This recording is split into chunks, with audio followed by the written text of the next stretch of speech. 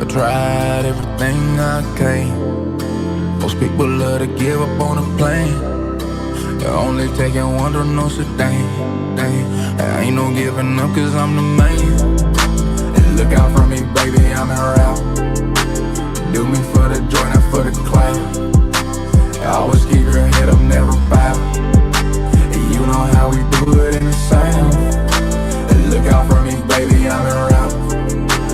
Do me for the joy, not for the clout. Always keep your head up, never bow. And you know how we do it in the South.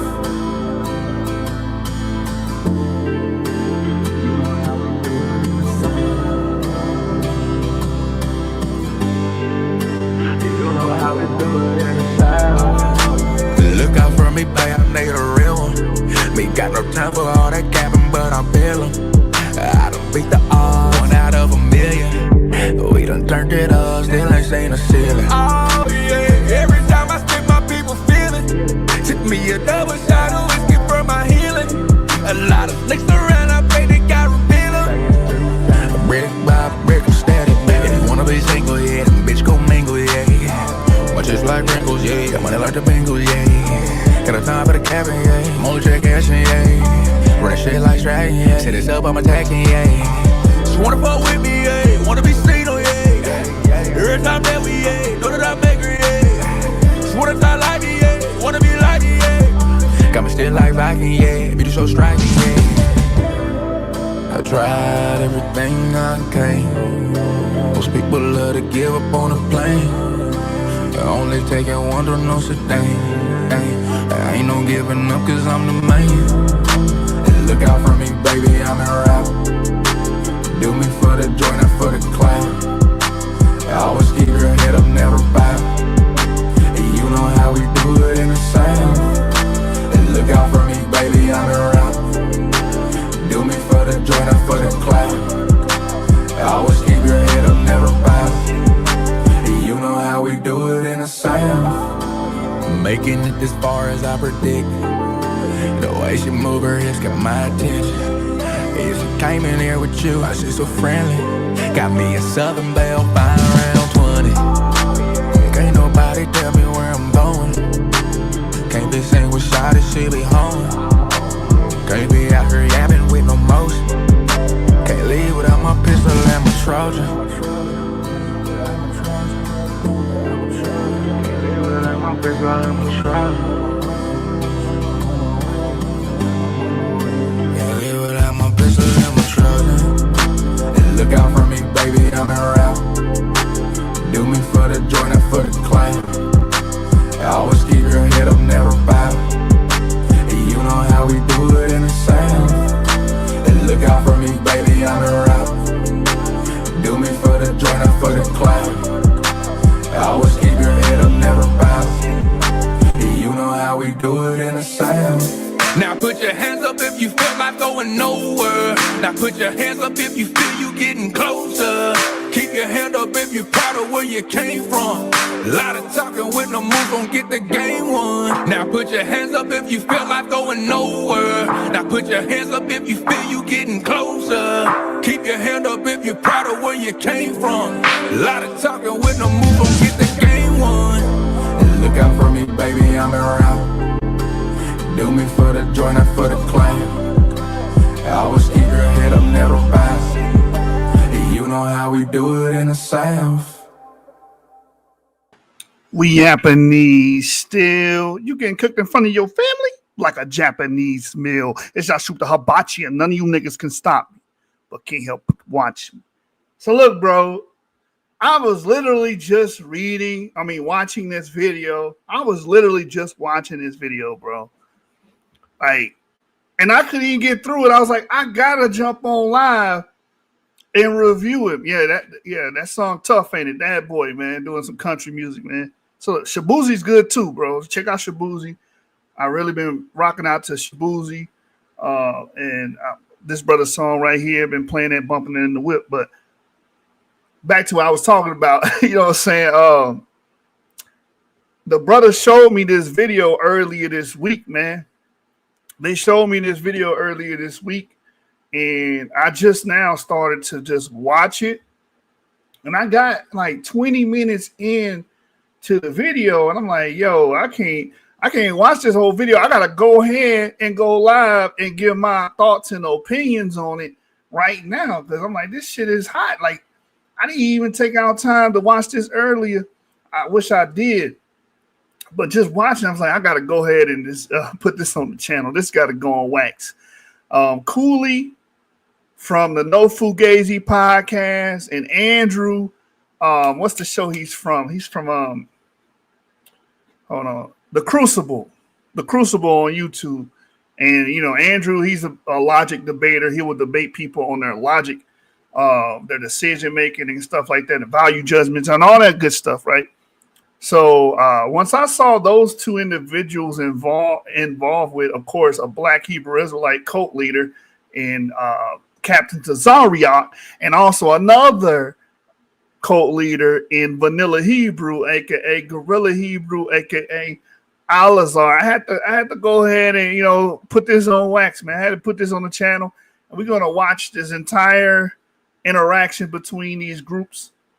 And, you know, I'm gonna give my commentary, of course, because I think it's very fascinating that it's 2025 and we still got these damn codes and they're still believing in bullshit, you know, and the circular reasoning and Deuteronomy 28, and they think their explanation of Deuteronomy 28 is sufficient proof of saying who's who and how they're Israelites. And it's so funny because I think there's a particular part of this video where they point out that Al-Azhar is clearly, you know, the white man in the group, you know what I'm saying?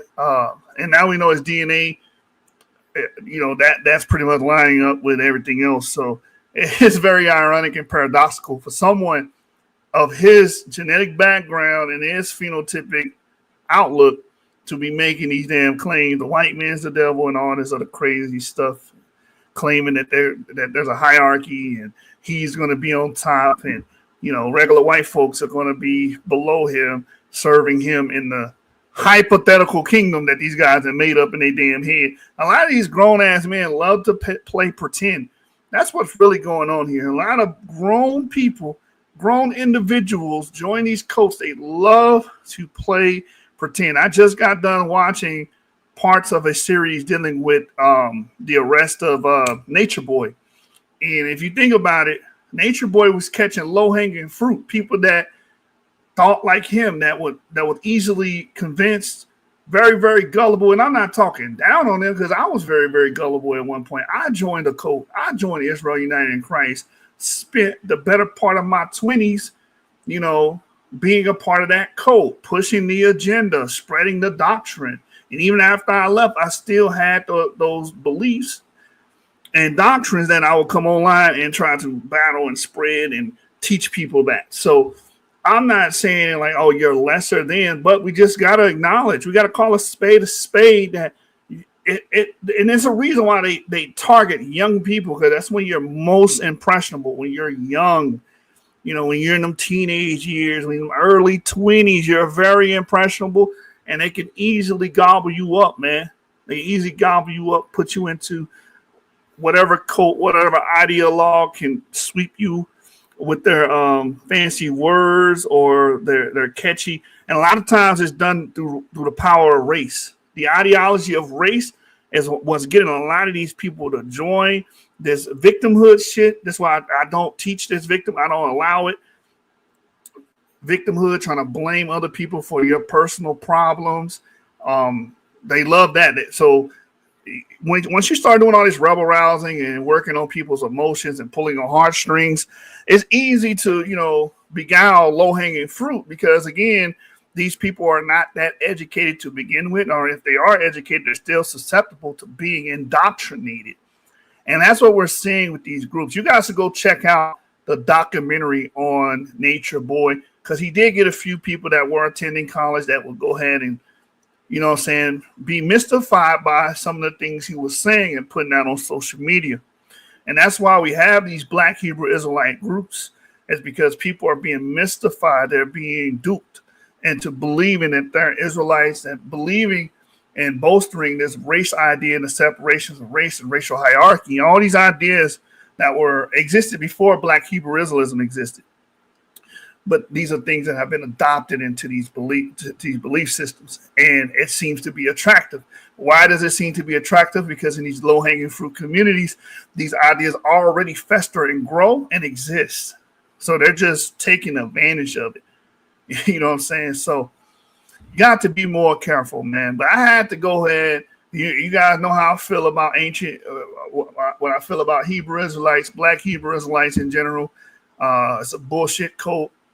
They're out here taking money from people. They used to say this about the church. The Christian church is evil and is taking money and indoctrinating people. Y'all doing that, and y'all much worse. At least in the Christian church, we can get canned goods, canned food, husband counsel, father counsel, wife counsel. You can get certain things. There's even schools that are associated with Christian communities. So they even got hospitals and stuff. So it's way more beneficial to be a part of a Christian entity than a Black Hebrew Israelite entity. You guys just a bunch of leeches and getting rich off of people's donations and their alms. That's just keep it real. That's all y'all doing. Y'all a bunch of scumbags.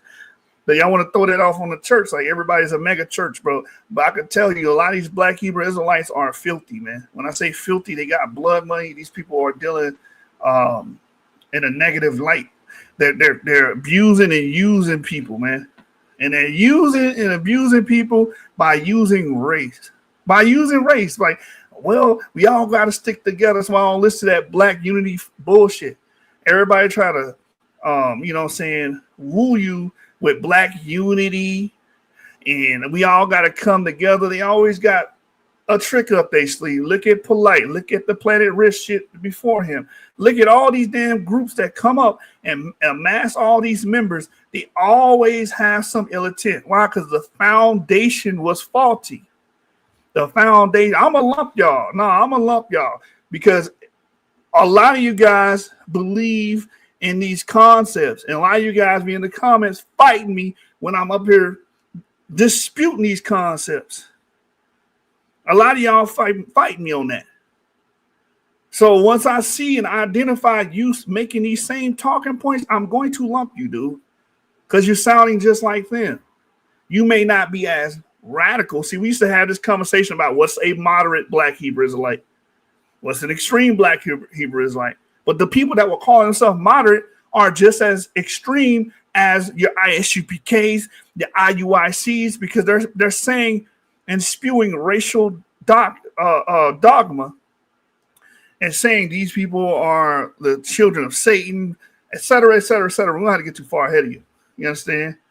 This is well dialogue with somebody about it. I do dialogue with people about it all the time. I make content here. I speak to people. But sometimes I talk to a damn concrete wall. Because here's the thing. If you guys start off with the ideology and you build everything from the ideology, you're always going to fail. You have to be evidence-based. And none of these groups are evidence-based, because if they were, you wouldn't have a Black Hebrew Israelite movement in the first place. It wouldn't allow for it, because you can't prove that you guys are ancient Levantines. You can't do that. You can't prove that you're ancient Judeans. You can't do any of those things.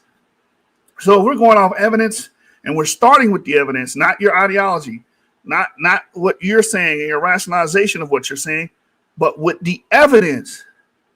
Majority of Black Americans cannot make this bloodline connection that you guys are basing this all off of. And you're going to see this in the video. This is all congruent with what we're about to watch, because they're about to sit up here and try to plead to biology and plead to the idea that somehow everybody that came off a slave ship.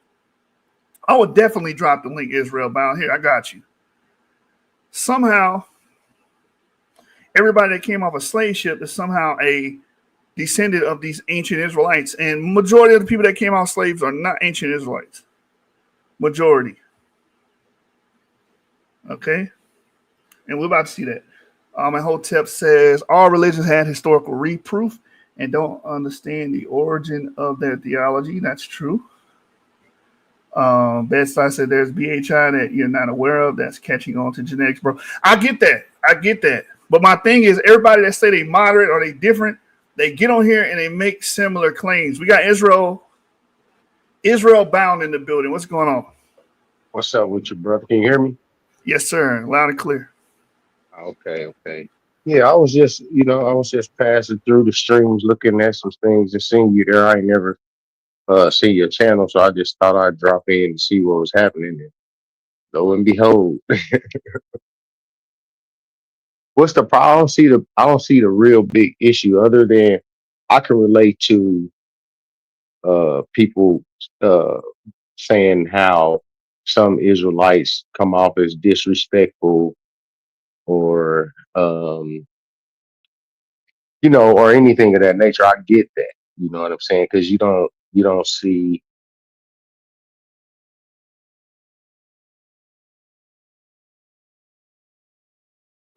I stop. those principles. Anything.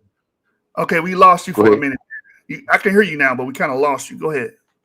Okay, no, I was just saying that if you know what I'm saying, that the objective is to be Christ-like. So if you don't see him, disrespecting other people for whatever reason, then you should follow suit. That's why I said don't love everybody.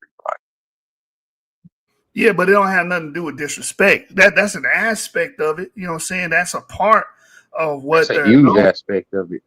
Yeah, but the problem is at the root of this tree that's called Black Hmm. Hebrewism or Israelite Right. Black people claim to be Israelites is the fact that you're Mhm. making a biological claim that cannot be backed up. Okay. Can I ask you a question? Go right ahead. So the people who claim to be Israelites or Jewish other than us, right? Are they not making the same claim? You're talking about Israelis, Ashkenazi Jews, and stuff Yeah, of that. yes, sir. Yes, Yeah, sir. yeah, they are making the same claim. Not all of them, because some of them are. A lot of them actually are secular, so they don't even believe in biblical figures and stuff of that nature. But they do have Yes, sir. a core. Listen to what I'm about to say. They do have a Mhm. core amongst them that they can literally match their genetic profile with the people that lived 3,000 years ago in the Levant. Black Americans That's can't do that's that. that's deceptive though, because genetics have proven. I mean, geneticists that perform um, these tests and these researches have said that you cannot trace genetics effectively at all past 10 generations. So, That's so that. to say, and, hold on. And so now this is from them. These are not my words. This is what they say. Now, to say and even let's say that that was true. Notice that they don't trace their lineage back to the land of Israel. They'll always say, well, we trace our ancestry back to ancient times in Italy or, these places that's around there in the Mediterranean and things of that nature as converted Jews. That's what they are, converted Jews. Because to be honest, isn't Israel, the land of Israel, right next to Egypt, which is in Africa? Right, but I want before we move on to that, let's address what Okay, you said about genetic testing not being okay, reliable beyond 10 generations. What you're yes. referring to, let me just break this down. What you're Go ahead. referring to is what we call an autosomal DNA test.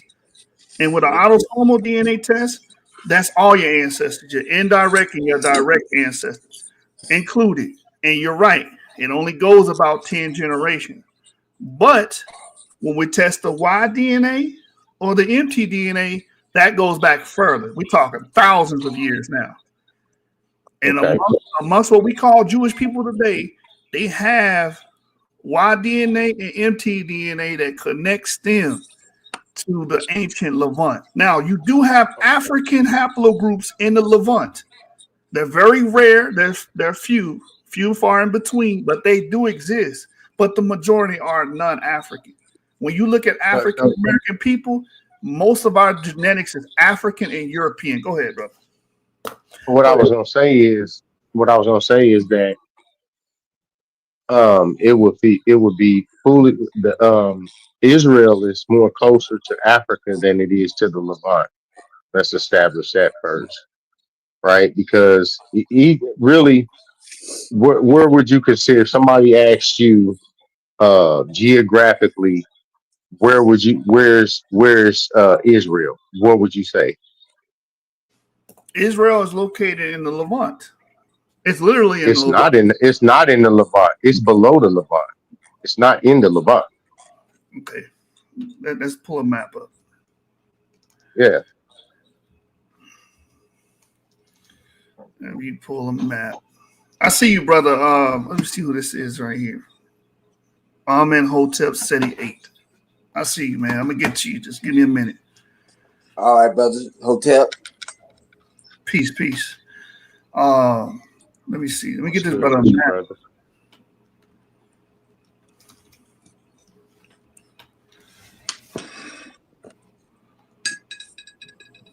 All right, so here's a map right here.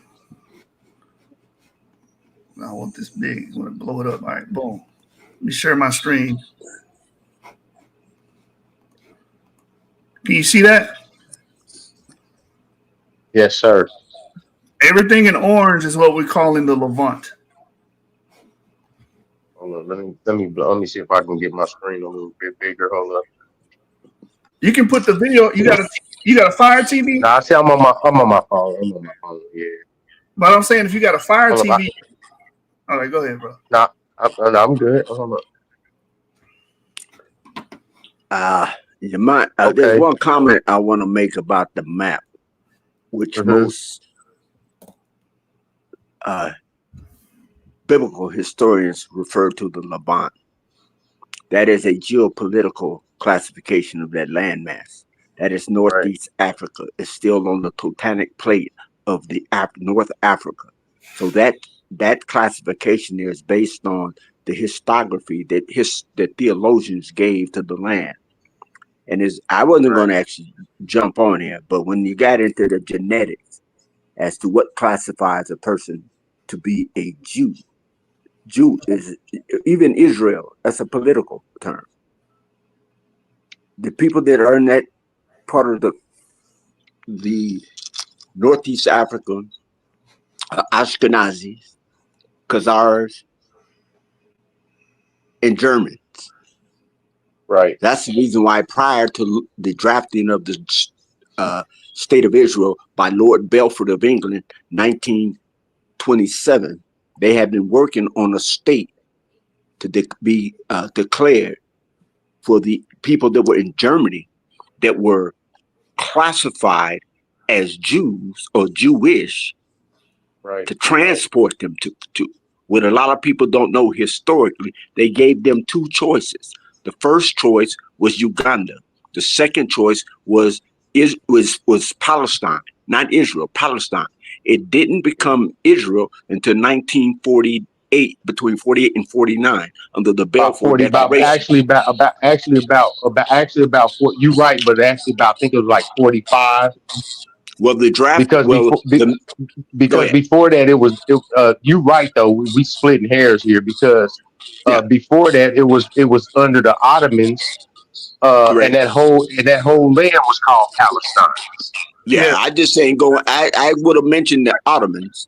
I would have mentioned the Ottoman Empire who ruled Jerusalem prior to that transplant of Indo-European Caucasians or Ashkenazis.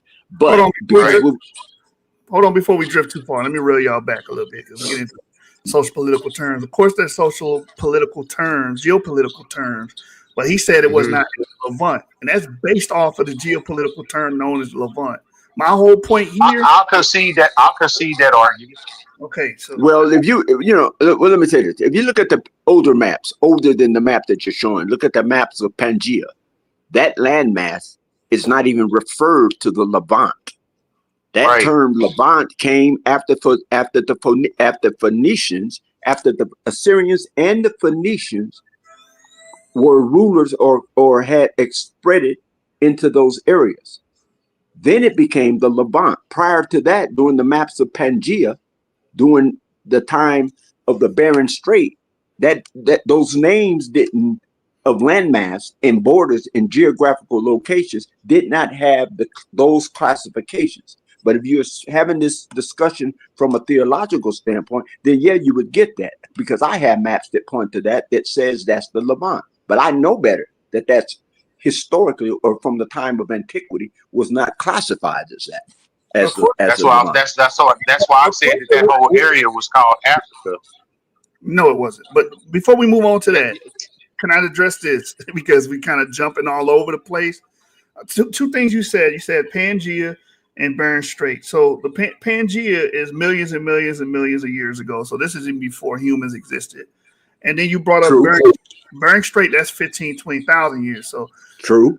Kind of jumping through time here.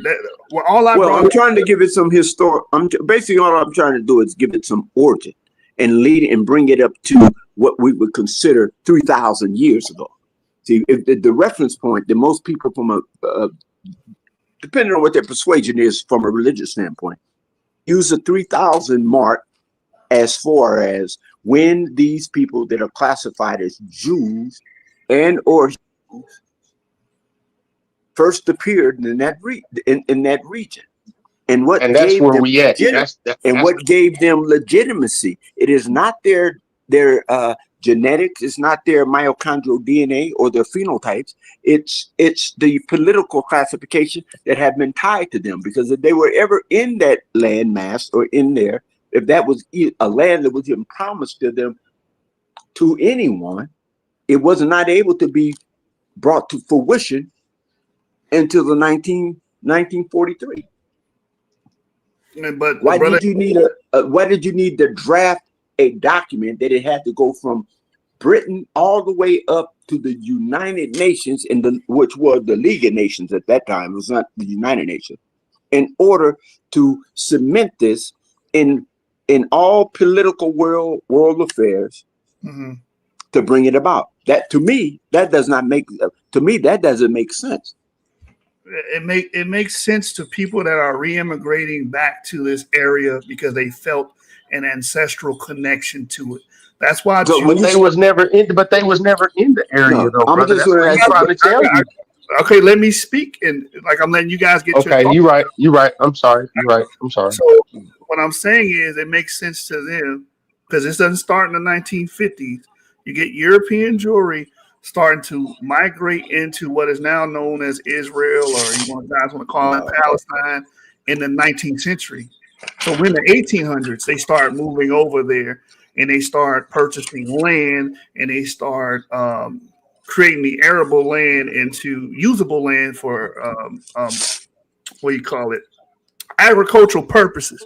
That's really how it starts with the European Jewry. And you brought up do you have any sources for that? Yes, no, sir.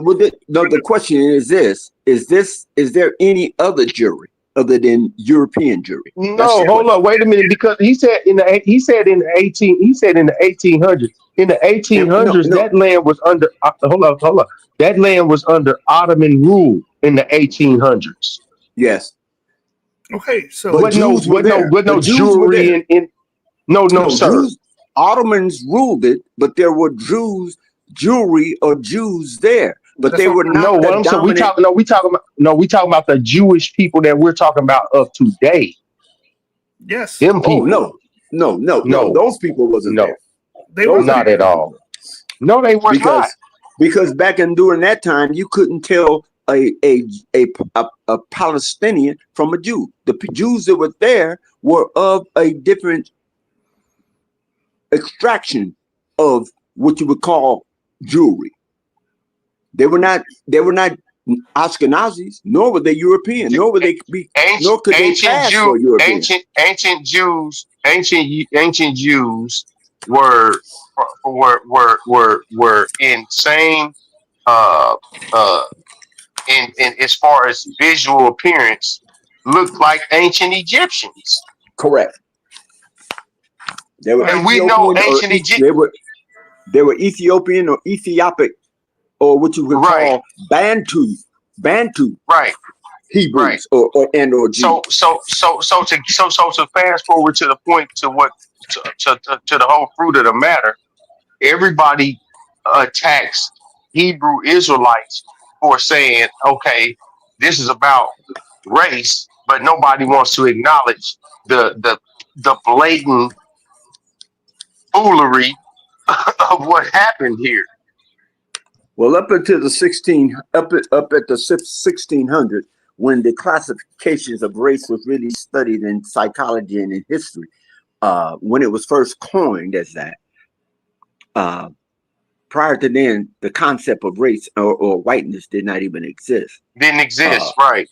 But under the auspice of the transatlantic slave trade, displacing Africans from their homelands to take over their lands and or resources, that has been done by many nations over centuries. But at the same time, when those, let's say, like if European Jewry were in that part of the land, which you classify as the Levant, why did the question is, when they were there and were not there in large numbers, they were not violent, they didn't have nuclear weapons, they didn't have high-tech drones, they didn't have billions of dollars that were paid to them through reparations from Germany. They didn't have funding from the United States of America, and they didn't have funding from other European nations. But I would say this, is that in the state of Israel, or in Israel, even Israeli citizens cannot take a DNA test unless they get approval by the government. Because from what most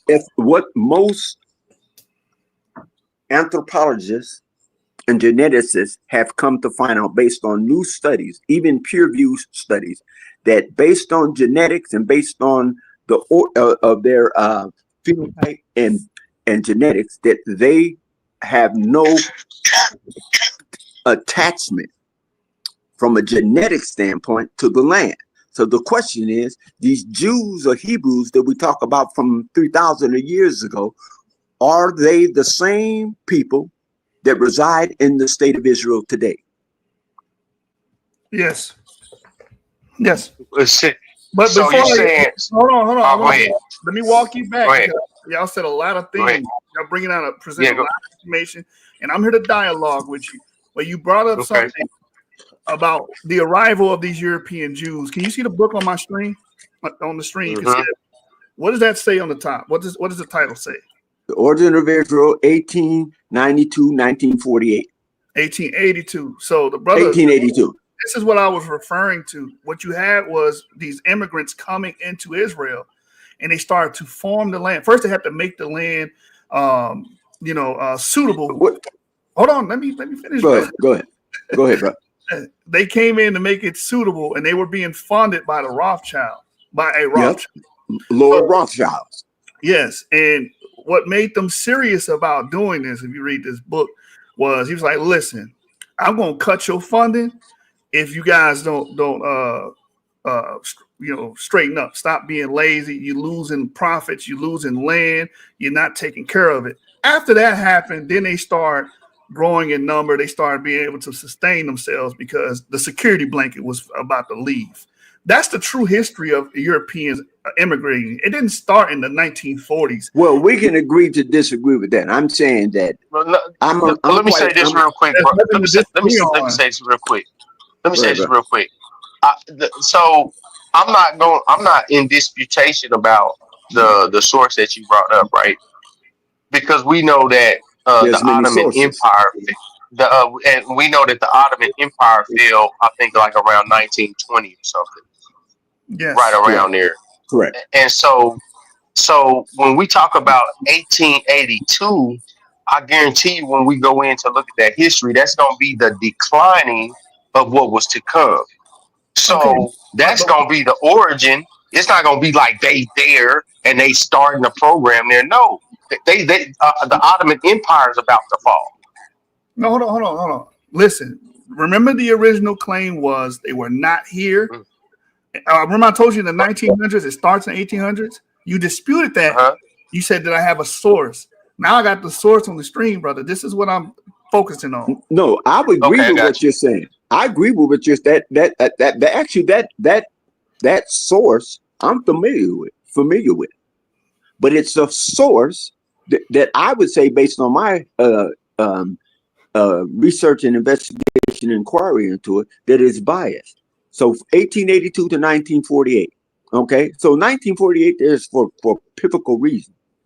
In 1982, the House of Rothschild, Amschel Rothschild, who is Lord Rothschild's father, they set up and funded and developed the state of Israel, but also helped fund the overthrow of the Ottoman Empire.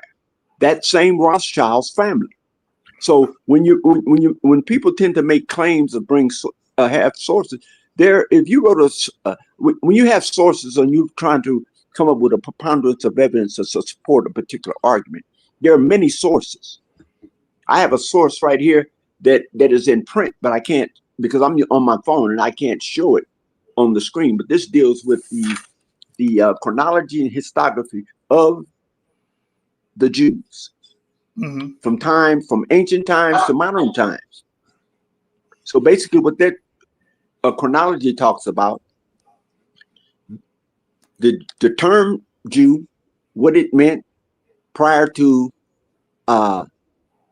it being used in general language or within the general discussion of religion or who has claim to that land, is that it was a concerted effort by many benefactors to set up the state of Israel. State of Israel is a strategic outpost for both the West in Europe and the United States, and for its natural resources, particularly its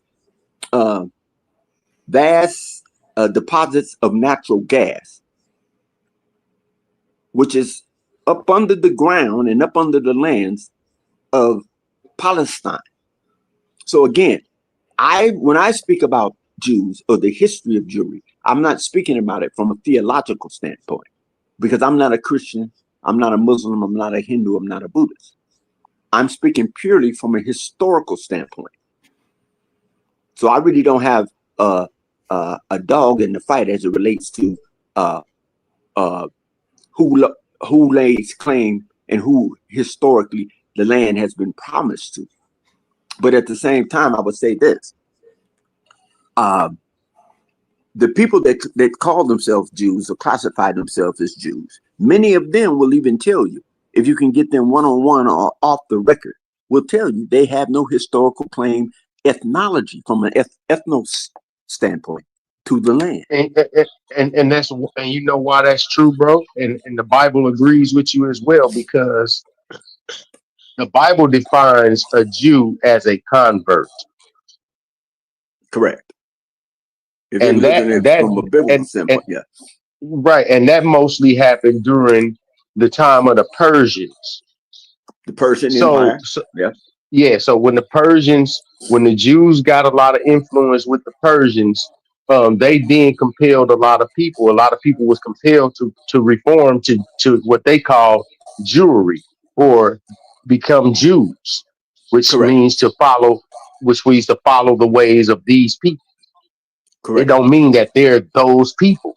So that's what I'm saying. Yeah. Yes. Even the not to cut you off, brother, but even the Ashkenazi and the Khazarians, they conform or converted to Judaism. Not that they were Jews, because it was expedient based on the times, both military and based on migration, to go with the dominant of religion at that time. It had nothing to do with race. It had more for religious expediency. So they converted to Judaism, and they began to translate and learn ancient Hebrew and Aramaic, which became a language that they can close match, a language that they can understand, which became Yiddish. And Yiddish is not Hebrew. No, right. It's a high Germanic. Yeah, it's a Germanic language. Yes, it's a Germanic language that has been basically Pig Latin to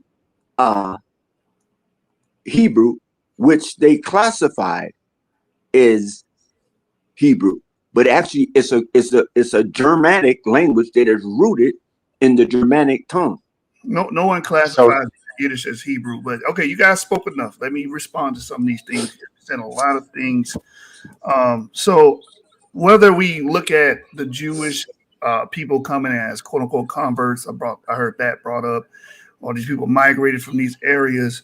Again, you said something early, Israel bound, that back then they didn't have DNA. Well, guess what? We got it now. Back then it would just be claims, and it would just be based off tradition. Well, I don't today, think I ever said that, brother. I heard one of you brothers said that. I wrote that down about they have no attachment, that they're just converts. Right. That's right. What? Oh, okay. Go ahead. One of you brothers said it. I don't know which one. Maybe it was Amenhotep. That they have no attachment to the land. What I said not that I didn't say they didn't have any attachment. I said they have no genealogy that they can attach to them being in the land from 2,000 years ago. Well, that's where I'm going to have to disagree with you at, because I'm quite sure. Yeah, I'm quite sure. We can talk politics and how we feel about what. Okay, I would like to know who I'm talking to. I see your name. I mean, I'm Amenhotep, and so I like to know who I'm talking to from a belief system, because a lot of times, historians can talk history all day and they don't hold to any particular theological belief. So I'm going to ask you this: I'm not a Hebrew Israelite. I'm not a Christian. I don't follow Judaism. I'm not a part of any religious group. I'm really agnostic at this point. Oh, okay. So we can talk. So all I'm bringing up is the genetic connection, because how this conversation started. Hold on. Oh, baby. Can you mute? Hey, Israel Bound. Yes, sir. Give me 1 second. I'm looking for my phone. I got you. I'll mute you. So as I was saying, this whole conversation came up about the contrast between modern Jewish people versus African Americans claiming to be ancient Israelites. That's how this conversation came about. A lot of what you're talking about Jewry converting or being in Europe or being in these areas on the auspice of the Ottomans and the Persians, I heard that being brought up. Africans, most of our ancestry would not have been involved with those people to even share those aspects of life with those people during said times. That's the issue here. We're having an anachronistic problem, because many of African ancestors are African American ancestors are Western European and West African, the bulk. So majority of our ancestors 3,000 years ago would probably be in what we call the Iberian Peninsula, Northern Europe, and probably Central Europe, and also in what we call Western Central Africa for the most part. What about North Africa? You had some. That's a minority of us, but I'm talking about the bulk. Okay, so you're saying, if you're saying the bulk, so you said the main lot, then if you're saying the bulk, so okay, let's say, let me ask you this: what time and period are we talking about? I said, are you talking about from the time of antiquity, or you're talking about BCE or BCE, 3,000 years ago, 1,000 BC, the time of the formation of the Israelites? Oh, okay. Majority of African American ancestors would have been in Western Europe and Western Central Africa for the most part. The Jews, most of them, go ahead, 3,000 years ago, would either be in some places Europe, because there was a conversion. No one's down that, but there is a significant amount of them that their DNA traces back to the dead bones that are in what we call the Levant, whether it be Israel, Syria, Lebanon, their DNA matches. And I'll land my plane. I'll let y'all speak. Go ahead. I'll let you. Okay, so go ahead, brother. You go ahead. I got a question for you. Just so if you don't subscribe to the Bible, then I can only assume. I mean, I could be very well wrong, but like, how familiar are you with the text? I'm very familiar with the text. So background about me. First of all, I grew up Baptist. After that, I joined a Hebrew Israelite cult known as Israel United in Christ as a young man. I joined them. Oh, okay. All we did was probe through scriptures and put precepts together. And I'm familiar with most of the arguments that Black Hebrew Israelites make. Once was one. So I'm familiar with those. Cool.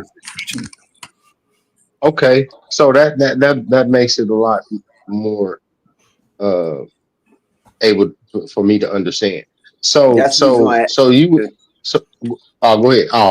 Not to interrupt you, bro, but that's the reason why I posed the question or asked the question.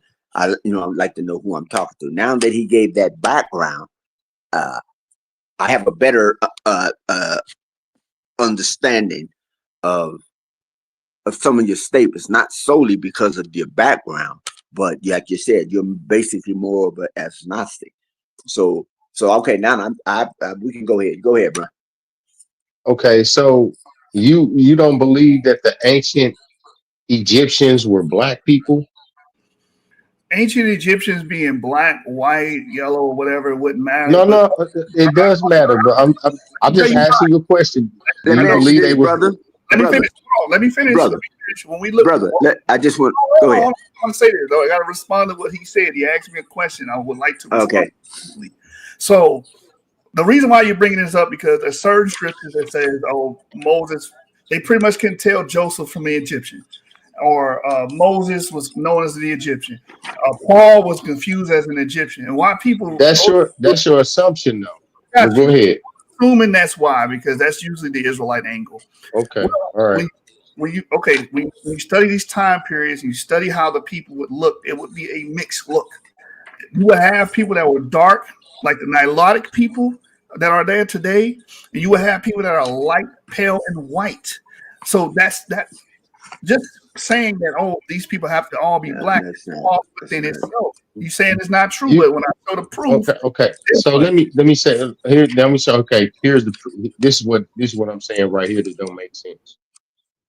So you telling me that Israel, let's just take Israel for example, and in the late to mid 90s, I think they had the second highest rate of skin cancer in the world in Israel. Now you sitting here telling me these people that gotta get out of the house every day when it's summertime here where it's 70% less sun, it's probably 65 to 70% less sun in America than it is over there.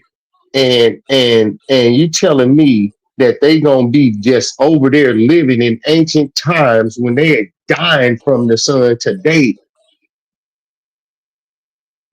It don't make no sense. So what I'm saying is not only that, you don't what does it look whether you believe it or not, like the brother said earlier, all of that is on the same plutonic plate. And that's Africa. You know what I'm saying? The Israel came out of that land before they went to Israel. They was down in Egypt.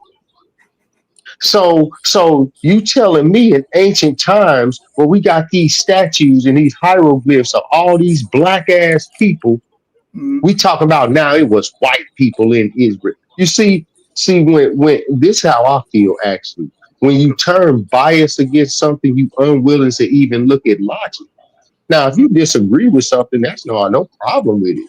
But I'm just saying, like, if you just use your logical mind, you know good and well white people was not original to no parts of that land. I don't care which part you pick around there.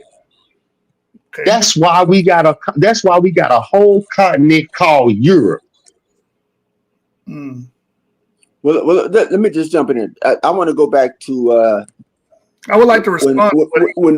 Okay, well, because we're gonna move somewhere else. You're gonna add. Okay, but I just want to just deal with this one point that you made regarding Egyptians or the so-called Egyptos people, which the term Egyptos is a Greek term. Got you. If I would I will give you my word. If you give me your email address, I will send you a copy of the history of the King James Version of the Bible, a teacher's reference, Oxford English Version, 1862, where in the history of the Bible, this is a book of itself, talking about the history of the biblical lands. When they got into ancient Kemet, the reference they gave was that Greeks gave was Egyptos, which they translate, the words mean burnt skin. But when they asked the Egyptians, what is your name and what do you classify yourself as? They said, we consider ourselves to be Kemetic or Kemet-2. That has nothing to do with black. That's what they called themselves from a language and cultural standpoint. Then when they encountered Ethiopians, they said the Ethiopians were darker than the ancient Kemetic people, and that they were akin to be cousins, like they were actually the same people, but also the Ethiopians had migrated from Kemet down to Ethiopia, but they were of the same people. But when we get around this subject, because in biblical theological translations, the term being that's written in the book of Deuteronomy, when it refers the book of Exodus, when it refers to Egypt, it says that Egypt is the land of bondage. But from a historical standpoint, the translators of the Bible in its history of the Bible never referred to Egypt as bondage. They referred it by the name that the Egyptians referred to themselves, which is Kemetic or Kemet-2. All right, so I'm writing everything you're saying down. I'm going to go back to what you're referring to, but I want to just tackle what Israel Bound just brought up about the people of Levant would not have been white, and Europe was made for white people. That's where they all would have been. But bro, I ain't trying to interrupt you. I'm gonna go. Just real quick, briefly, just so you can address exactly what I'm saying. I'm being patient with you. We can. Okay, yeah, no, I just want you to address what I'm saying, though, not a straw man. What I'm saying is, when we're talking about ancient times, because that's what we're talking about, there is no need to bring up no Levant. There was no such thing. Okay, but what you said was that these people have a high rate of skin cancer today. So therefore, hold on. No, it ain't. Go ahead. I wrote it down what you said. No, go ahead. Skin cancer to basically make the argument that they would not have been there in ancient times. Well, we can go to the reference. That's even better, sir. The Nubians. Okay.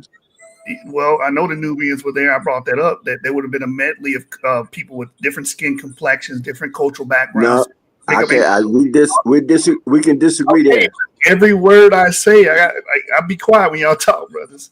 All I'm saying is there would have been a medley of different people, a mixture of different people. Now, to counteract what the brother was saying earlier about these people living in Levant or Israel, whatever you want to call that part of the world. If you want to call it Northeast Africa, for the sake of argument, let's call it that. That there were no pale people there, or they were all, I guess you would say, quote unquote, Bantoid. I heard someone bring up the Bantu earlier. But I'm going to reference the World of Ancient Egypt, a Daily Life Encyclopedia 2. And this is what is being said about what we call the Amu people, or the people that would come from the region now known as the Levant back then. The Egyptians described these people to have, or at least depicted these people to have, what we call pinkish skin, and wear a long white robe with sleeves decorated with red and blue stripes. That's how they depicted these people 3,000 years ago. So your skin cancer argument does not hold up. Also, you have the Tamahu. Are you guys familiar with the Tamahu? Yes, I'm familiar with the Tamahu. They're depicted to be. Well, it's actually pronounced the Tamu. I got you. I don't speak no ancient language. I don't profess to. I'm just, you know what I'm referencing.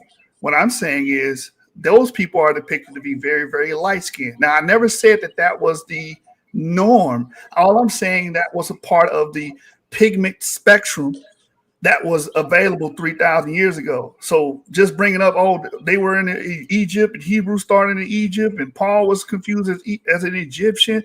That does not solidify anything, because again, ancient Egyptians were a mixed people. They were intermediate skin, pale skin, and dark skin. The ancient who? Ancient Egyptians. Okay, I see the sources. Google. Have you read Sheikh Anta Diop's book, The African Origins of Ancient Kemet? My source is not Google.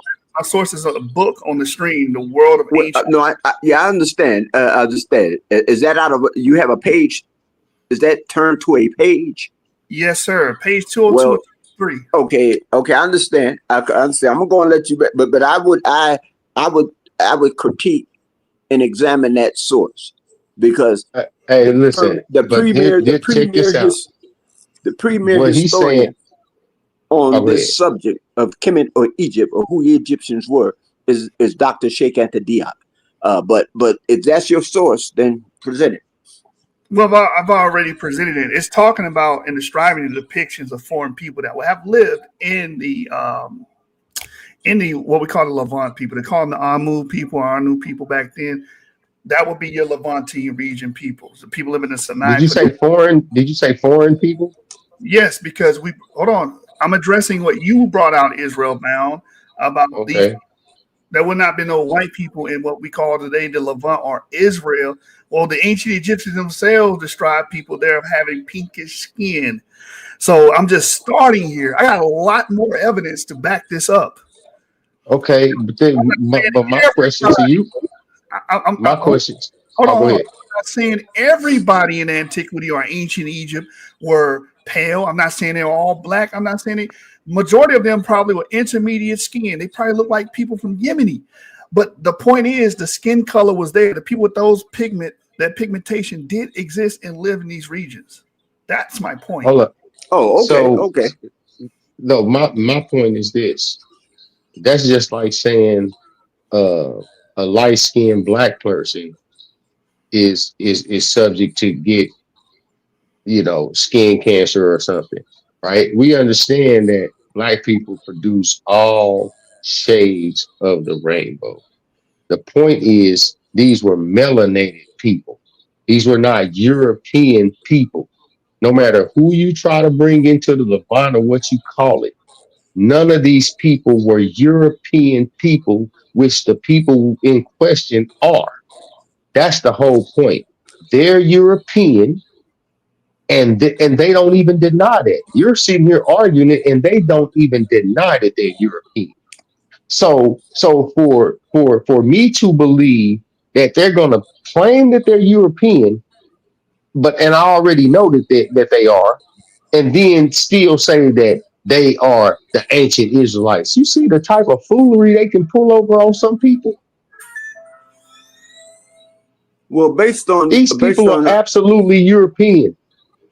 Well, based on the article that you present, I'm familiar with this, and that from that, even though there were different shades of or different hues of people during this period in time, based on what's in this encyclopedia, I believe that you still can extract Caucasian or Caucasoid people out of that and classify them as a whole nother group later down in the time of history. Because yes, from a genetic standpoint, we can produce all hues. That has been proven scientifically. And not only that, is that, again, the term white is a political term, it's a political construct. But those people that classify themselves as white tend to carry certain amounts of melanin or hue that produces variations of skin tones based on how far or how close they are to the equator. And if they were in that region, they can clearly be classified or passed as a person that is of mixed background. But to extract a race, because Judaism or Jewry is not a race. It's not a genetic test to determine who's Jewish and who's not Jewish. They're not race. Judaism is a conversion based on a theological belief. It says that in the Septuagint. It says that in the Torah. It says that in the Talmud. That they converted. It's even in Kabbalism. It's a belief. It's not a race. It's not a homogeneous race that can be classified. And that's the problem. And that's the problem. Anthropologically in any of the racial groups that exist in antiquity, that even exist in modern times. And that's the problem. They make Jew. They speak, when they say Jews, they speak of it as if you're saying Germans or Russians. Yeah. You see what I'm saying? And that's not how that word works. And even most learned Jews or rabbis or even students of the rabbinical schools don't even go that far. They say that Judaism is a belief. It is not a racial group. No, they make up. They have amalgamations of races that make up their race. Well, all race is fictive. We understand that. There is no Jewish race. I never made that claim. The claim, what we were discussing at first, at the onset of this, is that who has the bigger claim, pretty much. Does African Americans have a greater claim to be called ancient Israelites, or these people that call themselves Jews today? That's how this discussion started. I would say those that can make claim is who have the atomic weapons. Okay, but what I'm talking about has nothing to do with religion, social political status. It has everything to do with who best fits these people. And when we look at when we look at the genetic data that's available from the skeletal remains that have been dug up from the ground, they have many of the mitochondrial and Y chromosome. I mean, they share male ancestry and female ancestry with the people that are. No, hold on, brother. Let me just stop you for a minute. The mitochondrial DNA spectrum 6 strand comes only from the mother, and the Y chromosome comes from the father. Yes. So mitochondrial is not just something. Even if you have mitochondria in you as a male, it comes from the mother's genetic line. We understand that, but my point. Okay. My point is they match those people that are been buried in the ground, and not only in the Levant. We're talking about Egypt too, because we got samples from Egypt and we tested them. And majority of them are non-African. No. You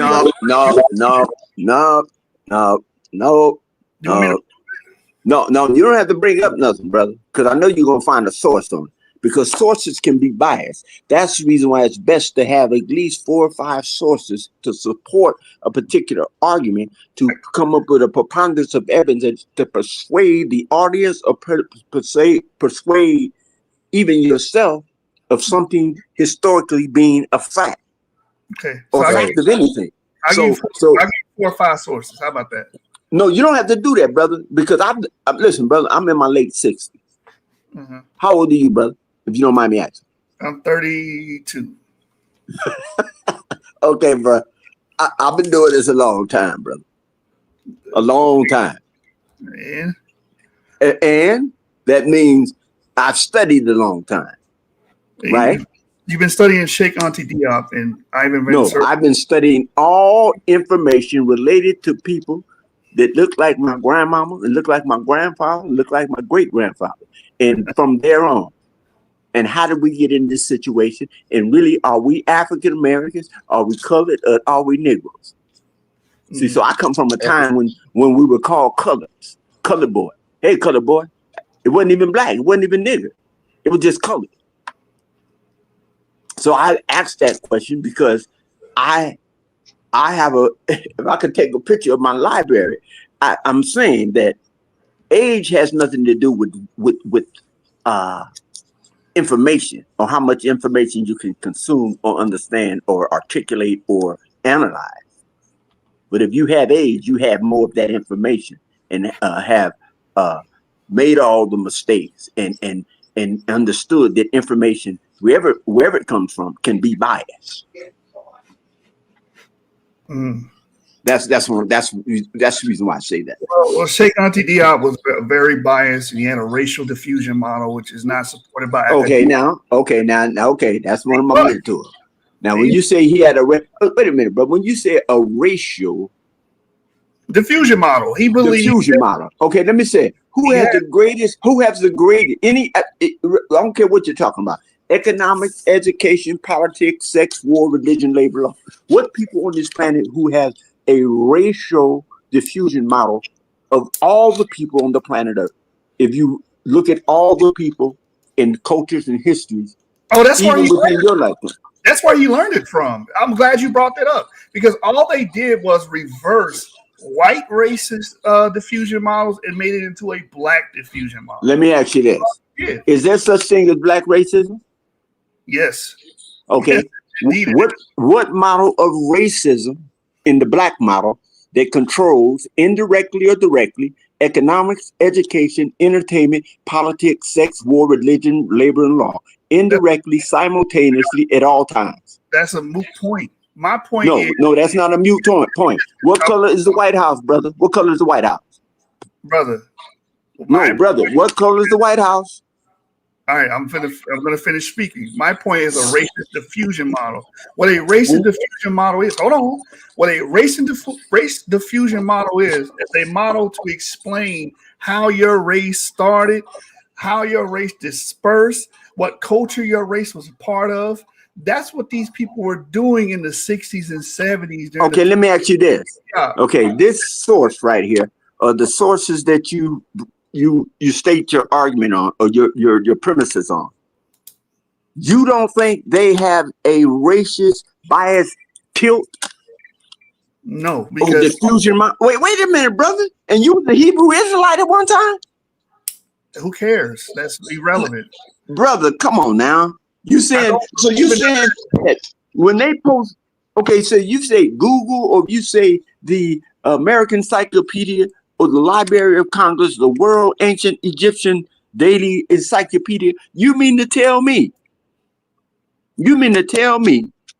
based on the fact they dug up the mummies, dug up the sarcophagus and the graves of Amenhotep, Ramses II, Tutankhamun, Akhenaten, Queen Nefertari, Queen T, and Queen Hatshepsut, but they didn't go over and dig up the bones of Joseph, David, Aaron, Moses?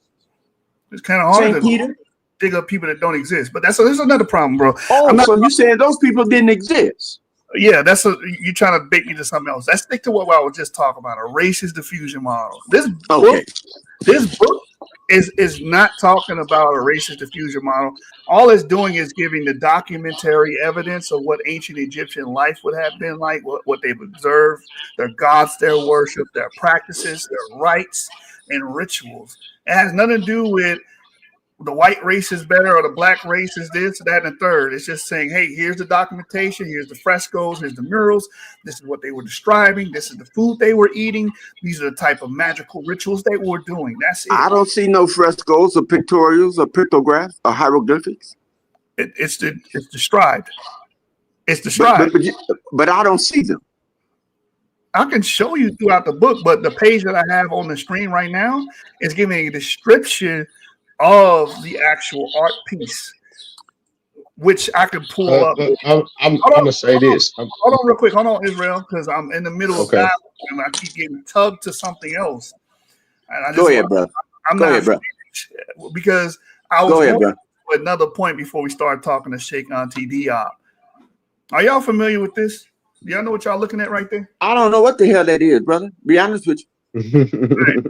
I'm just saying that looks AI generated. I'm just being honest with you. They are. Right. These are computer models, and what they based is Africans. These are Northeast Africa. These are Egyptians. No, them are not Egyptians. You can be in Egypt. You can be in Egypt today, and classify yourself as an Egyptian. But if you talk about Egypt from antiquity, you are not that. Now, see, Israel. Wait, hold on, brother. The way you brought that up, as if the ancient Egyptians the ancient people of antiquity, more than 6,000 years ago, look like these people. No, I'm not bringing it up. We're talking about 3,000 years ago. No. This I'm the in people. hotel. I'm in hotel. Let me talk, brother. Go ahead, bro. Go ahead. These These people are Egyptians. lived during the time that was in question. These people lived during the time that were in question. How did they Okay. make? Hold on, let me finish. How did they make these models? This shake onto the out stuff, man. Okay, go ahead, bro. Okay, Yeah. those Egyptians. Those are Egyptians. Okay. Ancient Egyptians, and that's an accurate depiction of what they would have looked like. How did they figure this out? Because they sequenced the genetic data of the mummies that were found, and they were able to do what we call a phenotypic analysis. And none Okay, of phenotypic. yes, based off their what alleles they had in their gene pool, and that's the type of a skin pigmentation that it will be responsible for. That's what you're looking at. The hair texture. You have alleles and genes that depict those things, that determine those things. That's why they look like that. They didn't have the genes to have a wide nose, prognosticism, very, very dark melanated skin. They did not have those genes associated with them. And these But why do you believe that, brother? Why do you believe that? Have you? I mean, just why did you just take that as face value? Because you found this source, and this is a source that you're using. I see. I don't understand this idea to just when I talk to brothers, even brothers my age, they somehow have this need to de-Africanize or de-black guys. These are Africans. No, they ain't no Africans, brother. Listen, we know that the people in Egypt that came there through the invasion of Mohammedans when they came into Egypt came into Egypt. This is before way after. Well, this is there before were Europeans there. Who was Alexander the Great? Who's Mark Antony?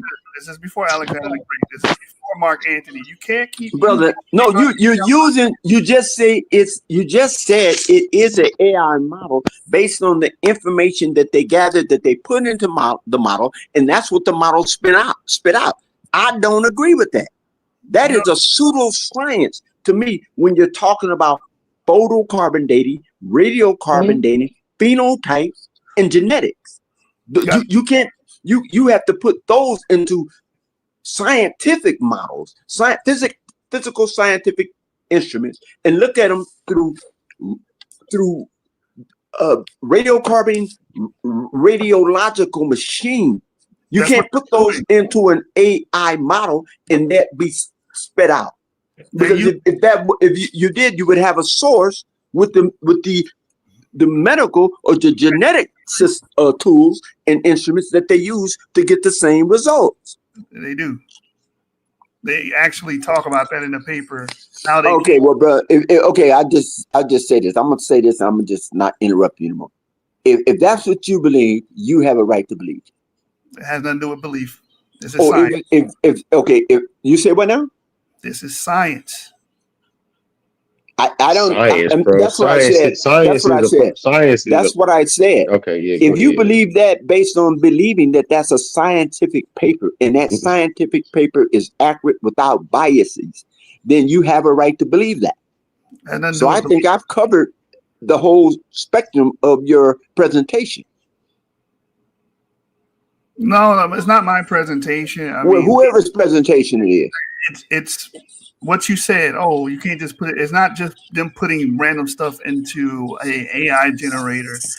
They're taking and sequencing the genome, so they're using edifices to do that, and then they. But even if you use that model, that you use, Israel bound. Yeah. Just give me a second. I'm gonna let you talk. Right, on the left because he's a doctrinaire. Just listen to what I'm saying. Then I'm gonna let you say whatever the hell you want to say, like I let him say whatever the hell he wants to say, and I'm gonna shut up. And I'm gonna write down what you say, and I'm gonna bring you back to your point when you're done. Good. What I'm saying is, he was like, "Oh, this is just AI." No, there's a methodology to this. They know what genes are responsible for what. I have genes that make my skin to be medium brown. I have genes that make my hair more coarse. I have genes that make my nose wider. They don't have, these ancient Egyptians that they were able to get this DNA from does not have those genes associated with that. So they would not look like me. They would look like these depictions here. I'm going to read this. It says the faces of the three men who lived in ancient Egypt more than 2,000 years ago. So this is before Islam. This is before any of the Mamluks or anybody y'all want to claim invaded lately. This is before any of that. Have been brought back to life. Digital reconstructions depict the man at age 25 based on DNA data extracted from their mummified remains. This don't got nothing to do with no belief. It says the mummies came from Abusar el Malik, an ancient Egyptian city on a floodplain to the south of Cairo, and they were buried between 1380 BCE, that's 3,300, 3,400 years ago, and 425 century. Common era. Scientists at the Max Planck Institute for the Science of Human History in Germany sequenced the mummy's DNA in 2017. It was the first successful reconstruction of an ancient Egyptian mummy's genome. And now researchers at Parabon Nanolabs, a DNA technology company in Reston, Virginia, have used that genetic data to create 3D models of the mummy's faces through a process called forensic DNA phenotyping, which uses genetic analysis to predict the shape of facial features and other aspects of a person's physical appearance. So again, this has nothing to do with belief. This has everything to do. All right, that's cool. Science. That's fine. Do any of those generated images look like Jewish people today? Some of them, yeah. Yeah. You see what you see brown skinned Jewish people? Yes. Yes. Okay. All right, brother. So well, at the end of the day, you know what I'm saying? It's like if certain things that if you've already convinced yourself is not true, you know what I'm saying? There's no need to, you know what I'm saying, to discuss the Bible if you don't believe the Bible is real. That's a nonsensical situation, which either makes it more so because we lost what they claim. Actually, huh? You went out. Your microphone faded. I didn't hear what you were saying before. Can you hear me now? I can hear you now. Can you hear me now? Yeah. I said, I don't see if that's the case. If you don't believe that any of it's real, then it shouldn't be any bearing to you as to who claims what as far as the land is concerned. I'm not talking about the Bible. All I'm discussing is the ancient Israelites are real people. They existed. We have documents. You can't talk about the ancient Israelites without talking about that's not true, because we have evidence of ancient Israelites existing outside of the biblical record. We have that. And if biblical records is what biblical records is what talks about ancient Israel, bro. It's not the only document that talks about ancient Israel. That's what I'm telling you. We have ancient attestation of ancient Israelites. And if you're claiming to be those people, then we need to have some physical evidence, not just your claim or affirmation. Okay, I'm saying so, but why you ain't saying that to the white Jewish people? Saying what? Exactly what you saying. Because white Jewish people actually have a core that goes back to those people. African Americans don't. You just don't. White Jewish people been in Israel since 1948. I know it and you know it. That's when the Balfour Act was signed, or whatever that treaty was they signed through France, Britain, Russia, the United States, United Nations, and etc. To after they took control of that land from Hitler. I mean, or not from Hitler, but in World War II, when they got that land, they mapped out who was going to get what they transported these people as Jewish. They even say that they're Jewish. Do you know what Jewish means? I'm a convert. So if you saying these people who are admitting that they're converts, the Bible calls them converts. We're calling them converts. And you're still saying to the ancient Israelites in the land, It shows that you don't even want to believe what's true. Again, my argument is not on belief. My argument is on evidence. That's what you're proving. My argument is not on belief. It's on evidence. And you're just telling me, oh, well, you just don't believe. No, I'm talking about the evidence. Can you give evidence? Like, can you hear me? Yeah, I can hear you. Can you hear me? Can you hear me? No. I can hear you. I can't hear you. If you can hear me, I can't hear you. I can hear you. Try to go out and come back in. Let me put it on the stream. Go out and come back in. Hold on. And come back on. You see that on the stream? Go out and come back on. I can hear you. I can hear you loud and clear. All right. Well, anyway, just to address that, because I was supposed to do this video tonight. It looked like maybe it won't happen. Maybe I will still do the video review. But I touched some. The subject is touching a little too close to home, as they say, right? Because you got, and again, like I was about to tell the brother, like I said in the beginning of the video, the reason why I lump y'all together because y'all say the same thing. The whole point is to demarcate Jewish people. That's what Black Hebrew Israelites are known for. Tazariak do that. They're going to do this in the video that we're about to review. They're going to try to dismiss and demarcate them as if they got all this evidence, proving their claim. These people are most likely not Jews, most likely not ancient Israelites. But when we look at Jewish people, there's a core amongst them that go back to the Levant during that time. You can't even say that. You can't, because you don't have the genetic and DNA background to prove it. That's my whole point. And you have evidence in your face, like on the stream. I gave you guys murals. I was talking about the Egyptian murals and how the Egyptian people themselves described these people that lived in the Levant as being pinkish. They said that. That's how they drew and depicted them as being pinkish or being pale looking. They drew the Tamahu as being lighter skin, and whoop-de-doo, what do we see in the phenotype analysis? That's how they look. Look at these Egyptians. But anyway, you can bring a horse to the water, you can't make them drink, but you damn sure can drown them in the water. There was something that was in the chat that was very intriguing to me because someone said, oh, he's trolling. Yashuv is trolling. Can I find that comment? Y'all can, here it is. Enoch's elect, and I'm pretty sure you're a Black Hebrew Israelite. Look at your name. You're calling yourself Enoch's elect. He said Yashub is trolling at this point because the only Egyptian mummies that are gate kept are the ones in Alexandria and Fayum, which is a white Roman colony. What's the problem with this statement? The problem is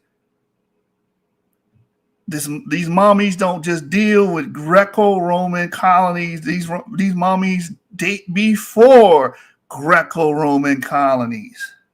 So that kills your argument. It kills your whole argument. I had this same argument on Facebook. It's a very silly argument.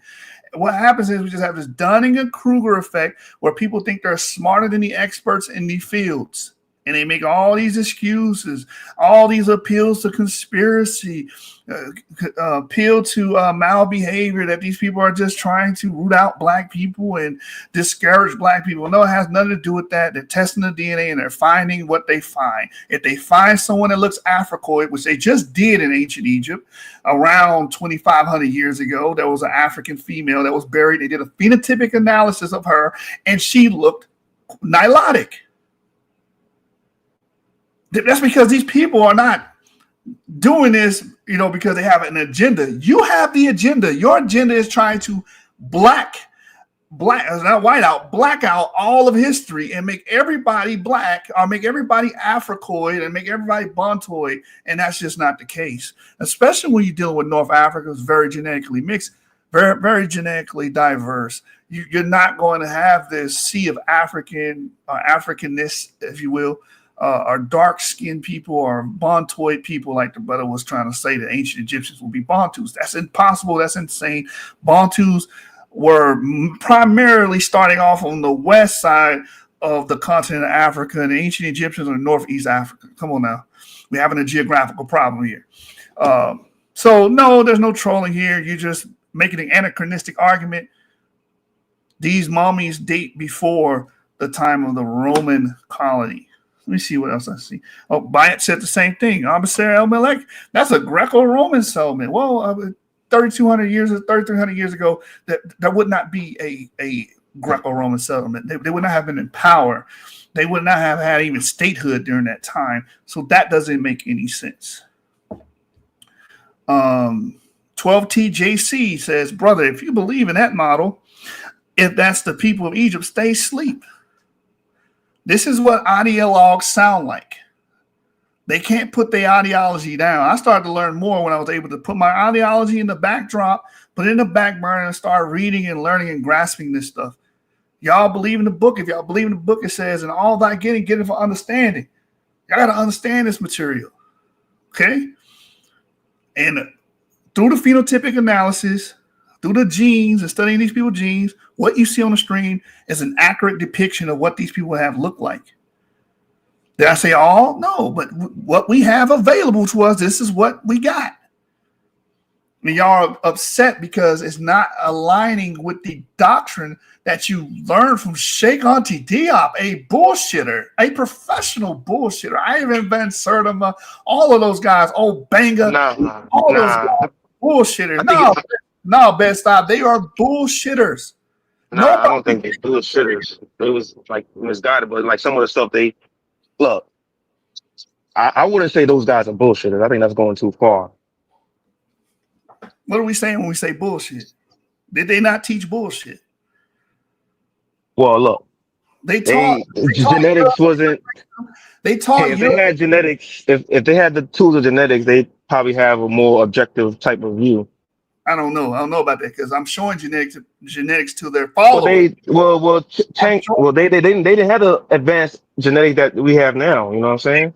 They didn't. But Dr. Reggie and all these people that revere them and their teachings, they deny the genetics. They deny it, flat out deny it. But hold on. Hold on, brother. You talk. The reason why they do it is because it does not support their ideology, which is an all-black. None of the evidence points to that. All Sheikh Anta Diop did and old Bang and all those guys did was flip Uno reverse what Eurocentric racist people were saying about ancient Egypt, which was false as well. That's all he did. I don't think Tank XV even talked about it. He has a book talking about the Natufians. It's in French. So he's talked about the Natufians, and you know, they confirmed what he said about the Natufians. So I don't know. I would say like some stuff that he had right, and you know, some stuff that he had wrong, but he did talk about the Natufians. I have to I'm gonna email you that book. No, yeah, Natufians were discovered in the early 20th century. We've been knowing about Natufians for a long time, so that doesn't say. But he confirmed that like they were like, you know African or like those Dolicosophatic and you know Sir Arthur Keith, whatever, you know they had like parallel stories. So they're part they have a small portion that's quote unquote African. They're mainly Levantine and what's the other component? I wish Israel Avery was on here. I forget. Iranic, I think. I can't remember the other component. What that melanin content test? What they call it? The High-Risk-Plex or something like that? The what? The High-Risk-Plex. I don't know if I'm pronouncing it right. The High-Risk-Plex, where they could like test the melanin content. Yes. So when they see that the Tafarat, the Aborigines, and the IAM, they know that they were black because they said that they were GG. They were SSLC GG, and they said the Natufians were GG too. The only ones that I agree that were like mulatto and pale, but they was like black among them too, was the Keith, whatever you call them, the KEB samples. You know what I'm saying? They were white, 8,000-year-old Africans. Yeah, so that's why I be telling people. Hold on. Don't move past that point. Don't move that. point because I just dealt with two people that were sitting up here trying to throw invasion arguments all day. Oh, the Mamluks, the Mohammedans, white people who have been in North Africa with that pigmentation have been in North Africa since the KEB. That's the earliest we see pale skin. That's 8,000 damn years ago. And where did it come from? It said it came from the EEF, right? It came from early European farmers that came from Iberian Peninsula. Yes. Boom. Yeah. But that's 8,000 years ago when we start seeing that's pale skin, not intermediate. We're talking about actual pale skin. Now, when you look at the Natufians, of course, they would not be pale skin. Pale skin is very rare when we go back 10, 11, 12,000 years in the Levant. It was mainly intermediate and also dark brown and dark to black. Dark to black was like 5%, if I remember the paper correctly. Oh, okay, now about that, when it says like intermediate, would GG be intermediate or AG? It was probably intermediate. It's probably intermediate. It would probably be like. No, you know what I'm saying? In terms of the SLC gene, because SLC gene, it has like three forms. They have the AA, which is derived. They have the AG and the GG, and you already know that the GG is ancestral. So when you're saying that they're intermediate, I'm asking is intermediate like 8G in the AG, because it didn't show that for the samples of the Natufian. It said Natufian was strictly GG, no AG or AA. Right. All they're trying to say is they were not pale. They would not have been pale. No one's saying that, but they would have been from a range of what we call intermediate skin for the most part, and what we call brown or dark to black skin. Majority of them would have fell into that intermediate skin plot. From all the evidence that we have over, what was it, 7,000 DNA samples from that region, majority of them were intermediate skin. I want to see somebody that's intermediate skin with SLCGG. That's what I want. That's what I want to see. Because every time, even like when they tested the Adamese, and the Adamese are black, they said the Adamese are GG. I'm like, damn. Like, sure. I'm like, yo, since the Natufians are GG and the Adamese are GG, I'm thinking that they look like the Adamese people. You know what I mean? I got you. Let me pull up the paper. Let me find it real quick for you. Lazarus et al. 2022. Let me get the supplemental. Let me see. Give me a minute. Let me pull this paper up. It's not that one. It's the probe. There it is. Genetic probe into the ancient and medieval history. There it is. Now I want. I remember that paper, but in that paper I was looking all over for the SLC, whatever. But I seen the percentages of how they had like Ebla and all that, and I seen that. But I always just kept looking for SLC, and like, you don't talk about I've been looking for that. I got you, but what what it does show you is the burials and the people and the phenotypic analysis of those people. It shows you that. Yeah, I know that. It says dark to black skin. So right. when it says dark to dark to black skin, and it says intermediate, and it says pale, you know what I mean? So now I want to focus on the dark to black skin, because when you add the dark and the dark to black skin, it comes up to like 50, it comes up to like 50%. No, you know what I'm saying? It doesn't. It's like 5 or 6% in the whole southern arc. It's like 5 to 6%. Hold on. Give me a second. I'm gonna show you the area I'm specifically talking about. Hold on. Okay, yeah. Show me that reference. But I have the reference on the screen. You can see 12,000 years ago. Yes, you see dark skin, which is that tan color. And then you see dark to black skin, which is the darker brown color. But then majority of it, as you can see in the plot, majority of it is covered in intermediate. Go to where the percentages part. You know where they have all the area. They list all the areas, and then they have the percentages. That's a supplementary. That's in the supplementary. That's what I'm getting as well. Yeah.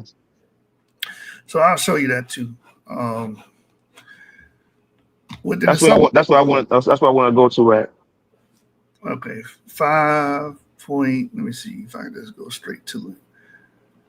I think it was like 5.6% or something like that.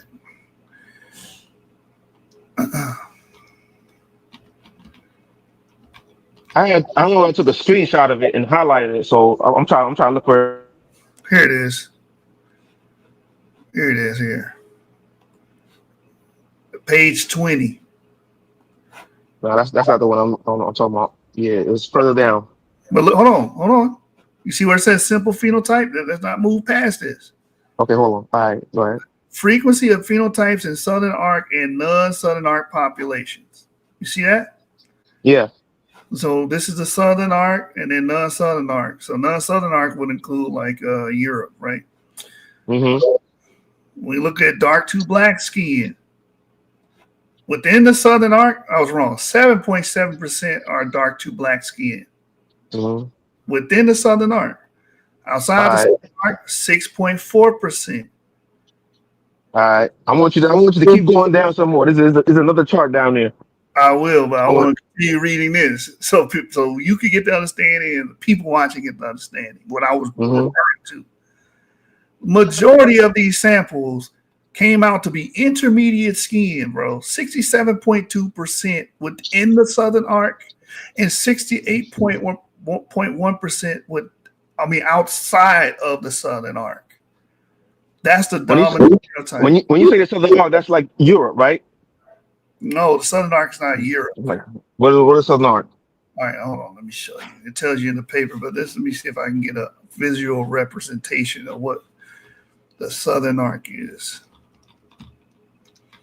Southern Arc. Because when you say Southern Arc, I'm thinking about the Balkans, Italy, and all that area. No, that's outside the Southern Arc. Like Southern Europe or something. That's what I'm thinking about. No. Let me see. What's a good representation? Iraq and Iran, places surrounding that, that's usually a Southern Arc. Let me see. So basically where the Hurrians were at, right? The Hurrians and the Hittites and the Gudians? Yeah. So in the paper it says humans move 1,000 years across the Southern Arc, the area bridging Europe through Anatolia in West Asia. So it's including Anatolia in that as well. The reason why I never focus on those percentages because further down they like focus more on the areas, and that's the areas, and that's why I like when they focus on the areas you start seeing like high percentages. I'm like, oh, okay. But yeah, that's useful too. Said it includes Greek. Do you have a bag? All right, so anything outside this region here, Anatolia, Iran, Iraq, this region there is your Southern Arc, right? So in that region, it's 67%. Outside of that region, it's 68%. Intermediate. There are dark, and here's the thing: there's more dark to black people than pale skinned people in both regions throughout antiquity. Hold on, let me get a juice. You hear me? Are you? Yeah, I'm hearing you. I'm listening. My bad. I'm at 7-Eleven. Go ahead. All right. So, you wanted to do this part right here where it breaks down each. Yeah, region. There you go. Yeah. So you want Canaan? Yeah, like when it showed Canaan and all that, and it shows even shows. I knew where you were going, but I wanted to show what the majority of it was, which I was referring to. Oh, okay. But I'll go to Canaan. Which is the 5 samples. Well, I believe it's not Tufian. Let me go there. I think this just don't go back to the Tufian. I think it's like what? Don't just go to like the historical age. Yeah. No, this is before the historical age. This is old stuff. Okay. All right. Because look, it's Chalcolithic, early Bronze Age, Chalcolithic. This is 6,000 years ago.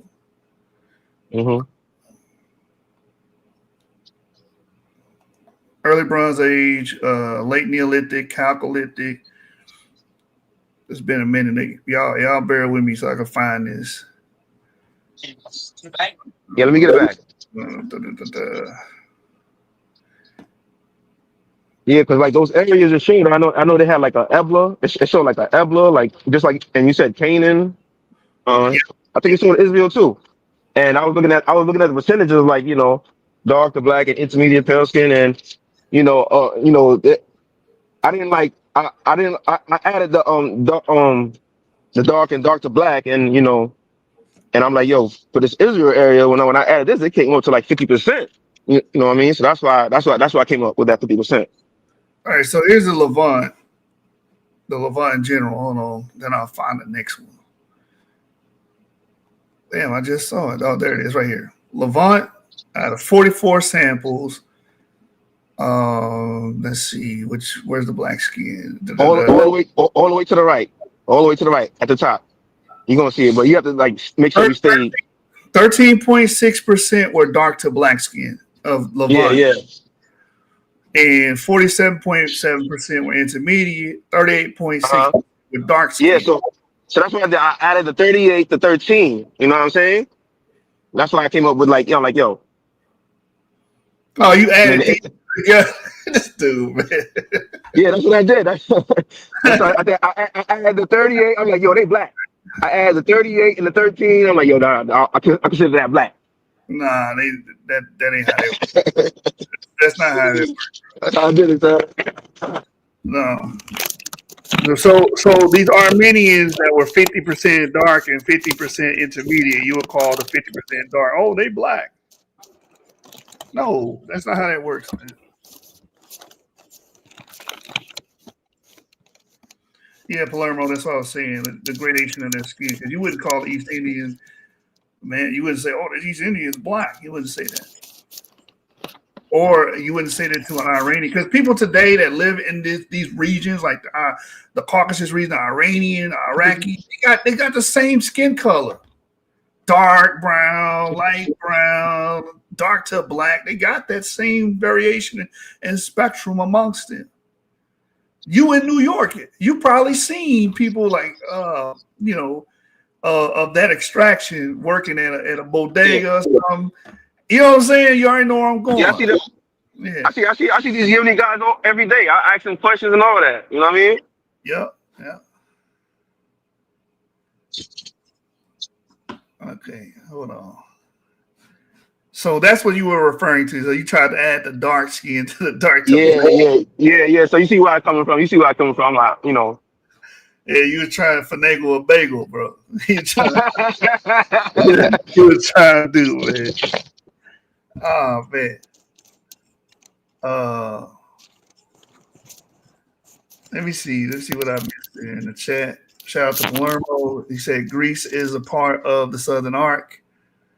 And again, he reinstates what I was talking about with the paper saying intermediate skin would have been the dominant pigmentation. And then for everybody watching, just because you have a certain pigmentation don't mean you belong to a certain people. I gotta make that clear too. A lot of you Black Americans that are watching this right now, if you took your DNA test, you probably descend from white, pale men that lived in Britain or Iberia some damn where. So the way you look today does not have anything to do in the slightest with your ancient ancestors. Let me see. Let me read some of this. What we got here in the chat before we move on? Bayet's Tazadak says ancient Egyptian remains have a lot of West Central African like alleles from the pre-dynastic to late antiquity period. I would like to see the evidence on that. What do you mean by alleles? Do you mean the sickle cell? Yes, you do have mummies that have sickle cell. No one's denying that. You have mummies that have sickle cell. Enoch Select says thanks to slavery and trade. This has nothing to do with slavery and trade, at least in the modern sense. The Trans-Arabian expansion or whatever has nothing to do with that. I don't believe in an all-black Egypt, no different than all-black Israel, but beloved Yeshua put a word in my mouth. I did not put any words in your mouth. Matter of fact, I read your comment verbatim. All right, so Is Genesis 49ers talking or this song? Yes, this is Genesis 49ers. Yeah, shoot. Let's see what else we got. I'm in a hotel back here again. All right, brothers. Apologize. I had an important call to take, so I had to drop out, leave the room. Your last statement. Was that you that said I don't believe in an all black era. Can you repeat? I just caught the tail end. Repeat that again. No, someone said they don't believe in an all black Egypt. I don't believe that either. Ancient Egypt wasn't all black. That was my whole. Okay, that's what you said. I mean, that's what this guy said here in the comment. Yeah, but you got to understand. See, this is what people have to understand. When they say this, you got to put it in historical context and on a linear timeline. It's just like if I ask people, do you believe in the out of Africa theory? Not based on just stating that, based on research, inquiry, and investigation into the evidence that support that all humans, hominids, or Homo sapiens. Now, Homo sapiens has a timeline on the human evolution level in sense of hominids. When the Homo afarenus and the Homo habilis and the Homo erectus that split off and then became what we call modern day humans, Homo sapiens sapiens. Now, if I made the statement that all humans are hominids or cousins to chimpanzees, most people would start firing off everything in the chat. What this brother said, we all monkeys? No, I didn't say that. Most of these terms, most people are not familiar with it because they're not well studied.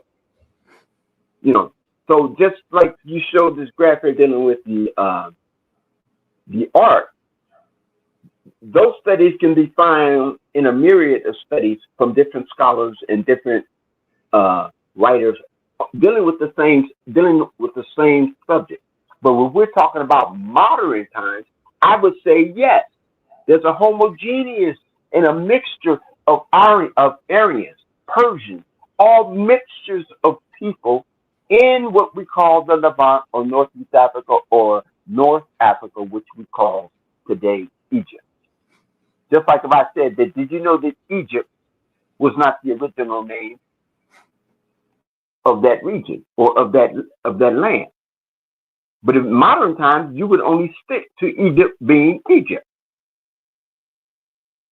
So I said that to say people tend to not lay out the context or the timeline in which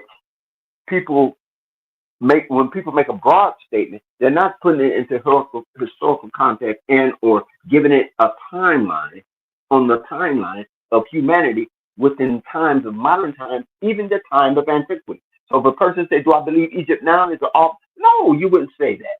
No real student of history or of the subject of Egyptology or Kemetology would make that statement.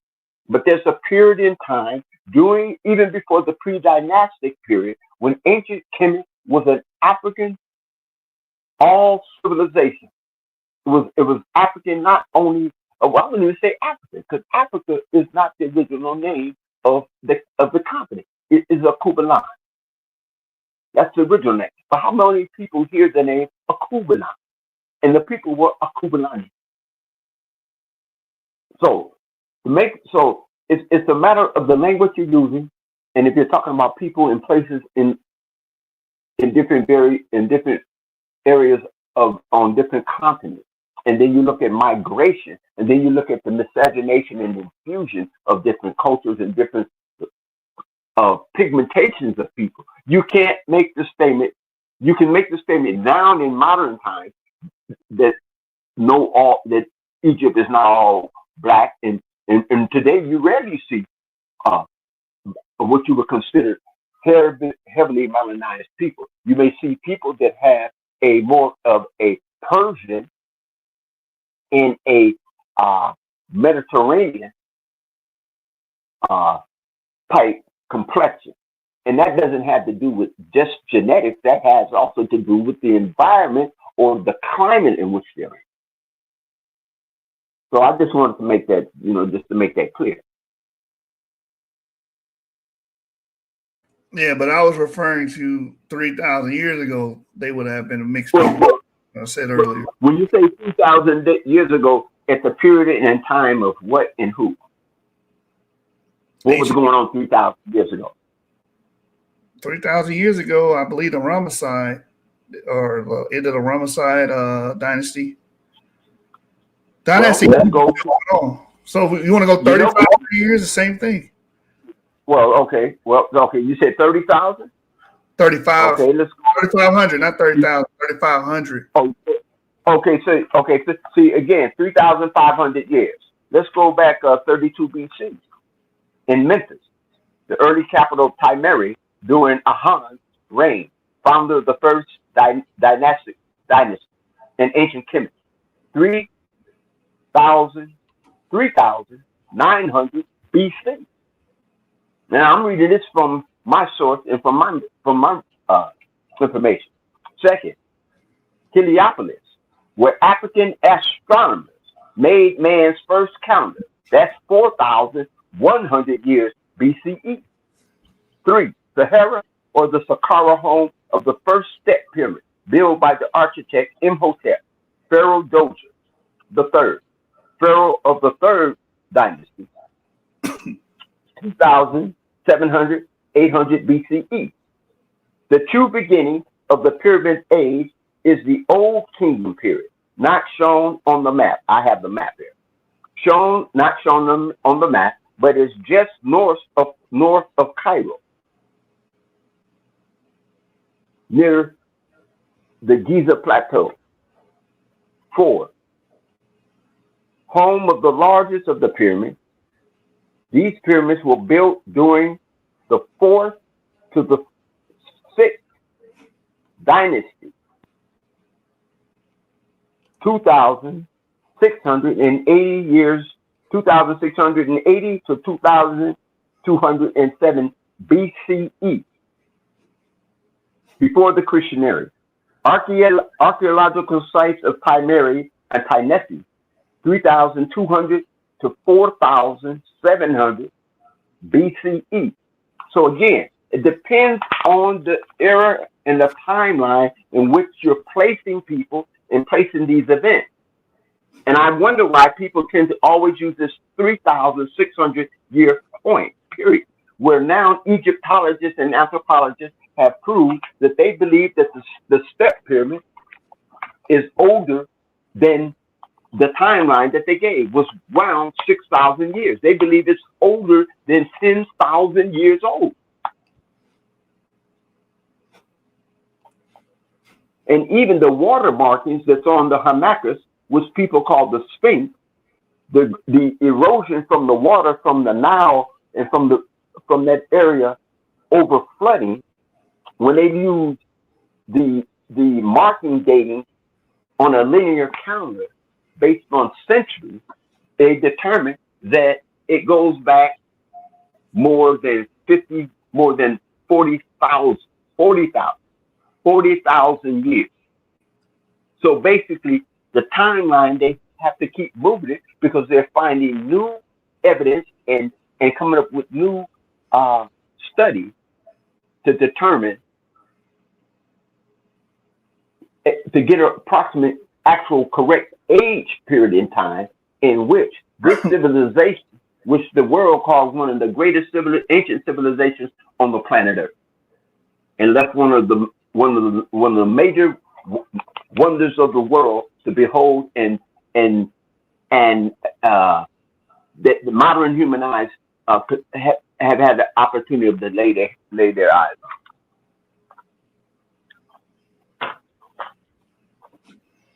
Yeah, I don't understand how any of that information is congruent with what I was just talking about. I was just talking about wait, if you gotta let me talk. The way ancient Egyptians looked during the dynastic periods would have been a medley. It would have been a mixture. You would have had mainly people that would have what we call intermediate skin. You would have had pale skin. People that What is intermediate skin? What does that mean? What does intermediate skin? I'll show you. No, I'm saying, what does that mean? What is the definition of intermediate skin? Are you saying mixed? You can. I don't like the term. This is just show you what it look like. Okay. Are you saying different than African? Non-Egyptian? What, because I like to. I'm saying, according to the skin color, that's it. The people that would have been Egyptians would have been mainly intermediate skin. You would have had some pale skin. You would have had some dark skin. They wouldn't have been. You would have some pale skin people in Egypt. There were pale skin people in Egypt, yes. In the dynastic period, there were definitely pale skin people. In the dynastic period. Yes. Okay. So and you're saying 3,600 year period. Dynastic Egypt starts 4,000 or 5,000 years ago. Yeah, there have been pale skin people there. Brother, I just gave you a time. You haven't seen my evidence, so that's why you. Oh, okay. No. I'm not talking about yourself. There was no dark. I got you. There were no dark people. I mean, there were no pale people 10, 12, 15,000 years ago in Egypt. I'm not saying. Okay, so you made my. So you made my point. So I'm talking about pre-dynastic.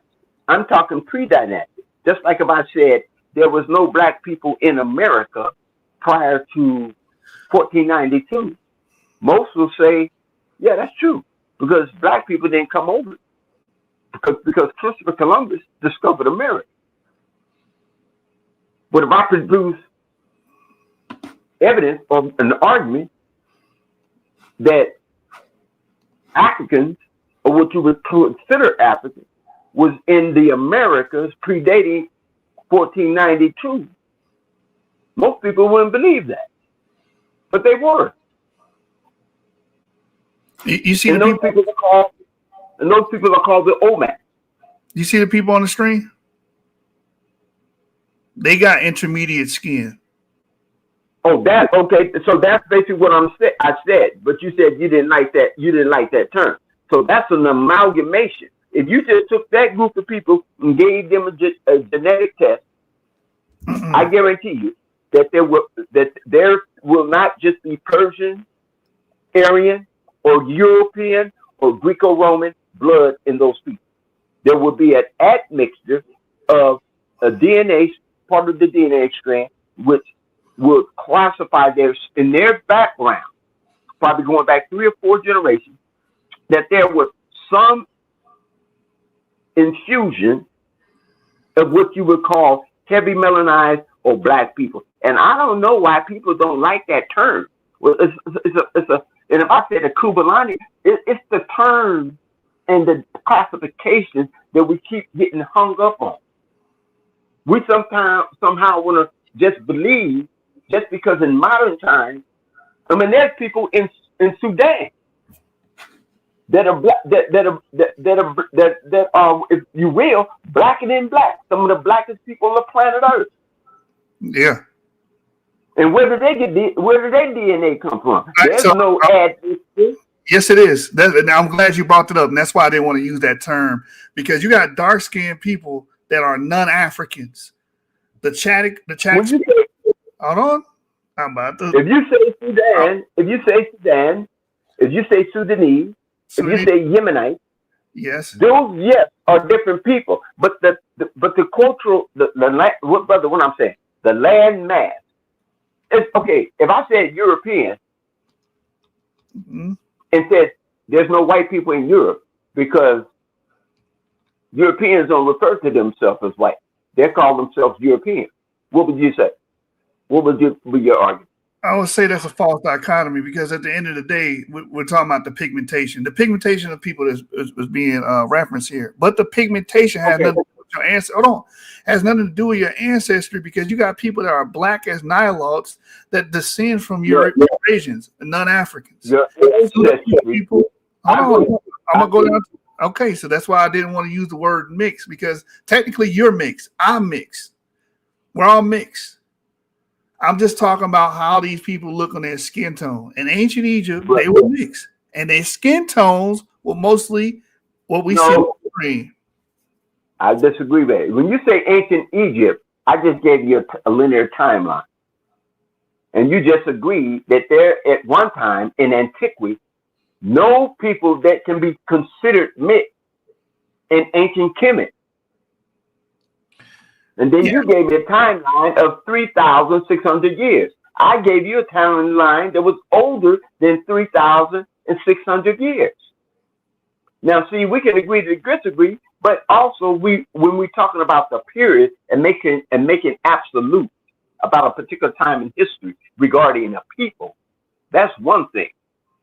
But show me, I don't know if these people in near the Levant or they're in Yemen, because I Yemen. don't see no They're in where. Yemen. Yemen. Okay, now Yemen, there was a large influx of what you call Africans that were in Yemen. But do they mean that anyone that is in Yemen? And then first of all, we got to understand, how did the Yemen culture even arrive, and how did they derive? From what other cultures did they become a what you call a nation or homogeneous people? I hear you. Yemeni That is was culture. That's a culture. Yeah, that's a culture. That's amalgamation of Pakistani, Persians, Iranians, Libyans. So it's amalgamation of people that got together and have been together in close proximity for so long.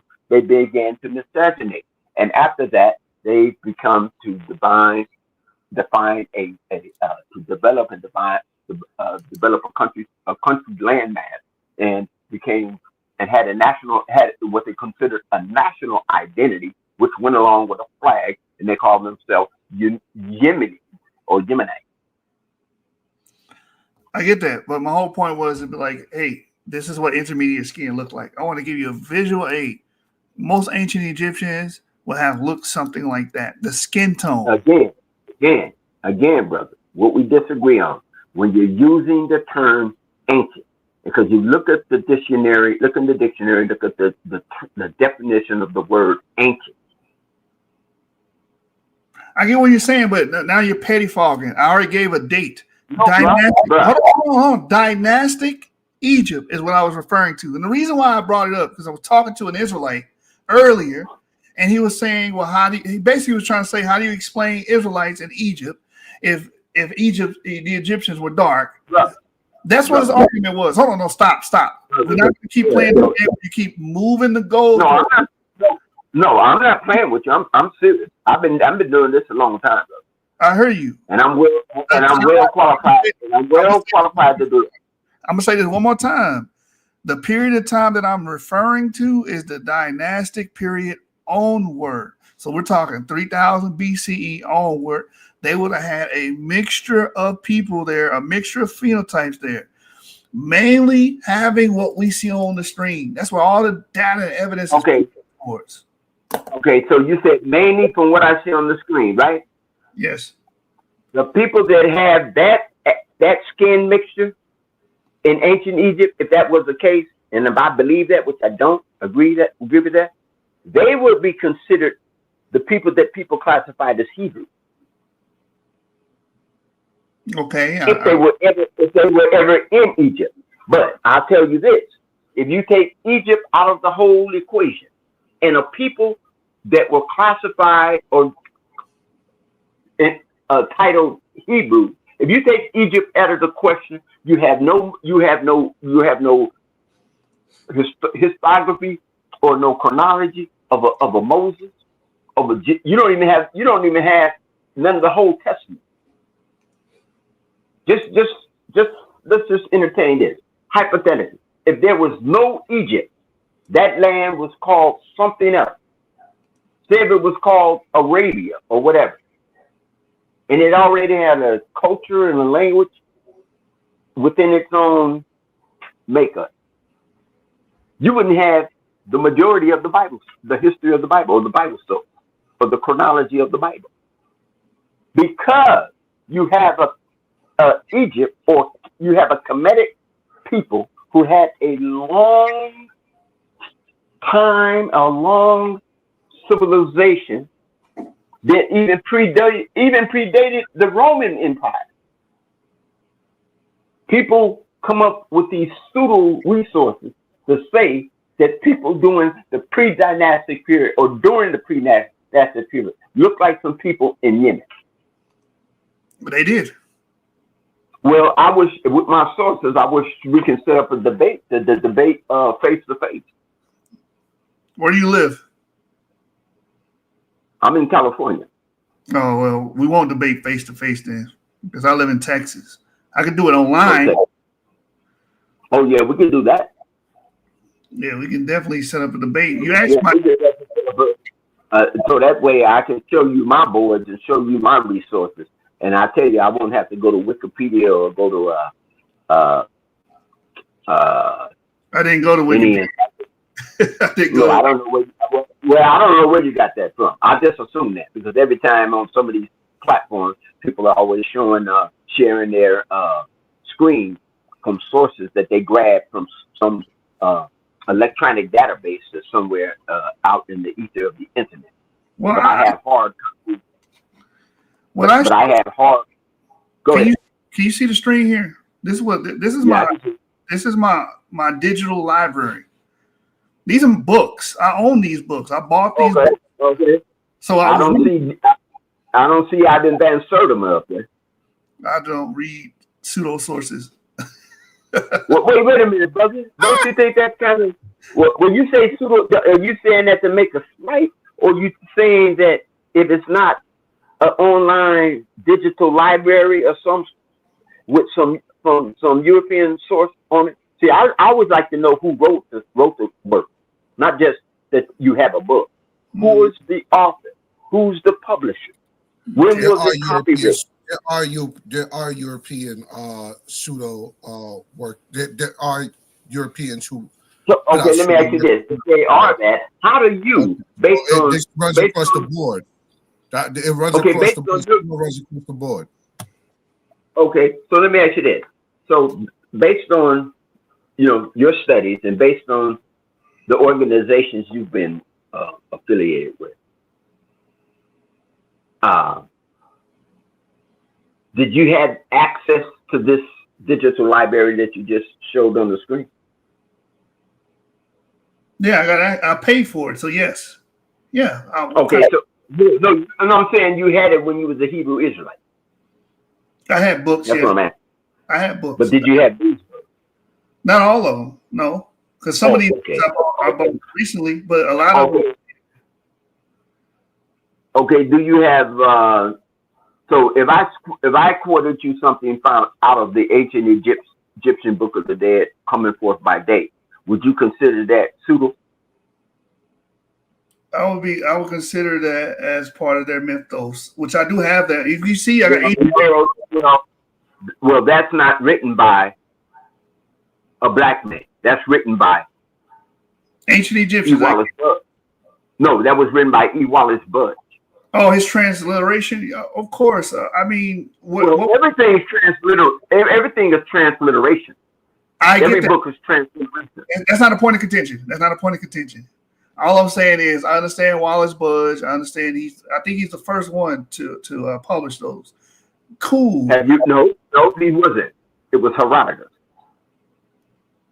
No, Herodotus lived with. Herodotus lived during the 3rd century. Okay, I'm talking about now. Wallace Budge. No, E. Wallace Budge.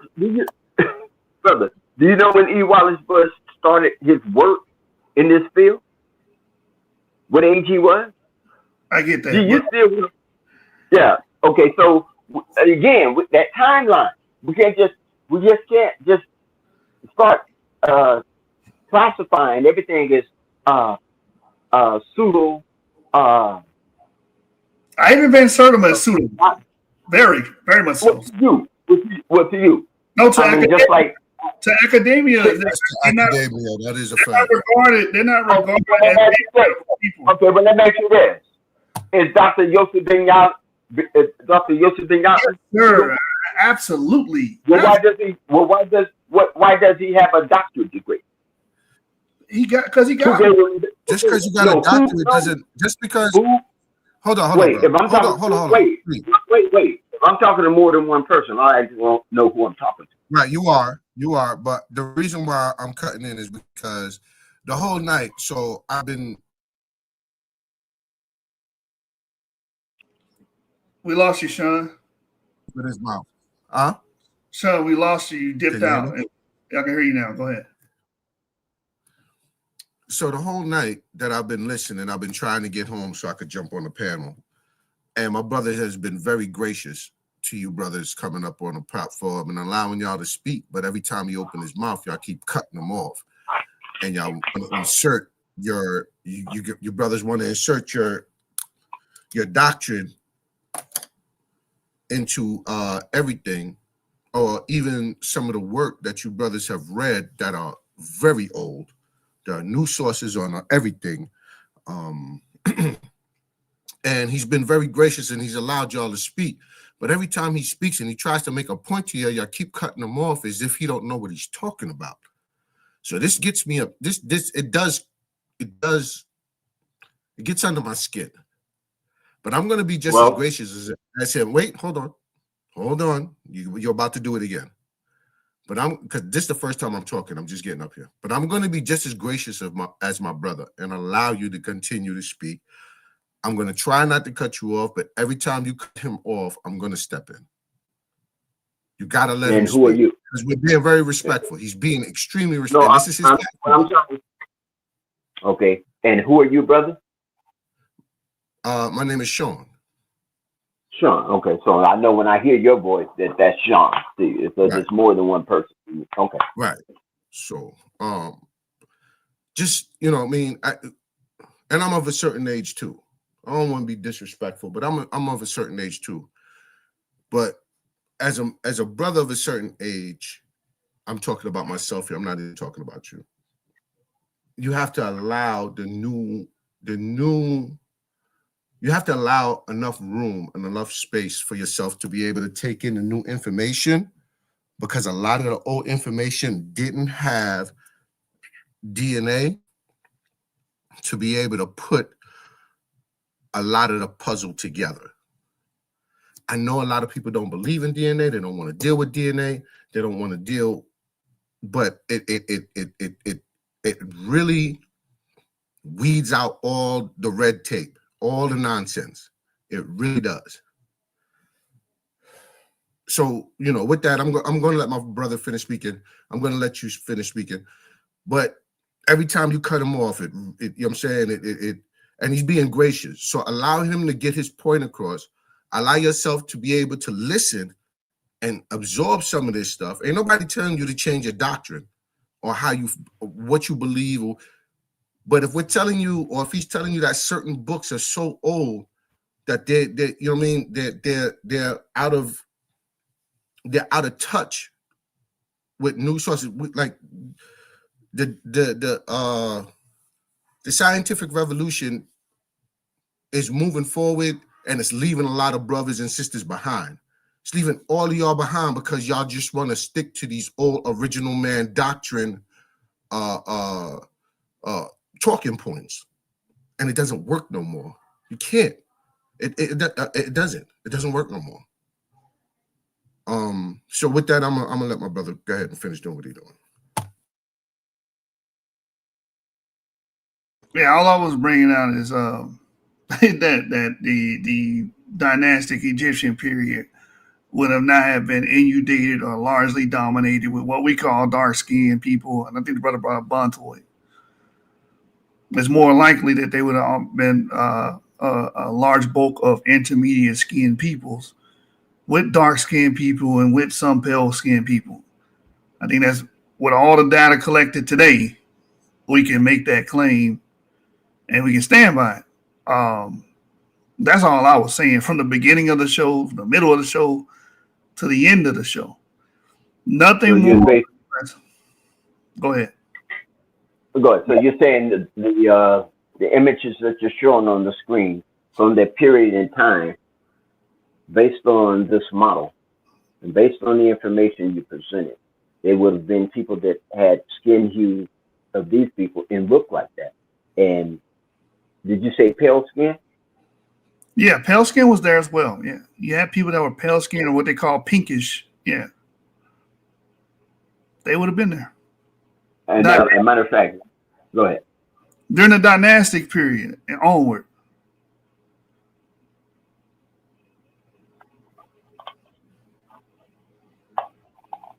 And like I said, there would have been dark skinned people there too. You know? Yeah, I think what gets in the way is that everybody is assuming that. I think that I don't want to say everybody. A lot of people still assume that people in Egypt, all of them would have had to been dark skinned. Intermediate skin doesn't mean pinkish. Intermediate skin is like a light skinned brother or a Spanish looking brother or Arabian looking brother, and then up to dark skin. So when we start speaking about intermediate skin, you're gonna there's a range of intermediate. There's a range of it. And what happened, this doesn't mean that even though they are Eurasian, doesn't mean they don't have African genes. Like, it's like everybody wants to be on one side or the other and not understand the total mixture of the populations on the earth going back all the way till today. Going back into ancient times all the way till today. Mixing has been going back to Cro-Magnon. This is not nothing new. And it gets a little frustrating when I hear brothers talking and they don't want to let go that everybody got to be black. And then when you say black, you got to define black. What do you mean by black? African, West African, which African? Like who when you define black? Because there's dark-skinned people that's blacker than you that are in the subcontinent of Asia. That are in East Asia. All right. Like, okay, let me know you African. They are not African. Okay, you brothers let me know when I walk. Hold on, bro. I'm gonna let you speak. We have to be very careful about how we deal with stuff. See, when we don't want to let things in, we don't want to absorb what's being spoken, what's being told to us, especially with the new generation and the new technology and everything that's going on. We want to stick to this very old doctrine. I come from that doctrine. I mean, what I'm saying, I'm almost 60. I come from that old doctrine. Well, I'm a little older than that, but anyway. I mean, that original man doctrine. I come from that doctrine, and it is pseudo as hell. Why I say that is because I'm reading these studies. I'm reading these genetic studies. I'm reading the studies. I'm going to Harvard. I'm going to Brown. I'm going to the Max Planck Institute. I'm reading actual peer-reviewed studies. And you quickly learn that a lot of this stuff we were told is bullshit. I yield. Well, is that right, moderator, if I can jump in here? You got it. Go ahead. Okay. All of those studies he's talking about, all this new technology, peer review study, I go all the way to Cambridge. I go to school. I go to schools. I even go to Johns Hopkins. I look at the same sources. I know there's new information. I was basing things, when people start using terms like 3,000 years ago or antiquity or pre-dynastic, I addressed that. And I know there has always been miscegenation, which people refer to as mixing, since man has been on this planet. But there was a time and period where Caucasian did not mix with non-Caucasian. Can I ask you a question on that? What is a Caucasian? Can you define Caucasian? Who is a Caucasian? I define people based on what they classify themselves as. So the Caucasians say they're Caucasian. If a person say they white, I say those that classify themselves as white. All right. Just well, like as I say, that wouldn't be right. Well, that wouldn't be right. Yeah, no, what I'm saying, do white people, okay, do these people, is there a certain group, a subset of group, or dominant group of people in the Americas that refer to themselves as white? White is not Yes. synonymous with No, Caucasian. no, White, no. I'm asking, no, brother. I'm asking you a question. I understand. I agree it is not, but I'm asking this question: is there a dominant group in America that classify themselves as white? That's all I'm asking. all right. Well, you didn't answer my question, first of all. So I will No, answer your question. I have no, bro, please. I will answer your question. I have no problem with that. But I asked you a question first, which was, I need you to define who is a Caucasian. I know you said that the people that consider themselves or call themselves Caucasian, that's who you call Caucasian. Okay, fine. But that's not true. So I'm asking you, okay. who on the planet, would you consider blonde hair, blue-eyed people from the Nordic Caucasian? Would you consider Iranian people Caucasian? Like, who is Caucasian? Which people? Irish? Who would you call Caucasian? Scientifically, the actual name of these people this Caucasian name that you're using belongs to a specific subgroup of people. Do you know who they are? And they're Persian and they're Aryan or Nordic. All right. So if you know that, why are you considering anybody that considers themselves European? I mean, Caucasian. Well, you know who they are, why would you point to somebody else? No, I'm not, because reason why, because I'm not sure if you know. Well, this is just a discussion. I don't know where you brothers at West Coast time, 7:25 p.m. I'm in New York. Oh, okay. So that's why I said that. I'm not saying that because I believe there's such as a Caucasian race or a white race. I said those that classify themselves as. I didn't say I classify All myself. right. Well, we're not going to classify. We know that classification could be pseudo. So that's why I'm asking you. I'm asking you. You already told me you believe it's Persians or people from that area, which is partly correct, from that area. So every white person can't be named Caucasian. So this is where we start using scientific lingo and stop, because this is where people get confused. Because when you start calling people that Caucasian that are not Caucasian, you run into problems. And then you that's why I said. Well, that's the reason why I said those that classify, because the people that maybe be in the room, they may be using those classifications. Well, then it's our job to show them. Well, then it's our job to show them that that's not true. That's not right and exact. And we're supposed to be showing them who they are, which people they are. Yeah. But anyway, go ahead. They're human beings. My bro got something on the screen. Let him explain that. Go ahead, Yeshua. No, this goes with what I was bringing up earlier about intermediate skin. If you can see that where it says C, that's intermediate skin. Just wanted to clarify that some more. I showed some pictures of the Yemeni people to give that idea. That will be the skin tone C. That's what most of these ancient Egyptians would have had. That's why I brought that up, to reiterate that. I also wanted to bring real quick before I'm in the hotel goes again. Because Bayef, he keeps saying this. He keeps saying that there's a paper that shows that ancient Egyptians during the Naqada period was 47% West Central African admixture. And that's just not true. The paper you're referring to, if you're still there, Bayef, is the paper Ivri posted in the group, which is a very good paper. And in that paper, it tells you what this Naqada individual, which is pre-dynastic Egyptian for the people that don't understand the lingo, would have been made of. And that's why I keep telling you, it's always been diverse there. The dark, bold areas right here are the most probable or most feasible people groups that make up the autosomal DNA of this Naqada individual. And it doesn't say anything about a West African here.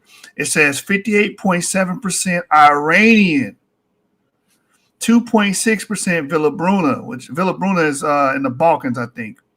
And then Kenyan East African, which is Kenyan, 3500 BP. This is an old sample that they're using to compare off of, 38.7%. So no, nothing about this paper says anything about ancient Egyptians having West African or West Central African DNA. That's you surmising that and superimposing that into the damn paper, which goes back to what I've been saying.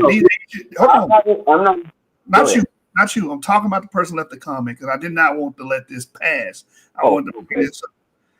Now, the three ancient Egyptians that I brought up and how they looked, just to put it back on the screen so everybody know what we're talking about.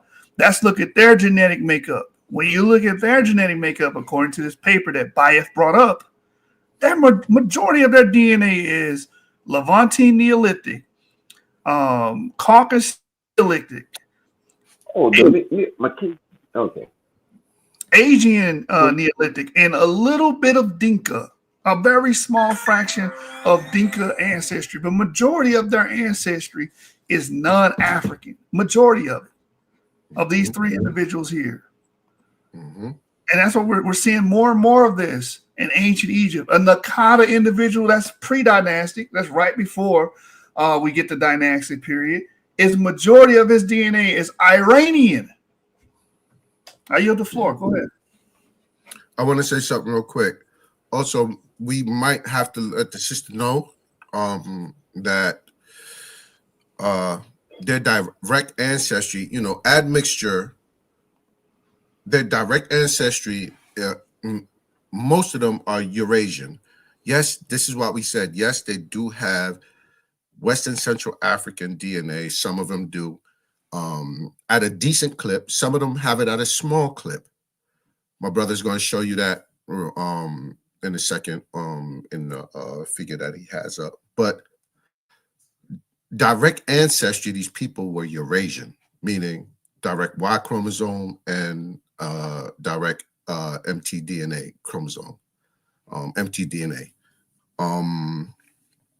But that does not mean these people were mixing. This is what we keep trying to tell everybody. These people have been mixing. So yes, some of them would have been intermediate to dark skin because they had maybe 30%, up to 46%, like the sister said. That's what she said, up to 40%, 47%. There was some that were way lower. 46% of what? I couldn't see that. West African DNA admixture. Okay. All right, but not direct ancestry. That's indirect, and admixture is indirect ancestry. But their direct chromosomes would come from Eurasians, the mummies that we have. Hold on, Sean. Oh, excuse me, Sean. Yeah, I just gotta buy it again because you're not gonna come up here and say this dumb shit. So I'm gonna address him again. He said you missed Tanzania. No, I did not miss Tanzania. If you would have listened to what I was saying, okay.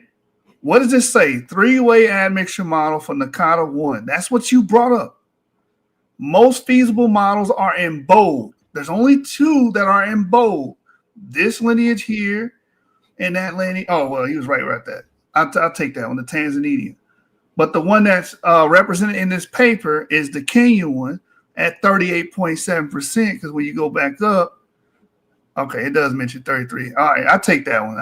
But that's still not Western Central Africa, brother. That's still not. No, that's Europe. The point is that up to 47% of their admixture, right? It's direct ancestry. This is the point we're trying to make. We're trying to make everybody understand this.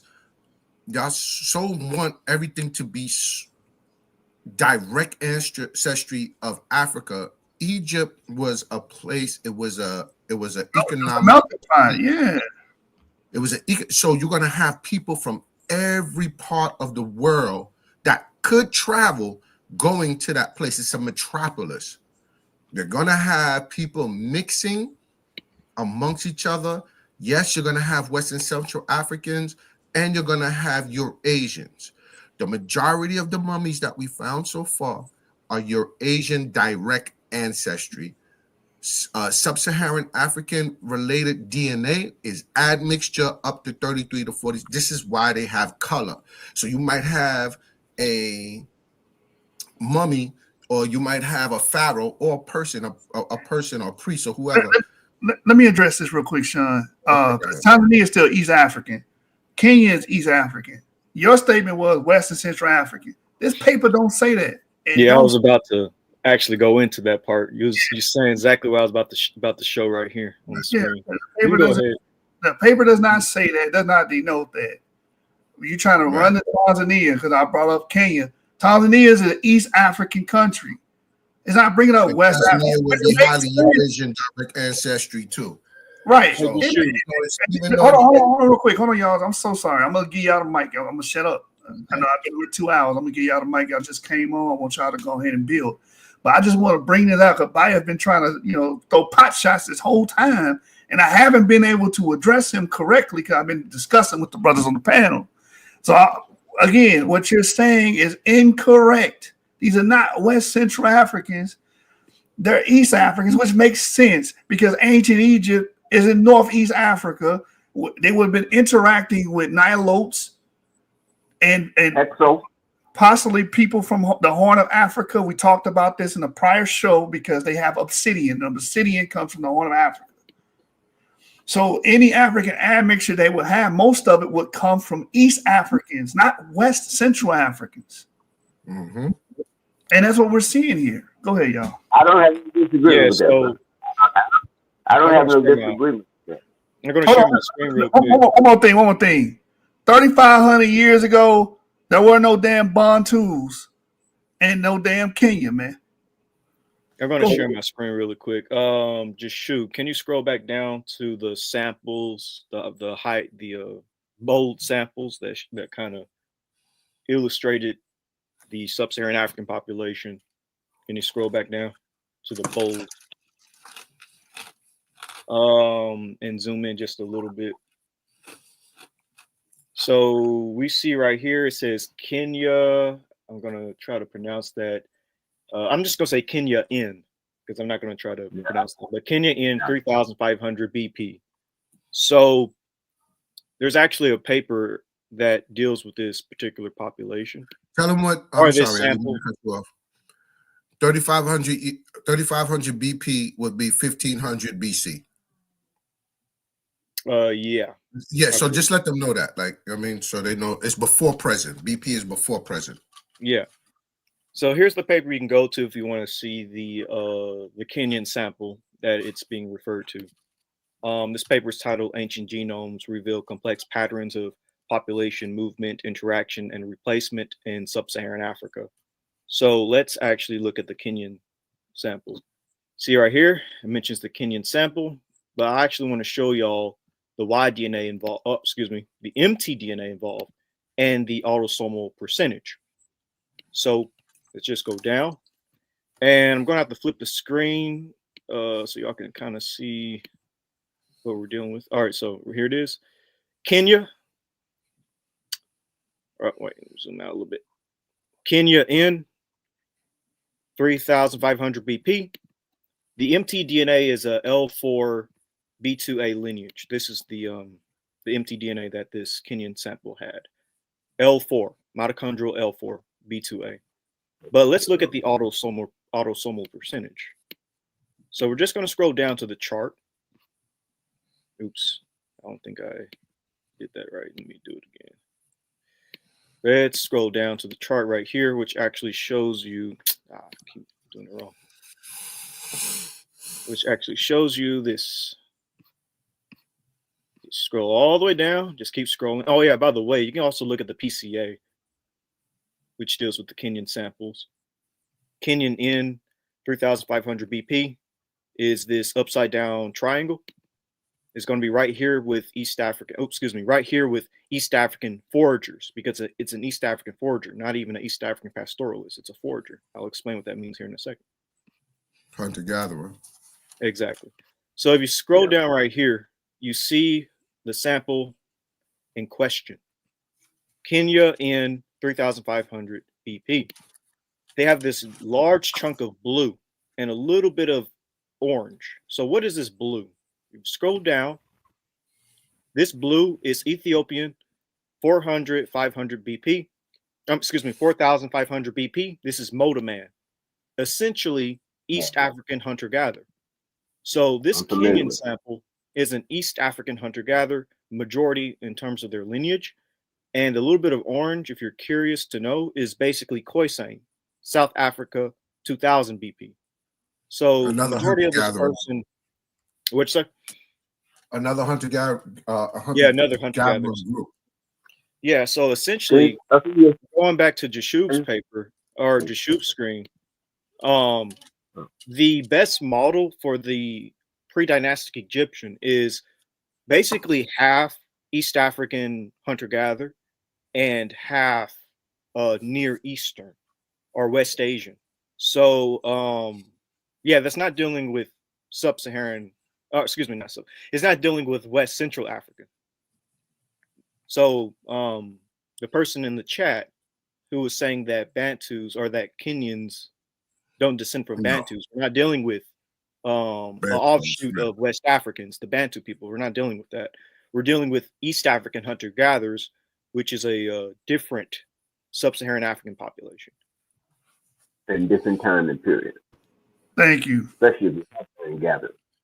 And Rock, Y chromosome wise, these people would be haplogroup, the Nilotics would be haplogroup A. And what was the other group? The Tanzanian group, you said, bro? I have to look up the Tanzania one. Hold on. Which one is it? It's either A or B, but they would be hunter-gatherers, A or B. Well, this is a female that they're using in the paper. So she had empty DNA L4. Right, L4. Okay. So yeah, this isn't West Central Africa. But there's other papers that talk about West Central African DNA being in Egyptians. And you see what they do here, Avery? You see what they do? Instead of conceding, it's always shifting. Just concede to the point. You was wrong, bro. Yeah, what do they say? We're talking about Wait. Are he you said we're talking about the the ancestors of both West Africans and Bantu East Africans. No, this is not dealing with the ancestors of West Africans and Bantu East Africans. Again, when it comes to, hold on, you know what? I'm just going to show you this because you might need to look at a phylogenetic tree of Africa. So let me just pull up the phylogenetic tree of the divergence between these African populations. So we're going to go to this paper. I'm going to pull up on the screen here in a minute. This paper. This is what we do here. The other brother that's on the panel with us. This is what we do here. We run through papers after papers after papers, scientific studies. I do the same thing. I'm not saying you don't. I'm not saying you don't, bro. I'm just letting you know. This is why we give the information we do. We try to give a clean glass of water, as we always say.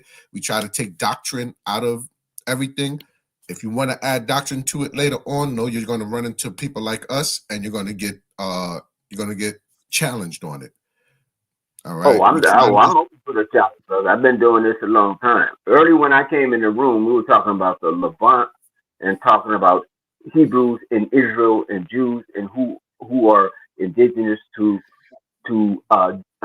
Israel, and where is Israel on the totemic place, and where is the Levant? So that's where that came in at. But those are like that. If you break that down, that's like three or four different genres that we would have to deal with. So genetically, I'm not bringing that up. I'm not bringing that up now. All right, but if we're going to talk about the European Jews, I'm sorry, Avery, I'm going to let you finish in a second. If we're going to talk about the European Jews, those that have the majority of Ashkenazi Jews is haplogroup J. They have a presence in ancient Levant. They have ancient Levantine presence going back to 3,000 years BC or 4,000 years BC. They have an actual presence. They have a claim. Not saying that they're the end all to be all, but they have a claim. I'll rest there. I might have to switch. I agree with that. I would agree with that. Give me a second. I might have to switch my computer, but I'm going to pull something up that's going to basically show the divergence between these populations. But hold on. because what's this person? Buy it. I didn't look at their name. Who's the person in the chat we're referring That's to? the brother that used to come up and speak to us years ago, right? Yeah. See, this is what happens when you're Yeah, unable. that's the brother. He used to always come up. He's still with his doctrine. I mean, I just beat the hell out. I just beat Right. the hell out of a brother talking about North Africa and when the Eurasians got there. Beat the hell out of him, and he can never concede to it. It's always the gish gab, always changing of the subject. It's shifting to something else instead of just saying, you know what, I was wrong. I misread that earlier. I was like, oh yeah, you got that. I misread the Tanzania part. Boom, that's it, and just move on. These guys How can't does be. admixture work? What is he saying here? You guys still don't seem to understand how admixture models work. You still working off of admixture? You think you could go back into ancient time? You think your DNA, your admixture today, with as an Israelite, as an African American, you think your admixture would model the same as ancient people from the Levant? Oh, that would not. Bro, you can just jump on stage. Yeah, but I'm saying, like, he's talking to us like we don't know what we're talking about. He's been around us long enough. You just buy it. Just jump on stage so we can talk instead of having to flip back and forth to the chat. Just jump on stage, bro. I'm about to jump out and come back in because I can't use this computer. I gotta. All right. Like everything's acting slow. I don't even know why I jumped on this computer. So while Avery does switch computers, I want to bring this out too again. What we're reading is an admixture model. They're using ancient samples, right? One from Iran, one from Villa Bruna, and then one from the Kenyan sample. It's 3,500 years ago. This guy tried to say it was West Central African, it was Bantu, and all this crazy stuff, bro. This is the issue with that. This is the Bantu expansion. It starts 3 to 2000 BCE. You understand? You wouldn't even get to Tanzania 500 years ago. Tanzania to 2,500 years ago, or around here in Kenya to that period. So there's no way this person that's 3,500 BP would represent what we call Bantu genes or Bantu people, man. Yeah, that's good, actually. You out of pocket, man. What do genes typically classify that? That's the point of the shoot, by the way. This is what I was going to bring up. Give me a second. Let me move this over here and move this right here and move this down right there. I got to move my tabs and stuff. All right. So earlier I brought this up. I just want to show you again when it comes to the Kenyan sample. Again, the Kenyan sample is an East African hunter-gatherer. That is not West African. East African hunter-gatherers diverged from West Africans, and there's different papers that give different dates for the divergence of East African and West African. I'm not going to go into all the papers, but I'll just deal with this one because it's one of the ones that makes the most sense to me, and that's often quoted the most in various different scientific studies. So the divergence between East African hunter-gatherers and West African hunter-gatherers is over 100,000 years ago. You can see right here the divergence over 100,000 years ago. So when it's dealing with that Kenyan sample, that's a East African hunter-gatherer, this is a completely separate lineage from West Africans. Now, yes, they do go back to the same common ancestor, go back further in time. That's true.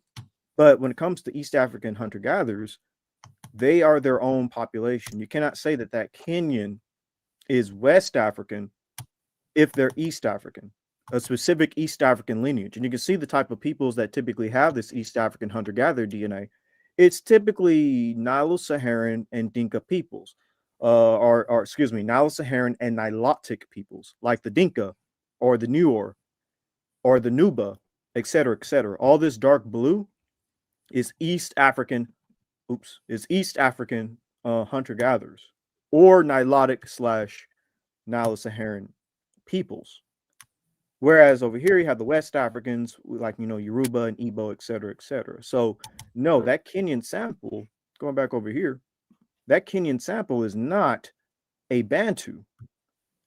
Everything, actually, if you want to know who Bantu are, the paper touches on the Bantu. Everything you see in purple, Bantu, right here in purple, if y'all can see that. Yep.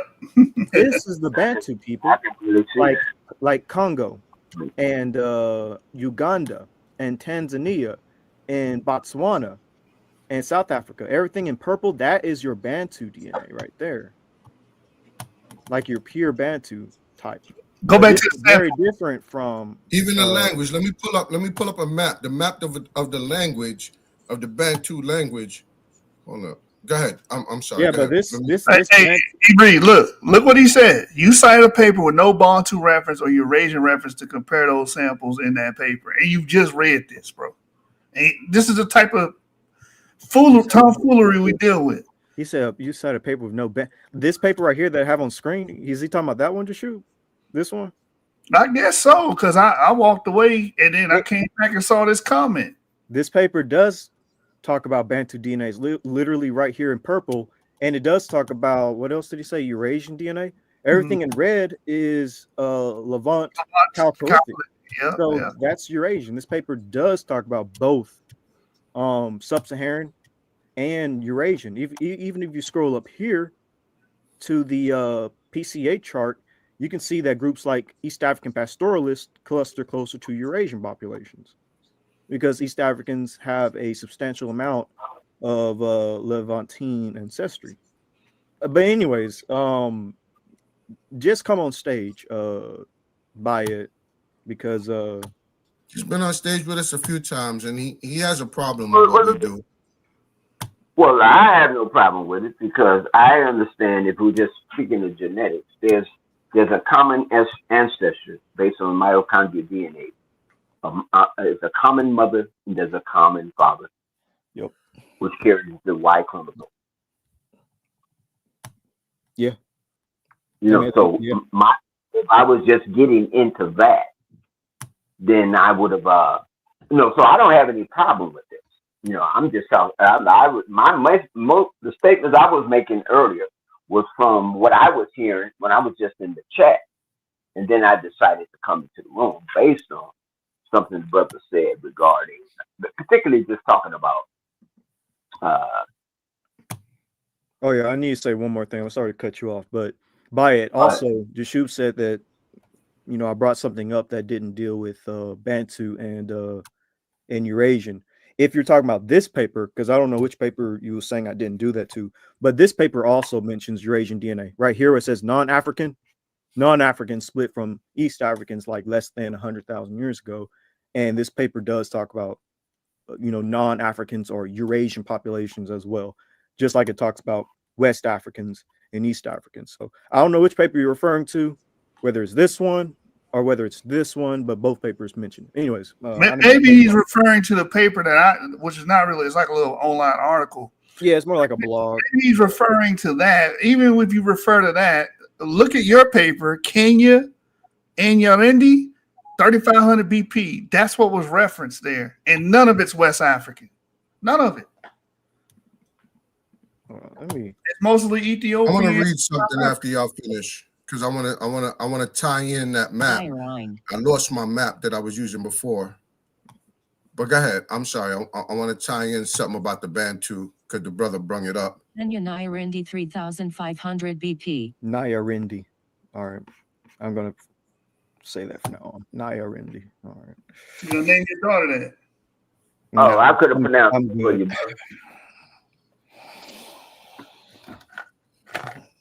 But click the link, bro. I'll put the link down so you can jump on. It sounds like we're doing the educate by it. Click the link, bro. I'll put the link down there for you so you can verbalize your debate or your talking point. Right. So am I sharing? Yeah. I think I do. All right. So late split hypothesis through the rainforest interior. All right. So this is the Bantu. This comes from this paper here. Let me make sure. I'm sorry. All right. Phylogeographic analysis of the Bantu language expansion supports a rainforest route. All right. So my brother had put up a map a little earlier that ran back to about 2500 BCE, coming out of around, I want to say, that area about 2500 BCE, late split coastal route, late split hypothesis. There it is. Okay, Just want to read something for you. For Bayet. This is for Bayet. Sorry. I don't have my mouse, so I got to do things a little. How come all the people jump on stage when I'm not around? And because I saw you was talking to like two other people just shoot. I'm like, dang, I'm in the middle of a movie.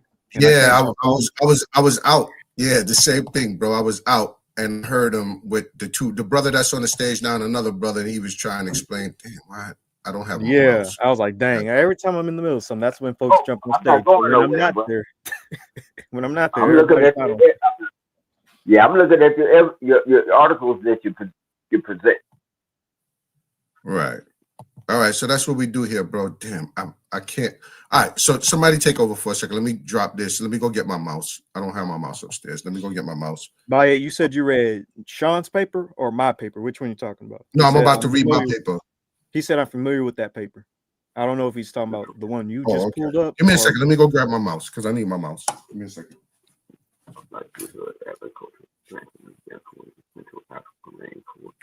Okay. Yeah, so the thing not to drop my screen. Not to drop my paper. He's read your paper before, Sean. He said he read it on Judah Nazareth's channel. You read this particular paper? Yeah, he said he's familiar with your paper. He said he read it on Judah Nazareth's channel. Very good. What parts did you use from it? What was you using from it? This is why it'd be best for you to be on stage so you can speak. Said, type. Yeah. All right. Let me hold on. Let me go grab my mouse.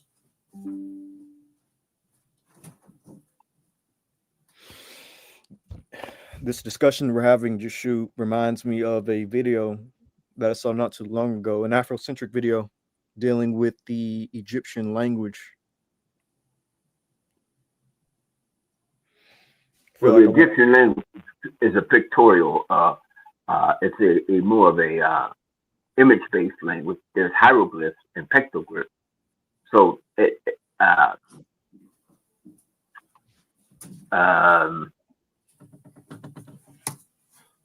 there's variations in different arguments as far as even if I don't even like that term, even if the Kemetic people had a language.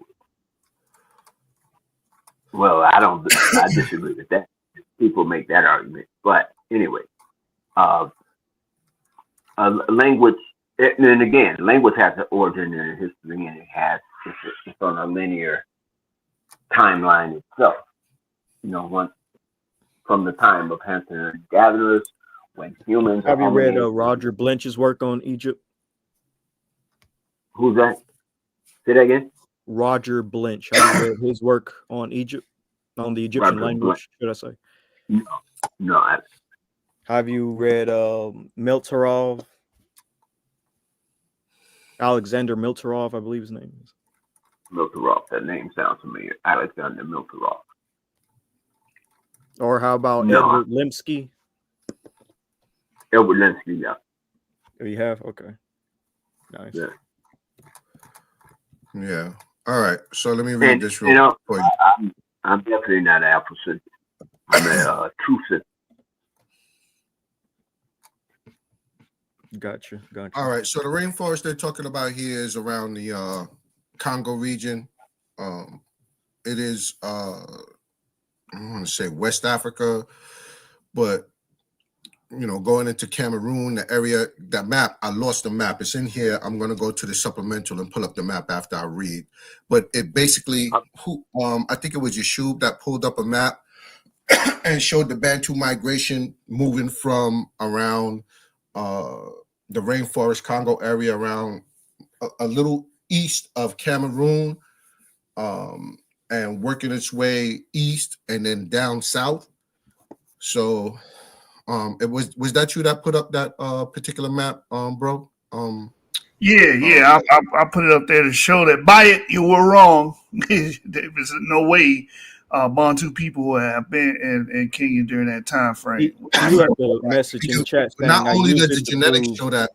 I'm sorry, go ahead, bro. He said, I use it to prove a late expansion for Bantus into East Africa. The paper that you're talking about, Sean, he's saying that he used it. Well, well, then being that he's familiar with it, this should help him along. This should help him along. Because the dates that's in this paper is after, is post 3500, not prior to. So if he understood that, why are you in the chat just bumping your gums or twirling your fingers? You know what I'm saying? Well, because Hey, remember, Bayed, have you conceived to the point, Bayed? He used to have a problem with us. He does still listen to us, but No, he too much of a Black Hebrew Israelite. That's the problem. Right. Being that we don't push Black Hebrew Israelism to that extent, like we're still believers, you know. Well, I don't want to speak for everybody, but you know what I'm saying? We're still believers, but we're not trying to push this doctrine on people. What we're trying to show them is science first.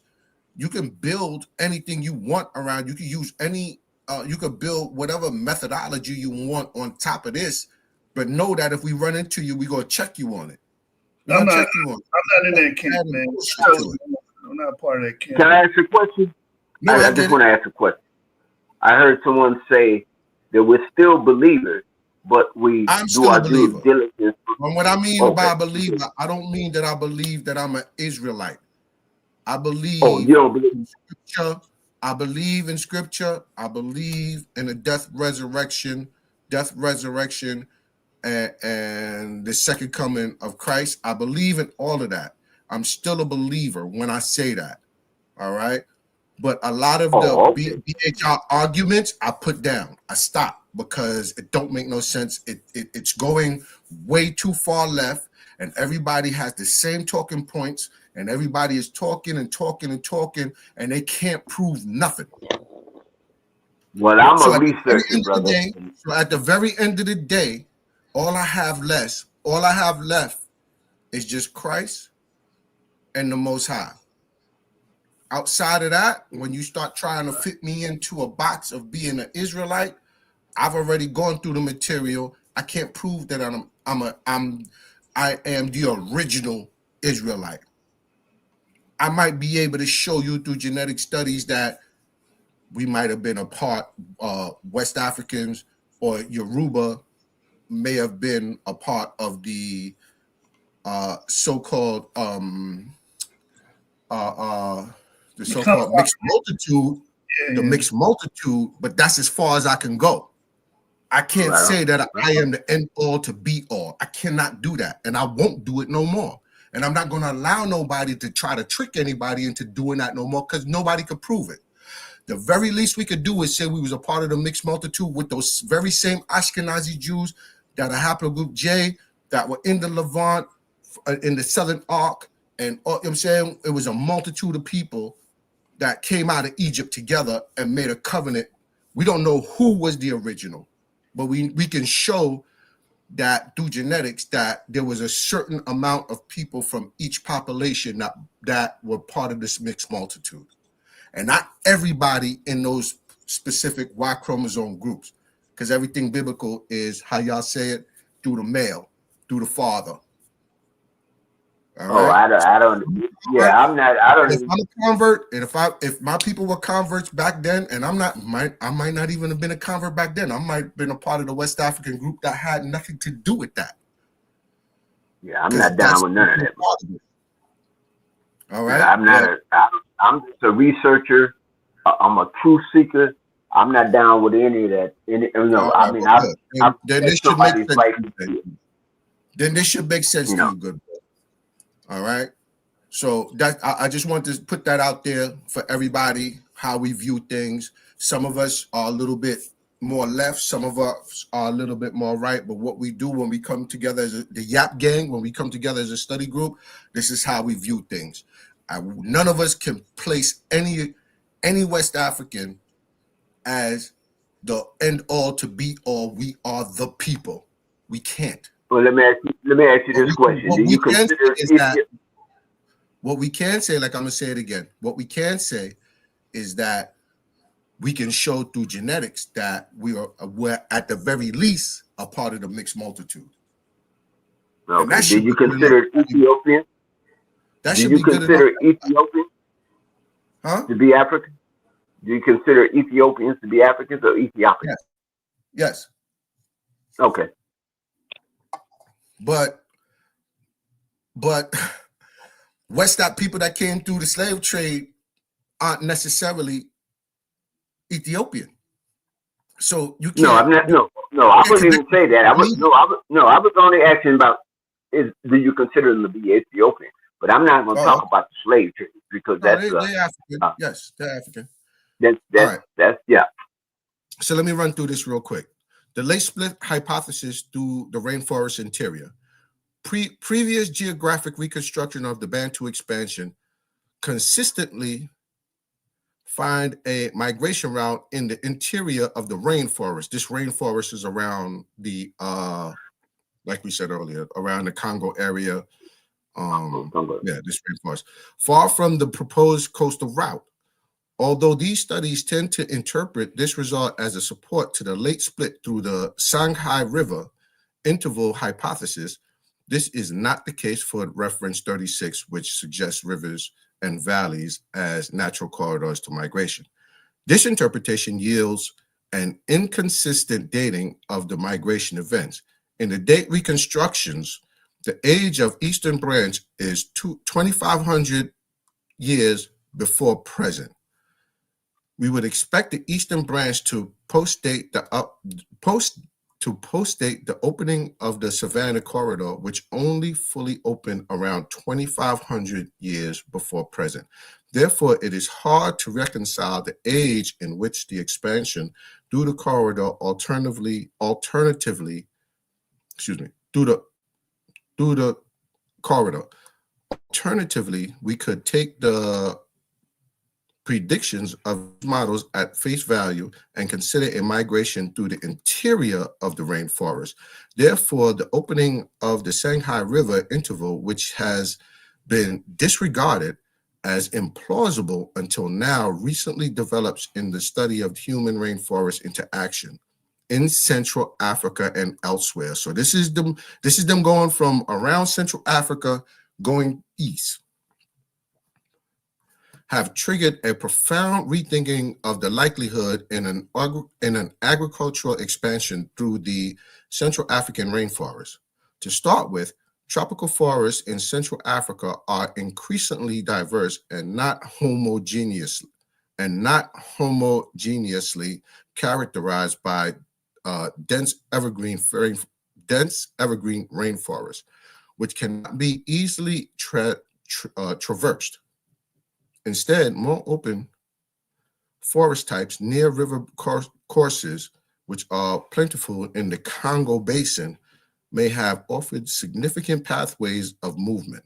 Furthermore, while studies show that major tropical forest retreat did not occur until 3,000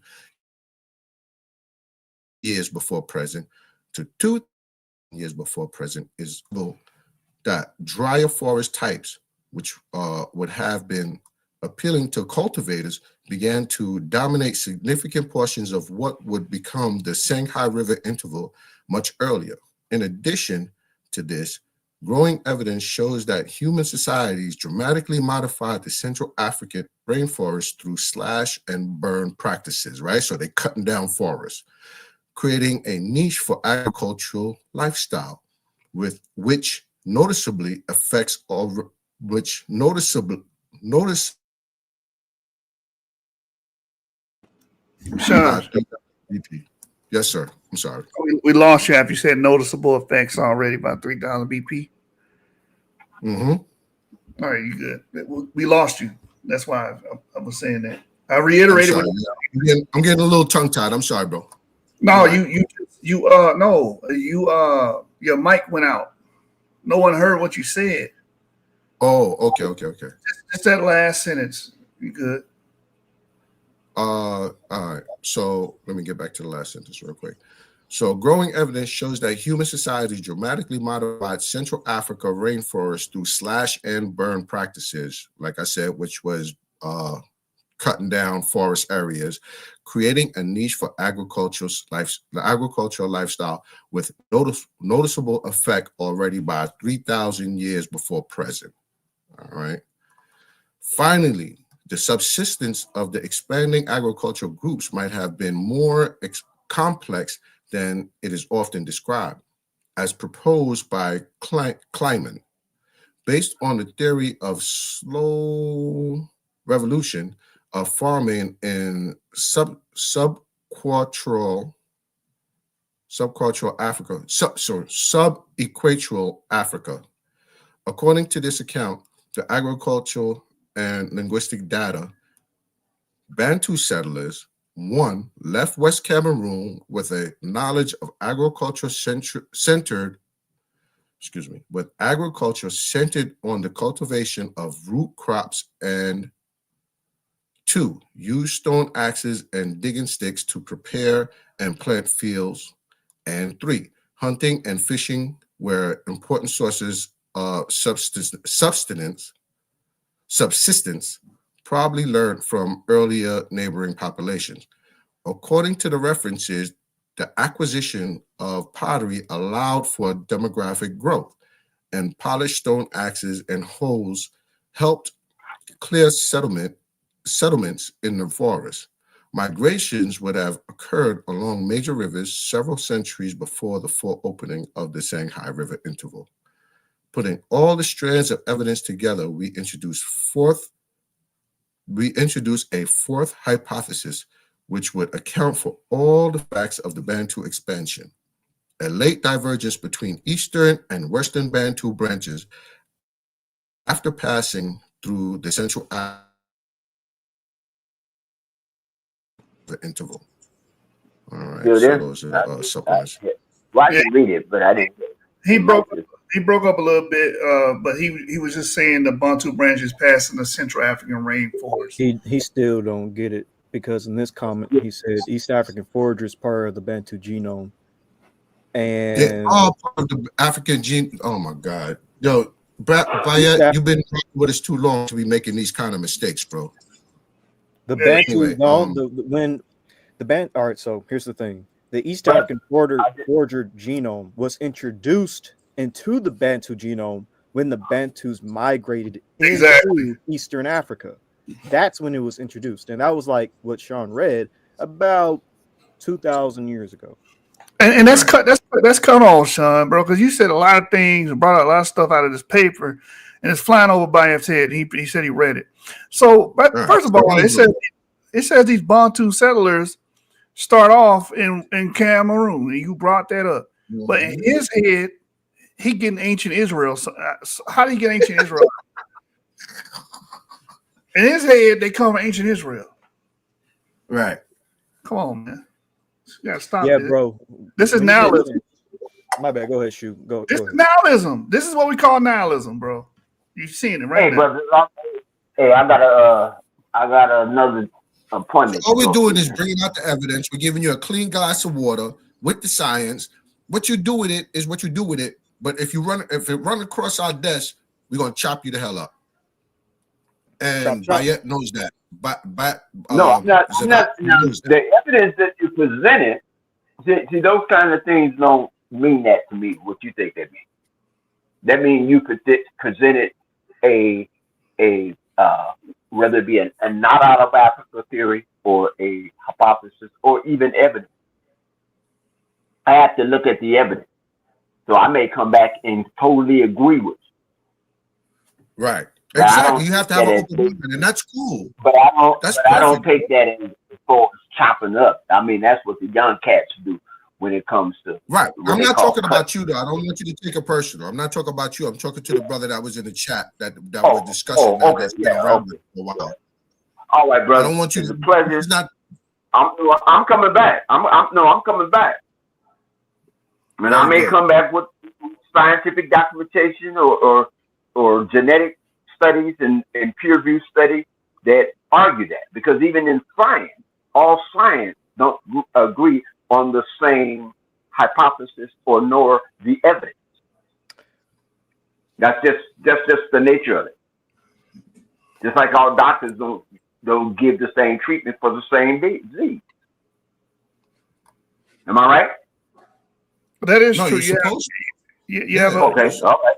Yeah. Yeah, I got okay. Like I said earlier, there's different interpretations for the divergence of West African and East African. Some put it at Correct. 50,000. Some put it over 100,000. Like, yeah, we get that. There's Right. different interpretations, different dates for the out of Africa, whether it was 50,000 years. Well, yeah, 50,000 years ago or 130,000 years ago. And the reason why I said that is because there's actually a book called "Not Out of Africa." A "Not Out of Africa" author. Her name is Mary Herkowitz,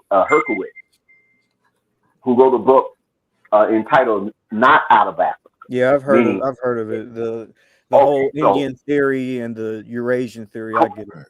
But evidence, when you really think about evidence, among scientists, you have the out of Africa theory, and then out of Africa is the only thing that makes the most sense, by the way. But what happened? Well, and I think because of most of the fossil, the oldest fossil remains. When it's not just because of the fossils, it's because of the DNA. If you look at the Y chromosome, it goes back to Africa. If you look at the mtDNA, it goes back to Africa. And if you look at the autosomal divergence of human populations, it goes back to Africa. So the genetics proves it. So that's a good note to end on. So we can agree on that, and then I hope I catch you brothers. I mean, how often do you get together and win? It just depends. It's random. It was just random. We don't have schedules. We speak to each other quite often, but like when we go live, it's just like when somebody feels like going live, and then we all just jump on. But we speak to each other often. Okay, I got you. All right, so that's cool. So, like I said, maybe I can come back with something that do some chopping. All right, you brother. All right. Peace. All right, later. Peace. Hey, just to give everybody an idea what Sean just read. Thank you. Yes. Share this tab here. The Bantu migration. So when you was bringing up the Sangha River right here, it's in the Republic of Congo, still over here on the west side. They don't get over here to Kenya and Tanzania like the brother was telling you to at least 2500 BCE. Carrying their own distinct genome, which is West African related, by the way. Right.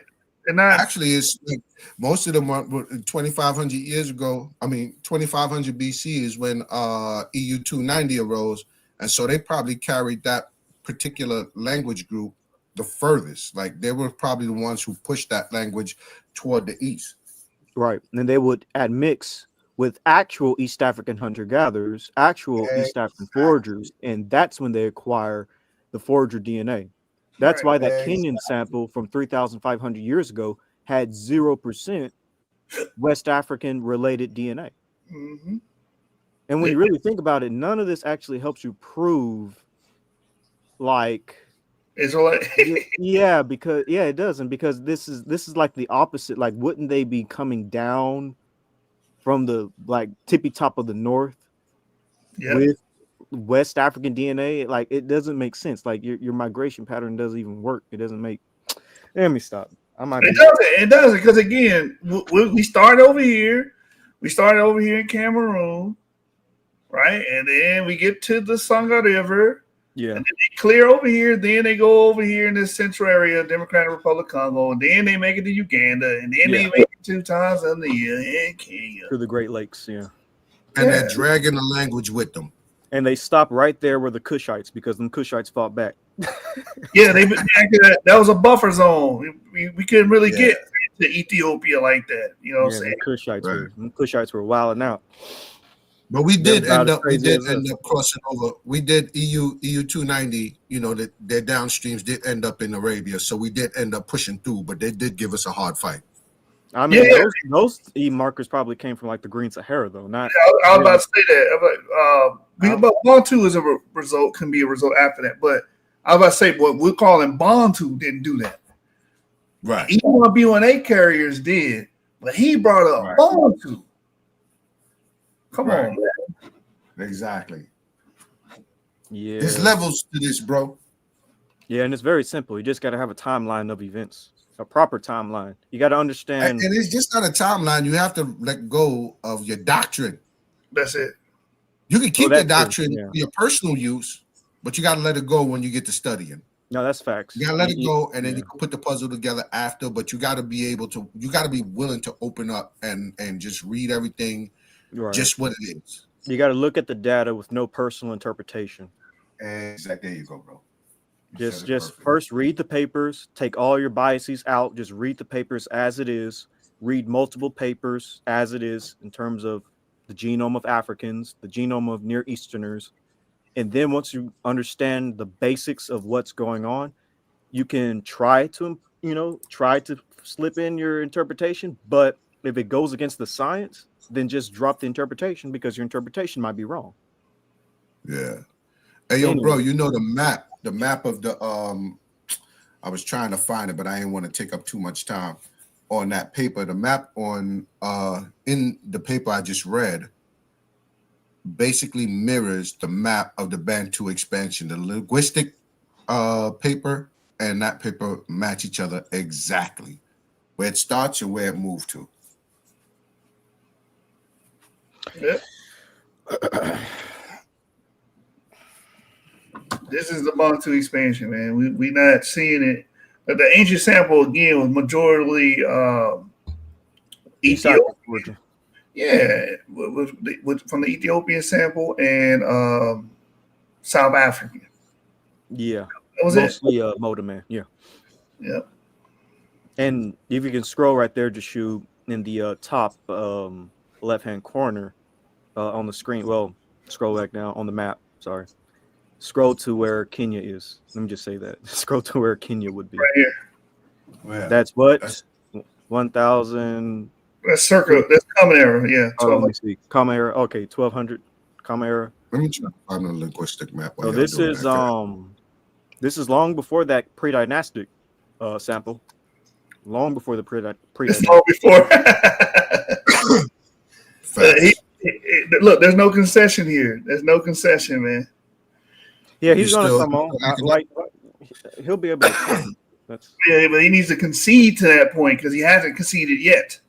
Oh, that's true though. Yeah. And that's what a lot of these dudes do, especially when they double down and triple down. When these ideologues cannot accept when they're wrong. They can't just say, okay, I was wrong on this point. Let me drop this point, move on. That's how people get stuck in these cults and these groups for so many years. I was one of those people. You know what I'm saying? So I'm not speaking from an outsider looking in. I was actually on the inside. So the same thing. I looked at everything from an Israelite perspective. I tried to prove out everything that way instead of just looking and taking information as it is. You know what I'm saying? Instead of trying to superimpose or overlay it with your Black Hebrew Israelite doctrine. That's why I told that brother in the beginning of this video, because we were supposed to be doing a video review. I might shut this down and start that over and do that. He said, stop lumping us all together. I said, well, stop saying the same shit. You're all saying the same things. And that got on here. That brother got on here and pretty much word for word said the same exact thing most of these Israelites say. So the video he was going to review, did the actual person who made it jump on or what? I don't know. Or was it a different person? I was going to review this video, Cooley and Andrew Wilson Destroys Hebrew Israelites. They had Captain Zariak and Gorilla Hebrew. Oh, okay. Getting beat up. And so who was the guy who jumped on? What was he? Was he Israelite? Israelite, right? Yeah, more. That's how I found out about it. More shared it in the group, and I was like, oh shit. And I didn't watch it till today when I got home from work. And I'm watching it, and I got 20 minutes in. Like, you know what? I'm just gonna just review this thing fresh because I can't. I gotta do it now. As soon as I got on, I was doing my monologue before I got started. Those brothers got perturbed by the things I was saying. And if they dropped the link, I put the link, they come on, and then he proved me right. Everything you were saying is something I expect to hear one of these Black Hebrew Israelites. Did they use scripture? Yeah, they did bring up scripture.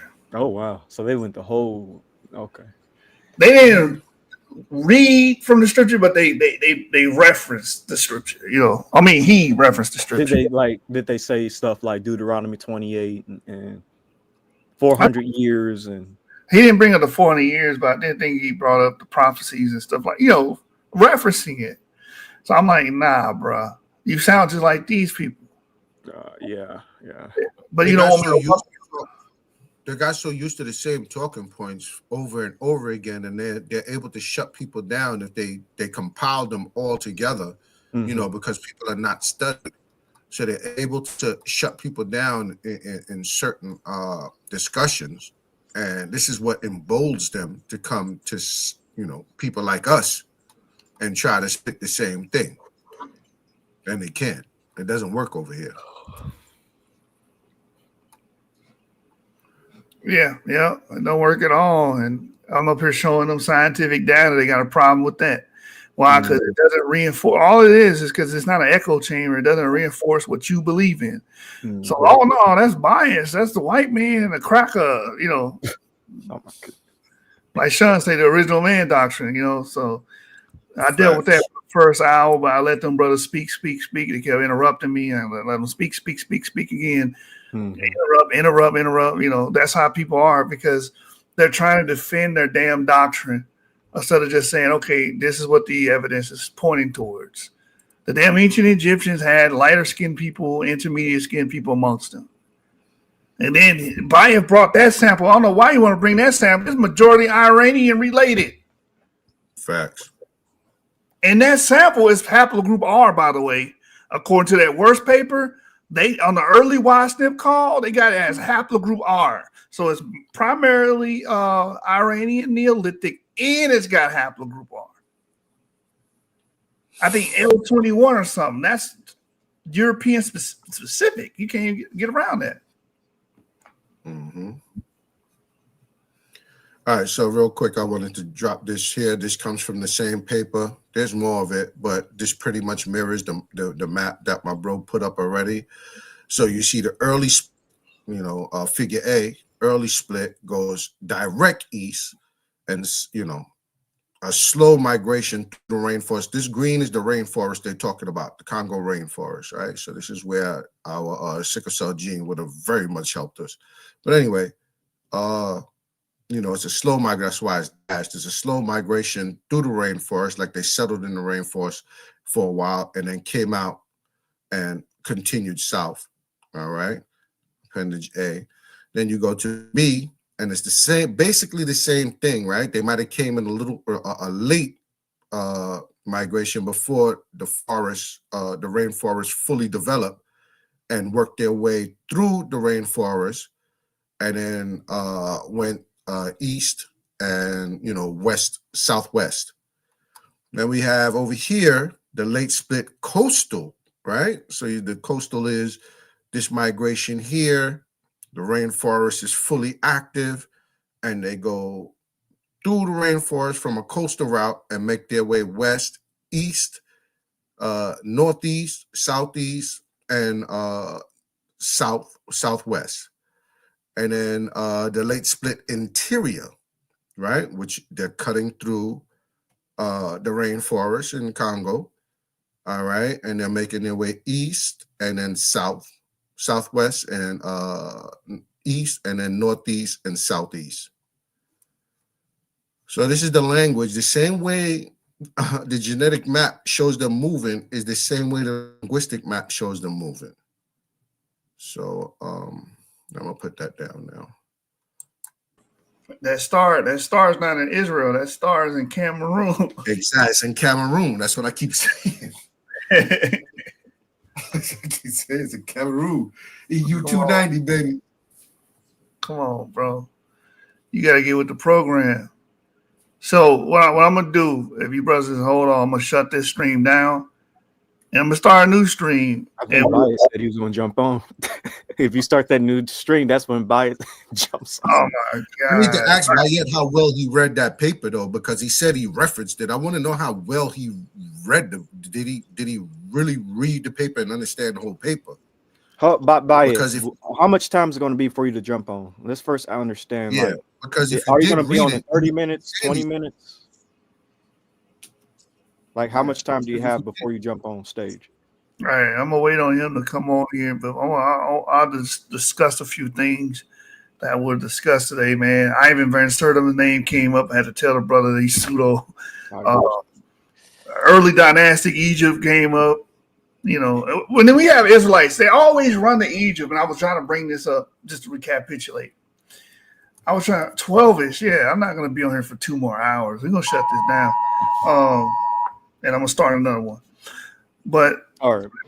so ancient Egypt, they always try to say, well, the Israelites have to be black, which black is not a DNA test. Just because someone's dark skinned or whatever doesn't mean they're your relative or an ancient ancestor that you descend from.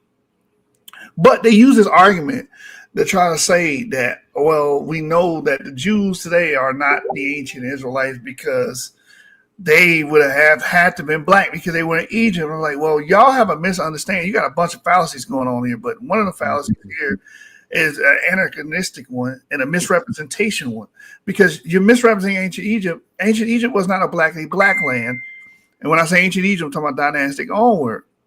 And all of the DNA is revealing that. We just went over the Nakada, which is a upper Egypt sample. It's a upper Egypt sample because y'all always like to say they ain't got no DNA data from upper Egypt. That's gonna be the black one, and it's majorly Iranian related. You can't even make this shit up. So, you know, just when you look at ancient Egypt, it's going to be a medley of people. And the dude kept disagreeing. Like, all the evidence shows that. All of it. It's not going to be this solidified black African kingdom that was taught to you by Dr. Bean and James Small and Old Banga and all these damn pseudos of the past that had a race diffusion model.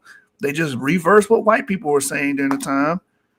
And that's it. When we look at all of the available data that we have today, it is 2025. It is pointing towards a more mixed type of populace, where you would have your Dinkas, your Nilotes, right? You would have your Eurasians, your Levantines.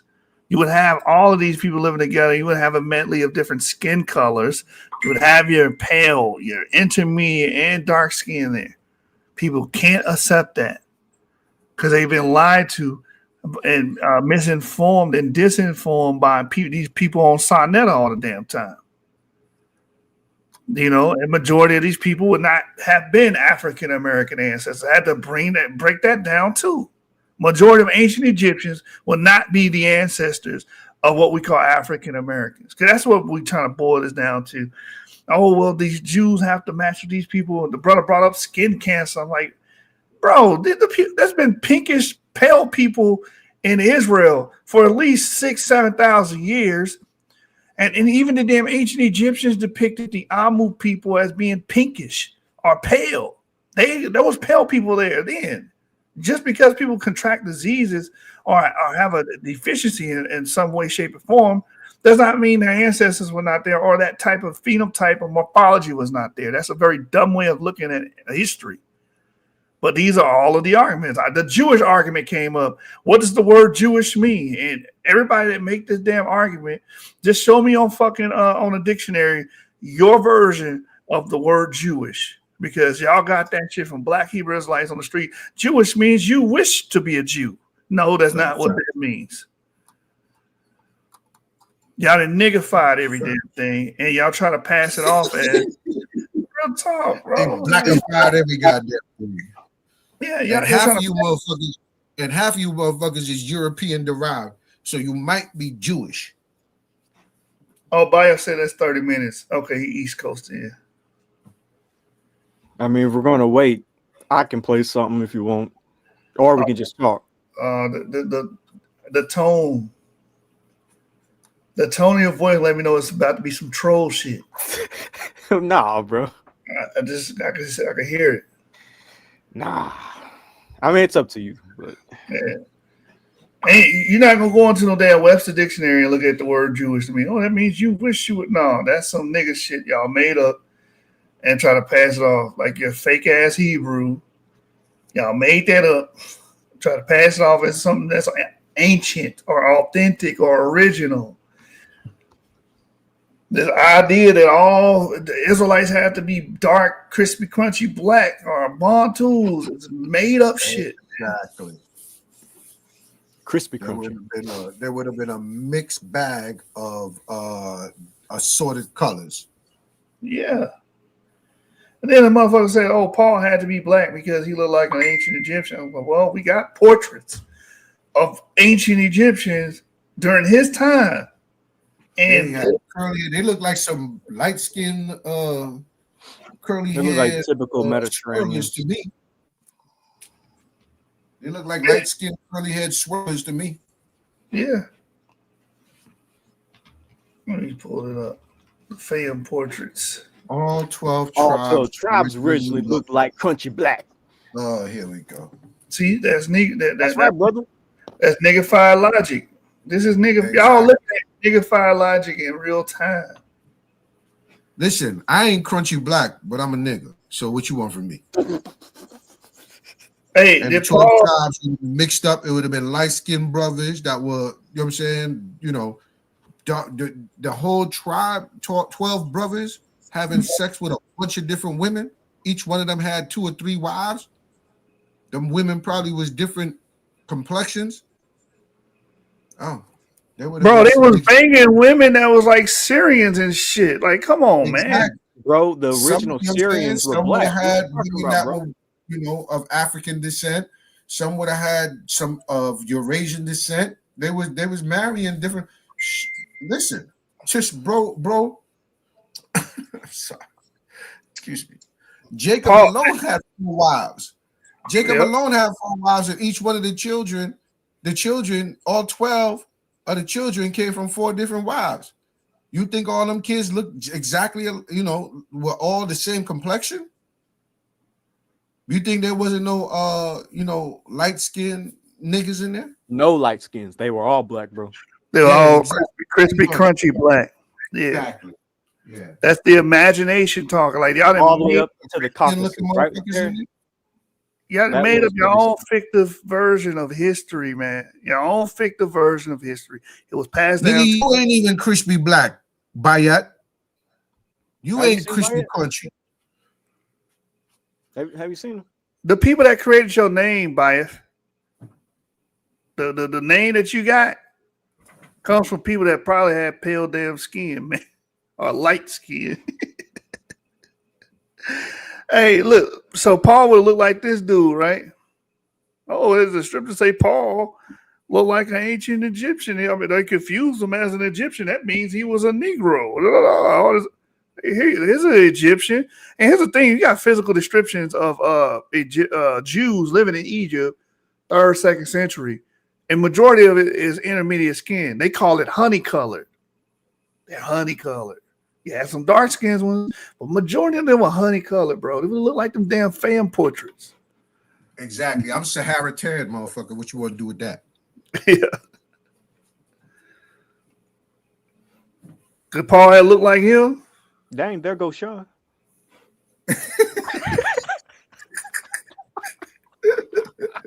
I'm asking the question. Actually, no, that's just you. That's me. You know, Did Paul look like him? Yeah, he said he coming up. Where he at? That's him right there? Oh, he ain't come up yet. Did Paul look like this lady? That's Sean's grandma. No, that's actually Moore's grandma. Did Paul look like him? That's my uncle. This is before Islam too, so don't be like, No, it's Roman Greco, bro. You know they were swirling. Yeah, they Romo Greco. Okay, that'd be the time during. Oh, Jesus hit Egypt. He would have hit amongst people like this. The people look like this during the time of Christ. Y'all love going to Egypt. You dropped the link for him? Drop the link. Oh, No. It's there. Okay. I'll drop the link. I got it. I dropped that link like 3 He times. dropped it already. It's there.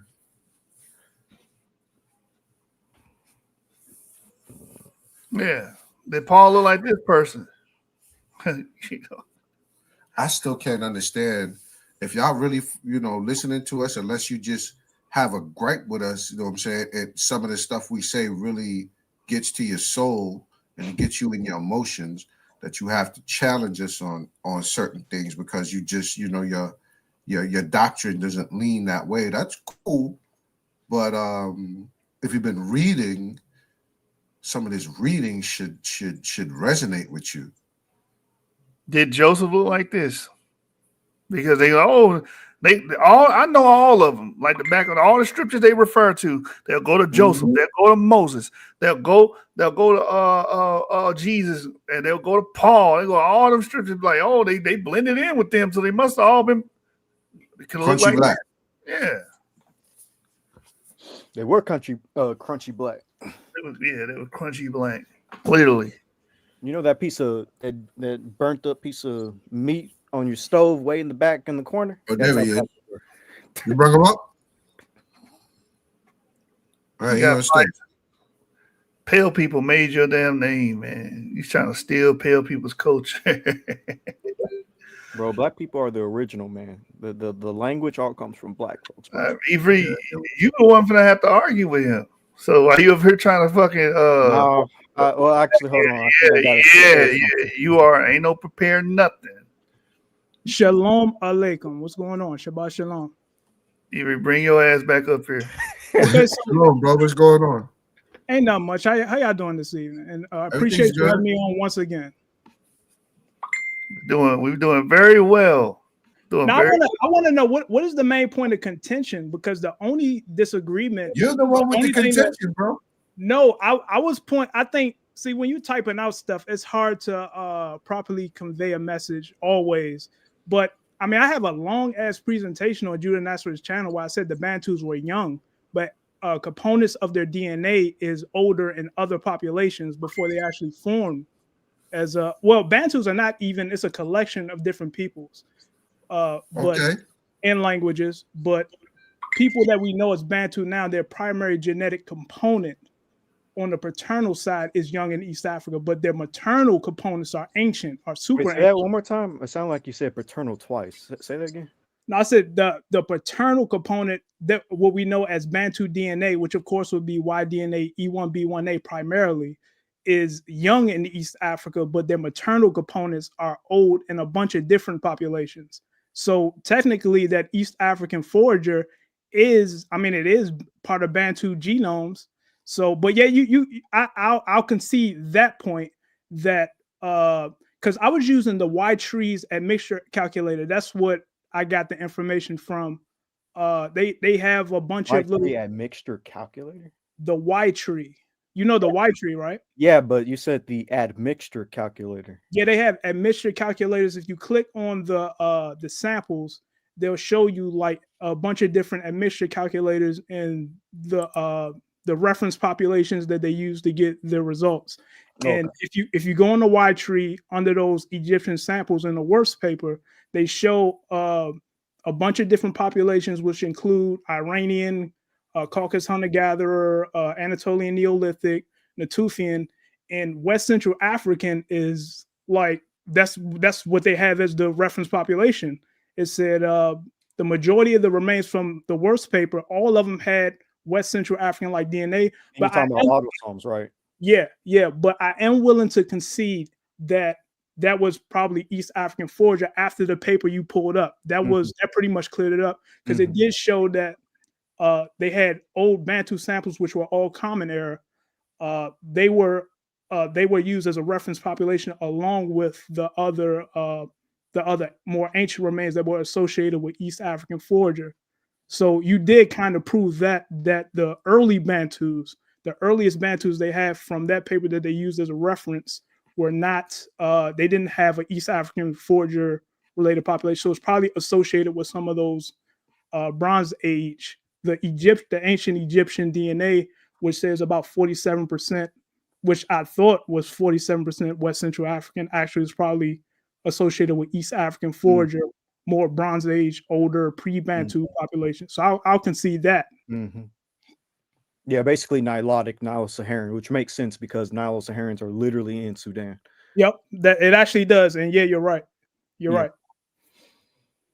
Well, he managed to concede, Yeshu. There's nothing to. But it was something else y'all was saying, that And it's funny every time I'm thinking I'm not really disagreeing with y'all, and then y'all just be going in. I'll be like, what No, the that's hell? them. They like to bully people, but you know, I try to be nice and hear people's points. You know, Don't you start your bullshit, nigga. You Oh, was no, on his no, ass too. You was on that nigga heels. You was on his heels too, nigga. Don't stop the bullshit. I'm known for bullying the bullies and making dudes shut up on other platforms and dudes No, running but away that's from good. other platforms. That is But good. at the same time, this is why I love this platform, because y'all deal with true scholarship. It's very rare that I get someone that can actually correct me, and I appreciate that. You know what I mean? Because it does make sense now that I'm thinking of it. But I still want to dig into that paper and look at some other. I want to look at some other things, because I have a few newer Bantu papers that I still haven't read, that I have in my yeah. read Check out list. that Well, paper that's that good I though, brought up bro. tonight. As long as you're willing to like you've been following us for a while. You've been on stage with us. You've seen us battle men of population dudes. You've seen us battle all the racist Arabs and the racist. You know what I'm saying? You've been with us, so you know that when we come with it, we come correct, and we try to pull all of the. We try to leave. There's certain things that we'll concede to. Uh, uh, uh, the men of population when they say things like, oh, well, you guys have archaic DNA from a ghost population. That's a fact. Most people wouldn't even immediately when they said that, we said, well, yeah, that's a fact. Everybody has archaic DNA. You know what I mean? They was expecting a fight for that. You know what I'm saying? It No, we just have ain't 19%. yeah, it's just ain't that 19%. they try to say 19% is the exclusive number. It's not that serious because the 19% would move more toward those Y chromosome B and the early L's.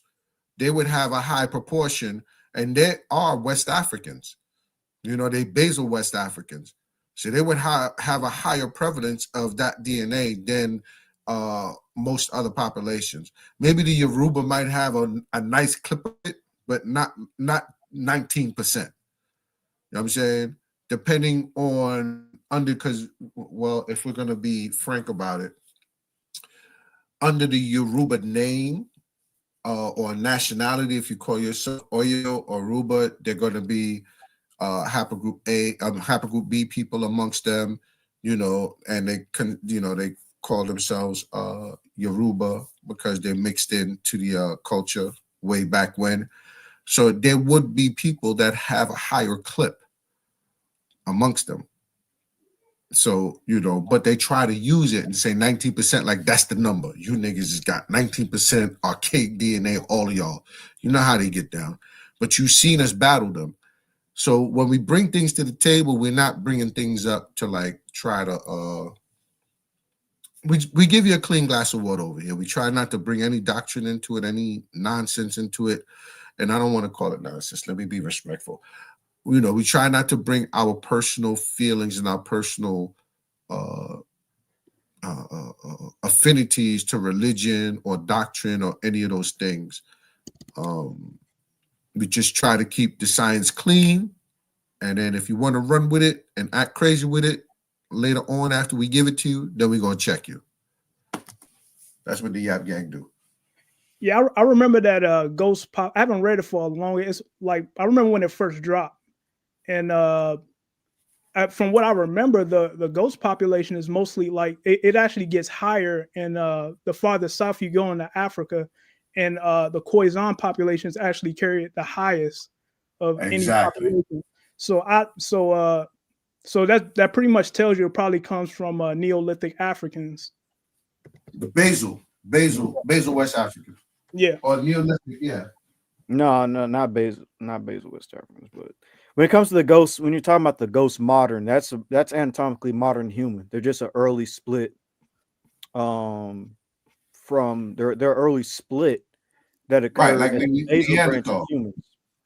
No, not Neanderthal. No, I didn't say they were Neanderthals. I'm saying they're a little older than the Neanderthals. Oh, no, they're not older than Neanderthals. Ghost modern is a modern, anatomically modern human. They split. All right, you're speaking on ghost modern. Yeah, ghost modern. They split around the same time as South African hunter-gatherers and Central African hunter-gatherers. Yeah, that's true. Modern. Razib Khan actually said that they don't know if they're like if they're like Neanderthal, Denisovan related to a Like a older cousin. human population, or if they're modern humans. Like they don't discount that it could be like just an ancient population that died out, like an ancient population associated with the Khoisan or early Africans that just died out. They might Right, because not. they don't have a body. They don't have an actual specimen to like look at the cranial, look at the body to see if it's anatomically modern. Exactly. They don't know what it is, right? Well, how do they That's know why they that call it it's population. yeah? So how would they know if it's actually a pre-modern human or not? It could just be a population that just Based on the completely DNA, died off. based on the DNA, that's how we know. Most of the newest papers are saying that it seems to be basically a basal human or a ghost modern population that was located probably somewhere in North Africa, hence Jebel El Herud, which is mentioned in the paper, that this DNA was brought into populations like West Africans.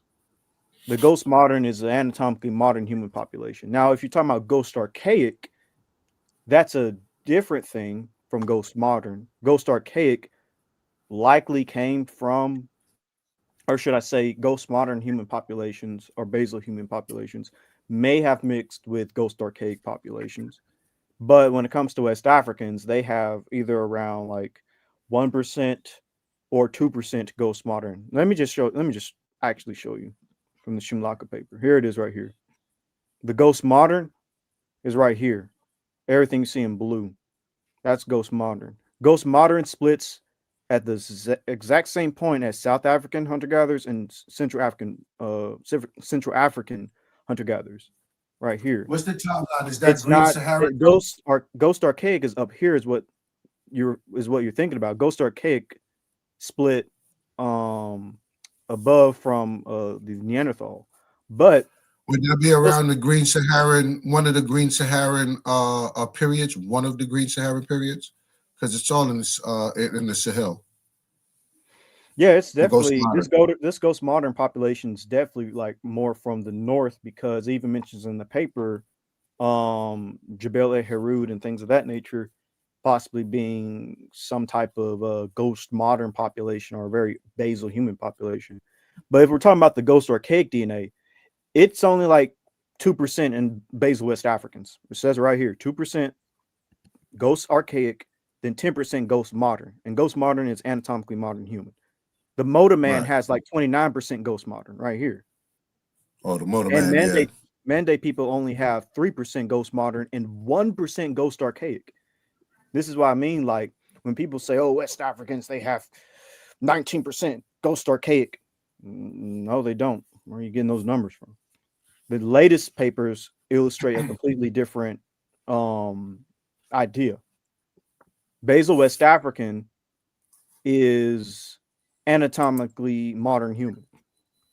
And if you look at the paper, they also show go right here. Oops. You look at the paper. I'm gonna keep flipping back and forth. They show another chart right here. That's pretty interesting. They even have right here, when it comes to ghost modern, again, ghost archaic, Neanderthal, and they have ghost modern, and they have Turferal, 46% non-African, and then ghost North African make up the rest of the percentage of the Turferal. And they have ghost North African going into basal West African, and they have 29% of this ghost modern, and then 2% ghost archaic. And then when it comes to the Mande, well, should I say 2% ghost archaic going into basal West Africans. But when it comes to the modern African populations like the Mande, they have 0.4% ghost archaic. So it could be even as low as 0.4% in the Mande, and then only like 4% ghost modern in the Mande, and then still the 29% is still in Moda. But again, ghost modern is a modern, hence the word modern human population. It's not archaic. And there's other papers that give a different interpretation. Like for instance, let's say that there's two ghost modern populations. One is ghost modern 1 and one is ghost modern 2. It looks like basal West Africans potentially could have 12% of this ghost modern 1, which again still anatomically modern humans, just early humans, basal humans, that split around the same time as Central African hunter-gatherers. And then this Ghost Modern 1 goes into the basal West Africans. Mende could have about 4% Ghost Modern, and then Motoban could have like 29%. And just to show Let me you, ask like, you a quick question. I'm sorry. I want you to finish, but I got a question for you. yeah. So what's the timeline they're putting at this Ghost Modern 1 and Ghost Modern 2? Is it around the Ghost Modern likely when split around Magnan was around or earlier? Ghost Modern likely split somewhere like 300 to 200 years ago. Okay. It says it literally in the paper. Give me a second. Let me see. It says it right here, I believe, when it comes to the section, because I remember looking at it. Let me see. Is it right here? I see 8,000 BP. That's okay. Keep going. Oh, Here it here it is. is. You 300,000 to 200,000. Like It a says sequence. yeah, you see it. Yeah. Like a I'm sorry. Go ahead. Read that. Yeah. You're right. You see it right here. The approximate 300,000 through 200,000 BP divergence time of A00 from other modern human haplogroups could support its association either with the Central African forager related ancestry component of the Shumlak individuals or with the deep modern human portion in the West African related ancestry. There's another part in the paper that says it. Here it is right here.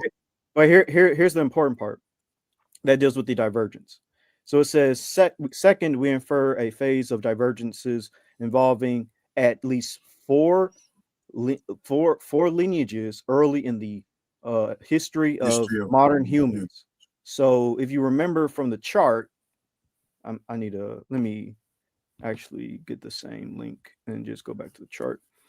So if you remember from the chart, it shows 4 human lineages. Scroll back down. 4 human lineages: South African hunter-gatherer, Central African hunter-gatherer, and Ghost Modern, and then this other sub-Saharan African lineage. 1, 2, 3, 4. Let's go back. So it says, second, we infer a phase of divergences involving at least 4 lineages early in the history of modern humans. The consensus has been that South African hunter-gatherers who split from other populations, approximately 250,000 through 200,000 BP, represent the deepest sample branch of modern human variation. And I've also brought this paper out in the past. I'm just going to a different paper right now, but this paper also illustrates the same thing. Khoisan, South African hunter-gatherers, represent the deepest split within humans. One branch of humanity, one branch of like sub-Saharan Africans is over here, and then the other branch is right here. This is approximately 300,000 years ago, to go back to the paper. So it says, our results suggest that Central African hunter-gatherers split at close to the same time, perhaps slightly earlier, and thus that both clades, as well as the lineage that would later diversify at point 2, originated as part of a large-scale African radiation. And so, again, going to the other, or we can just stick with this paper. Going to this paper, it's talking about the Central African hunter-gatherer. And going back to this other paper, you can see that, yeah, Central African hunter-gatherers are like the next human population to kind of form its own distinct lineage. And so let's go back over here. And so right here, this is where it kind of gets into the deep lineage and like who it can belong to. So it says, in addition to a well-characterized deep lineages, we also detect at least one deep ghost source contributing to West Africans and East African hunter-gatherers. This signal corroborates previous evidence for Hadza and Sandawi, and for West Africans. Although we find that the best fit is a source splitting near the same point as Southern and Central African hunter-gatherers. So this deep ghost source is splitting at the same point as Central and Southern African hunter-gatherers. Hence why, if you So that's go modern. back over here, the Ghost Modern is at the same Right, that's point. modern. Again, this is a anatomically modern human population, not a archaic population. I'm not just saying that to y'all, by the way. I'm saying that to anybody else that might have been confused about that. So, anyways, it says our results are also consistent with previous reports of archaic ancestry in African populations, specifically in West Africans. The presence of deep ancestry in the West African clade is notable in light of Pleistocene archaeological record that includes Homo sapiens fossils dated to approximately 300,000 years ago in northwestern Africa. That will be Jebel El Harud, who was in northwestern Africa in Morocco. And then it goes into archaic remains found in West Africa, like El Aruro. But anyways, basically that deep ghost source seems to be potentially a Saharan, early Saharan population of people. That's split around the same time as ghost as well, excuse me, that split around the same time as Central African hunter-gatherers and South African hunter-gatherers. But right here is where it actually explains the proportion of DNA in the Mande. So it says right here, we estimate the shared admixture, excuse me, it says we estimate the shared admixture to introduce 10% deep modern human and 2% archaic ancestry, although the first portion is not well concentrated. And it says the alternative model is no archaic component.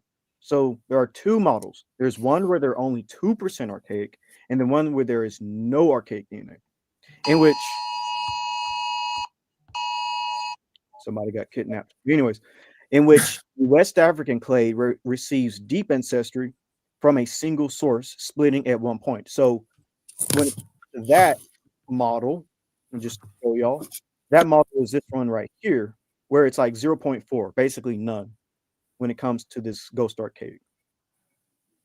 So yeah, when it comes to this ghost thing, it's very it's very complex. A lot of folks, the Robert Seppers of the world who like to spread that lie, as well as people in the Mana population and others, have not read additional papers that talk about the archaic DNA and the ghost modern and the basal modern, and they're mixing up the basal modern with the archaic ghost and mixing up the ghost modern with the archaic, and it's like, no, these are ghost modern, basal human, those are all anatomically modern humans. They just early splits within the tree.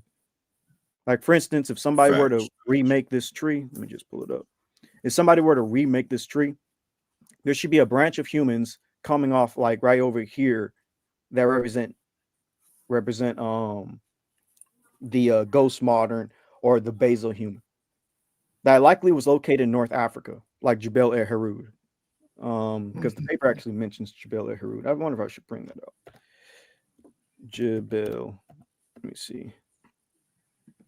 I think he was mentioned. No, he's referenced in the paper. Okay. I remember it mentioning North Africa as well. Let's see. I think it says right here.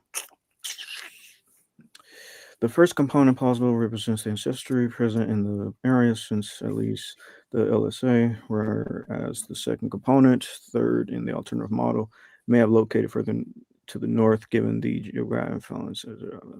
Chronology suggests a possible northern influence of cultural. Yeah, so basically, even the paper, it says that it looks like some of the DNA in the Shumlaka population could have like influence from peoples in the north,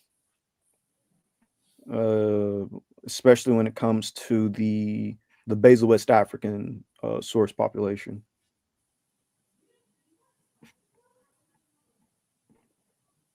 Presently, groups in northwestern Africa and the Sahel have substantial mixture connected to later migration, so identifying the exact source areas may await additional Ancient DNA studies. Let me see. Gene flow from north before is possible due to so it even says right here, gene flow from the north before 8000 BP, excuse me, is also plausible due to a short period of Saharan and Sahelian aridification, excuse me. And then also talks about like certain tools and stuff being found that seems to have a northern influence.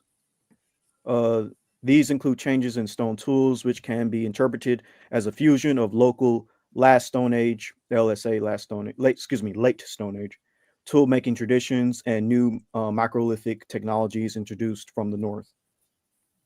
And it says the chronology of the archaeological record from Sri Lanka suggests a possible northern influence on cultural developments during the the SMA. The first component possible president, whereas the second component, third and alternative model, may have originated further in the north, given the of other major populations. So it's basically saying that the first component plausibly represents ancestry present in the area since at least the last Stone Age, whereas the second component, third in the alternative model, may have originated from further north. So if it's saying third in the alternative model, that would mean, let's see, I think this would be third. Let me see. I think that's the third model, right? Yeah, that would be the third model. When you finish, I got a question for Matt. Yeah, third model, yeah, that would be. But anyways, you can go ahead. I just wanted to clear that up. No, that's good. That's good work right there, yo.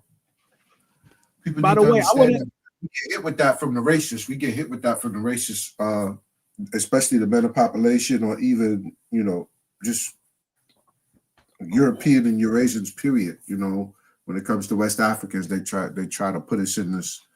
And I know they're only doing it because there's certain people on our side that go at them and call them Neanderthals and cavemen and all this, that, and the third. So it's just like a tit for tat. Yeah, that's definitely a doctrine killer right there. Yeah. But if you can allow me to share my screen, I want to show you where I got that. Before you get to that, I got a question right here. This that's on the screen. Most of those mummies. Sorry, I got my. Hold on, shit just came up. Covering. Most of those mummies from the West. Why is this giving me a worst paper? Yeah, that's what started this. Yeah, the worst paper. That's exactly what I was about to. I was about to show you how I came to that conclusion, and I'm starting to reevaluate some things. I said I might have been wrong. Now I might go back to my original position after I just looked at what I'm looking at right now. If I could share my screen. But this is admixture. This is admixture, right? I'm aware of that. It's not West Central African either. Say it again. It's not West Central African. Okay, let me. Can I share my screen? Go ahead. Sure. All right. Somebody pull them up. We don't see anything. I don't see nothing to pull up. There's nothing for me to pull up. You got to pull. Somebody got to pull them up. Can I see that? Yeah, we see it now. All right, check this out. This is where I got the information. Whether it's right or wrong, I don't know. But this is the ytree.com. I'm pretty sure y'all are familiar with this. Look at that haplogroup RL20. I see the haplogroup, but look at the admixture. Where? I mean, did they transport the West African transport back to Egypt or something? Check out this. No, isn't what the. we're telling you is that. Hold on. Slow down. Wait, where's the admixture? I'm trying to. I said this earlier. Screen? Yeah, but I said this earlier. Like these people were mixing, so they're admixture. You're going to see Western Central African DNA in these people. You're going to see it. This is why you could have a mummy that is extremely dark skinned, but their direct ancestry on the paternal and maternal side is Eurasian. I'm fully aware of that, and that is not an argument that I'm making. That's not an argument. Okay. But look at the reference populations here. Like maybe. Hold on. Buy it. Yeah. click the tab that says share this stream. Can you, You don't see his screen. Right below. Hold on. No, because he after he clicked it. There you go. okay. Okay. Yeah, I So didn't. can you see it? Yes. Okay. All right. I mean, look at the reference populations here, though. This isn't actually this isn't the Nakata sample. This is Bronze Age. This is post dynastic period sample, and pretty much every sample from the worst paper, these admixture simulations from this site. Maybe they're wrong. I don't know. They probably are, because these are different calculators, and different calculators can give you different results because different calculators have certain human populations in it, and certain populations are left out. For instance, on this calculator, it says Proto-Australasian. I highly doubt they had Proto-Australasian. That's true. That's true. But I mean, they could have possibly had a mixture with a population that has Austronesian people. Who knows? Not Proto-Australasian. I know this is Also, why this calculator. This is why admixture calculations are actually kind of problematic in a sense. They are. You can't really. Hold on. I just want to make something clear. Hold on, I want to make something clear to everybody. Taiwanese, underneath where it says K47, where it says K47, and everything is in Asian, those are the sample numbers. That's the sample numbers. All right, and then it's in English, and it gives the percentage on this or going to the left. Like it's saying that this sample, like if you look at the Michael K25, 6.56 Taiwanese Aboriginal, but only 2% Berber. I would expect an Egyptian to have way more Berber than Taiwanese. Oh no, I agree. This makes no sense. I agree. If it doesn't come from and if it's not like done by if it's not an official genetic research paper, you do got to look at it with a side eye. But it's not like you guys haven't used unofficial admixture calculators as well. But this is where the only time we do that is if they make sense. Well, I don't use. You're right. We don't mess with calculators like that. No, I don't do G25 and all that shit. So I don't know. We don't do calculators like that. In the past, you guys have. I don't. No, I have. I will look at G25 Avery. If it's corroborated by actual scientific papers. Like if a G25 says that Ibero-Mauritians are like 30-some% Yoruba, and then the rest is Natufian, then it's like, yeah, because that makes sense according to the Pleistocene paper.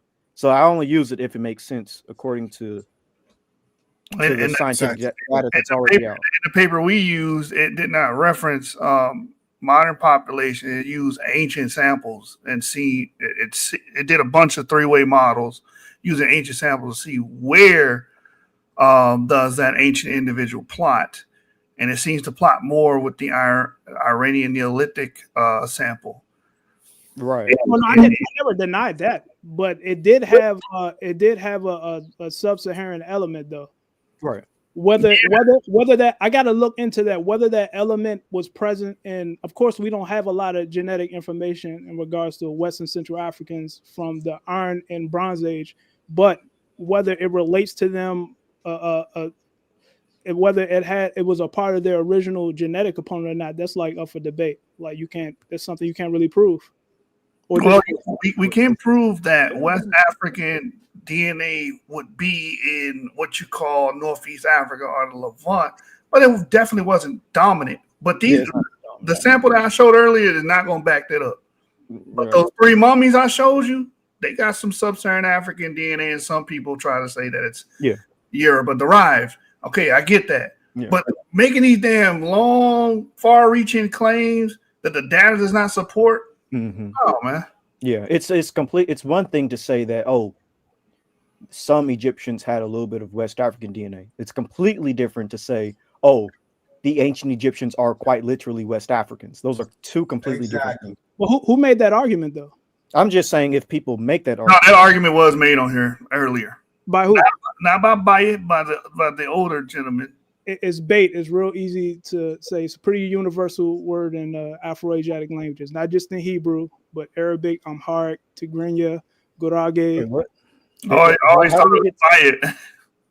do we get to Afro-Asiatic languages? Hey, remember Bayet from Assassin's Creed? I thought that's how you say it. It's bait. It's bait. Just bait.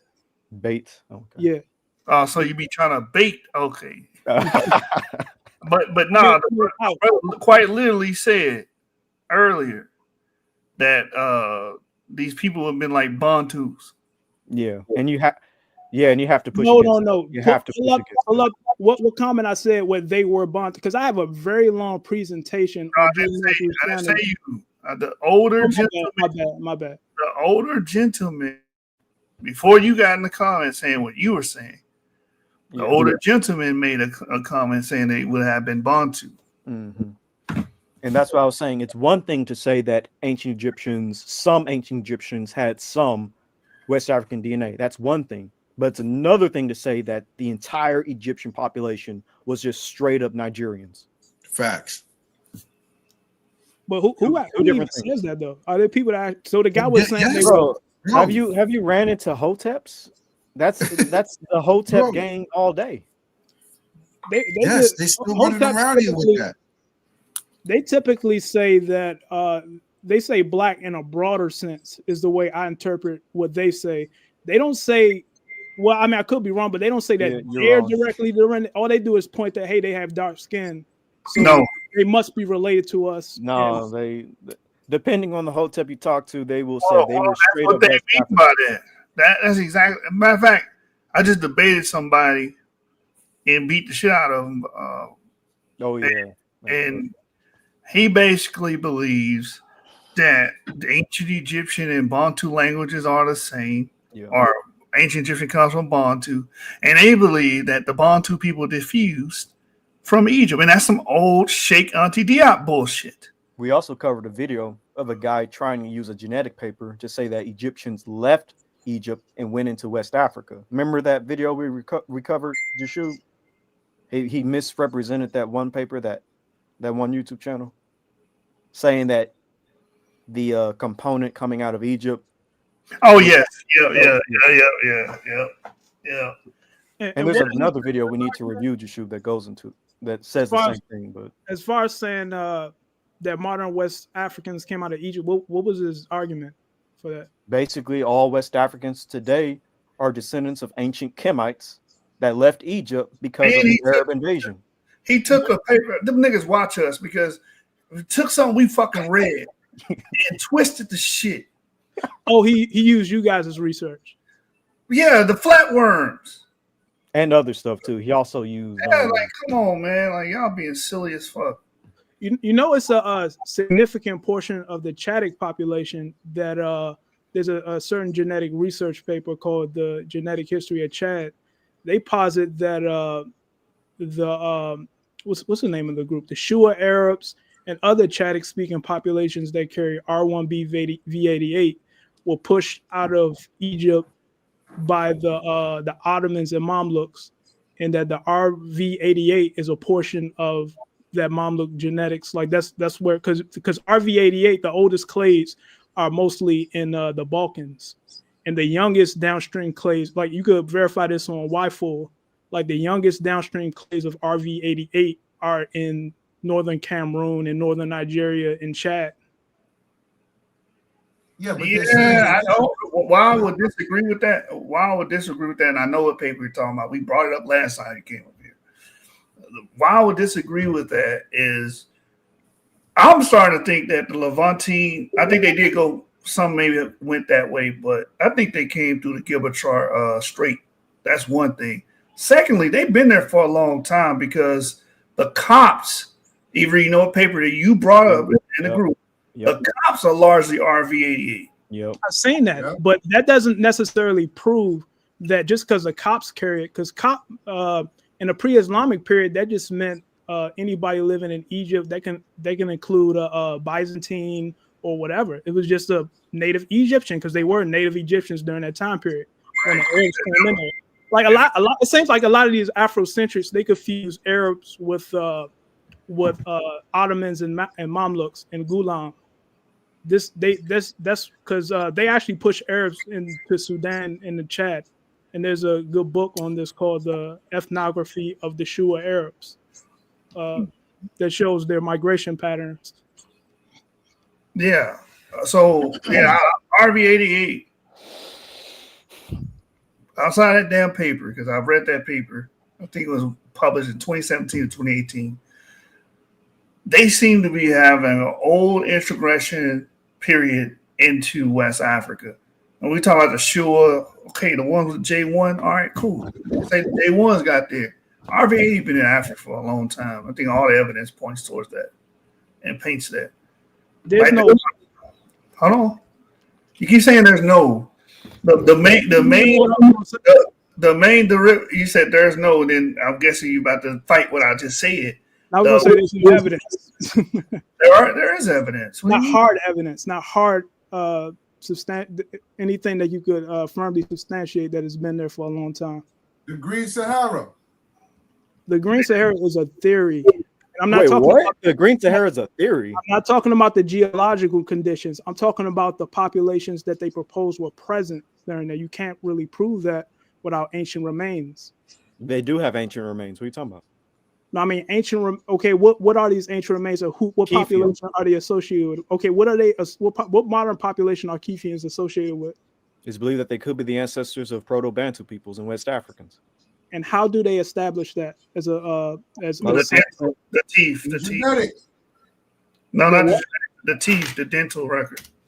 Hold on, wait a minute. So your phenotypical components and your skull structure can change with a mixture. Wait, what? Yes, it can. It actually can. So we don't know if that's Bantus or not. That could have been the population that, quote unquote, well, Bantus are not really in West Africa, but that could have been the population that so-called Niger Congo speaking populations mixed with as they entered Western Central Africa. We can't really say those are Bantus until we get some DNA. And there's no hard evidence for an Arab or a Mamluk introgression into Northeast and then Central and then West Africa. That actually is. Have you read the book, The Ethnography of the Shua Arabs? When did this book come out? Oh, the Shua Arabs. That's what I was going to tell you. We know what the Shua Arabs DNA would be mostly comprised of. RV88. No. Yes, I'm not talking about. Hold on. I'm not talking about including Chadic people, man. I'm talking about just when you look at the Bagar Arabs and stuff like that. Yeah, their male component is mainly J1. Exactly. Yeah. The Marsh. Isn't that part of the Marsh Arabs? Yeah, but before Arabs are predominantly R1B V88 and E1B1A. I'm about to double check that now though. Bro, go ahead and do it. But Arabs are majority. Like, sure, Arabs can have R1B. No one's denying that. But Arabs are majority J markers. Exactly. What the book I just cited is an academic book. It is not by AFROCENTRIX or whatever. I'm pretty sure I got some excerpts somewhere on my computer. When did that book come out and who wrote it? Like the 2010s. Matter of fact, let me 2010s. Find it if you can. Find it. We'll wait for you.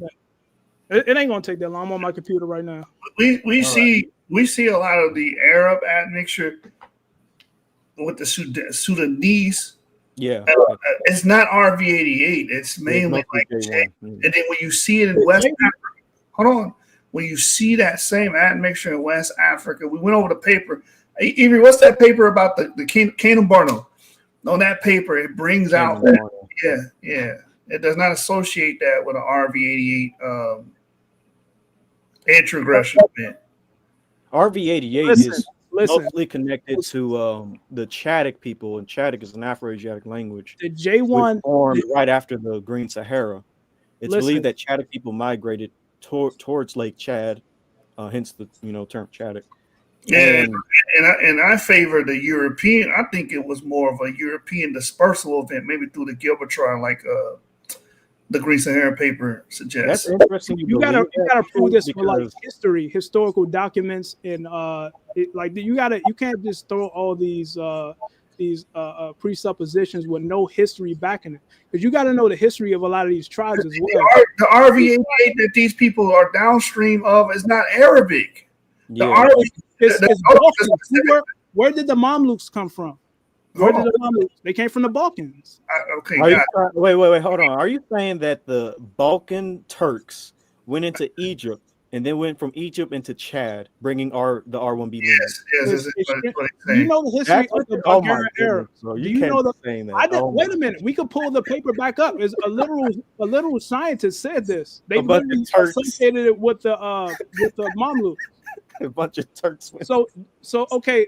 What do you know about the history between the Bulgarian Arabs and the Mamluks?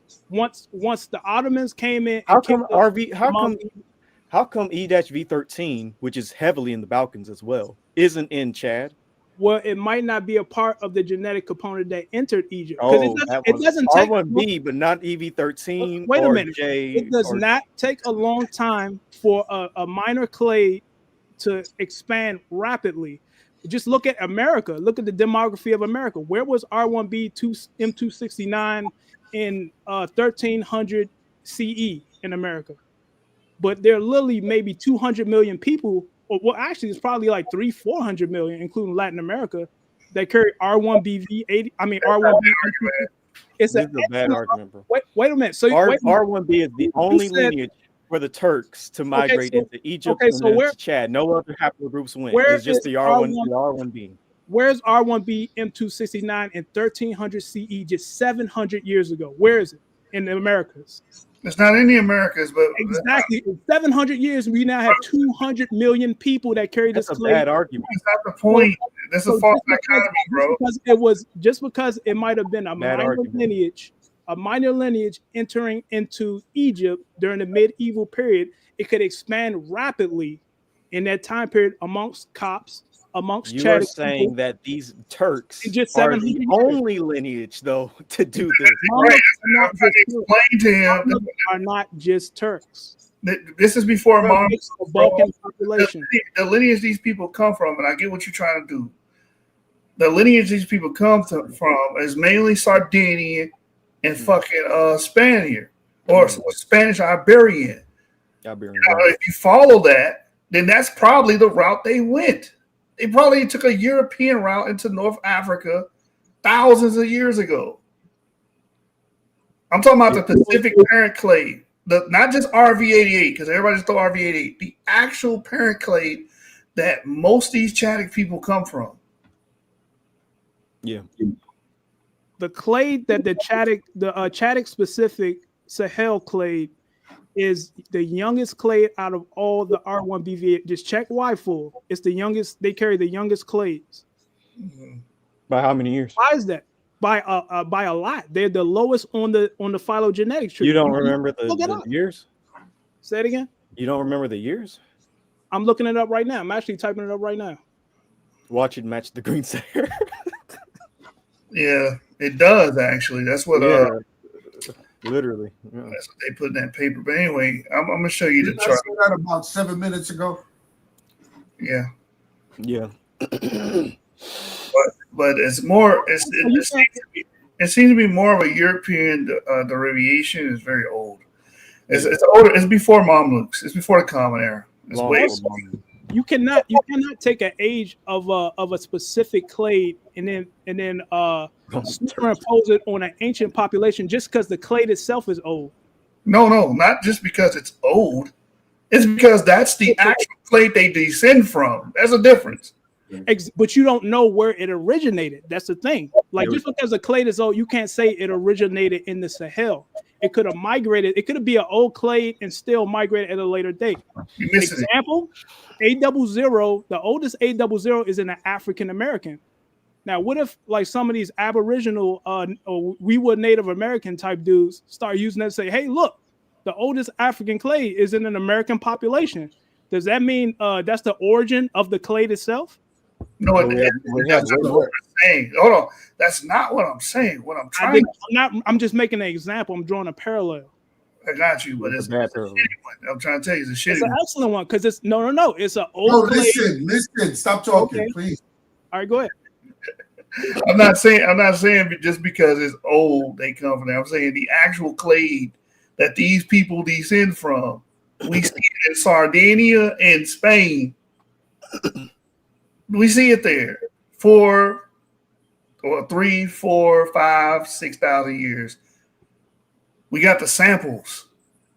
So it's more a logical deduction to say that this RV88, these people that RV88, they carry. Most likely came from Spain or came from a European attraction. Yeah. Mediterranean. They come from V2197, bro. I'm looking at Y4 right now. The Chadic people are not a bunch of Turks. All of the closest related clays are in Saudi Arabia and North Africa. Not all the European specific clays are the oldest upstream clays. Just look at White Tree. Yeah, this isn't proving that they're Turks, though. It actually does, because Mamluks were all over the region. Mamluks and Ottomans were all over the region. There have been human beings throughout that area of the world for thousands of years. Also, so you guys are not familiar with the Turkomen that ruled over Yemen, like from 1200s to the 1500s, in the Ayyubid period of Yemen. They literally have an entire dynasty ruled by Turkic people from that region. Yeah, this doesn't prove that R1B lineage was Turkish. And you have nothing proving that it was in the Green Sahara. There's been humans in Arabia for thousands of years. That doesn't mean that the R1B lineage descends from Turks. That's a dumb argument. There's always been human populations crossing Arabia as far back as out of Africa. Look at the Sahel Chadic specific RV88 clays on the White Tree. The closest related, the closest relatives to the Chadic specific, Sahel specific clays all appear to be Saudi Arabia, North Africa, Egypt. I'm not seeing no Spain, and I'm not seeing it on here. I mean, that's fine, because that's Jashub's argument for RV88 migrating through Spain. Other scientists say that they migrated through the Levant, or other scientists say that they migrated through Italy and Sicily or Sardinia. And then some say what Jashub says, which is Spain. There's like a bunch of different ways RV88, a bunch of different routes RV88 could have taken to migrate into Africa. But none of these scientists say that it was the Turks, though. It's you making the claim that it's Turks. I said the Mamluks who came from the Balkans. This is clearly a Balkan specific clade. Yeah, but no scientist saying that it's a bunch of Turks migrated into the genetic history of Chad literally associates it with the Mamluks. It's in the paper. So it says that Chadic people are descendants of Turks. Okay. No, they say that paper associated the Chadic language with modern E1B1A carriers in the Sahel, like the Masi people of Burkina Faso. That's not true. That's what it says in the paper. I told you that last time. It's actually it's actually the women, L3E. Well, we discussed L3. Yeah. Thank you. No, they don't. L3E comes from East Africa around the same time, specifically L3EF, I believe, comes from East Africa, and it formed in East Africa in the particular region where it's believed that Chadic also emanated from. Okay, let's go to the paper now, because what you're saying is not what the paper says. It associates it with the people, the E1 people that carry E1B1A in the Sahel, pretty much. But the paper literally says it's mitochondrial L3F. Yes. So they associate mitochondrial L3F with the paper, bro. Okay, that's what we gotta do then. Yeah, they associate L3F. It's either L3F or L3E. I can't remember which one, but it's a L3 lineage basically that's associated with Chadic language.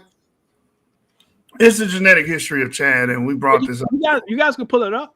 You guys can pull it up. I mean, you're the one that's arguing. No, you guys just made a claim. I want to see it because I went through this paper like 3 times. So I want to see.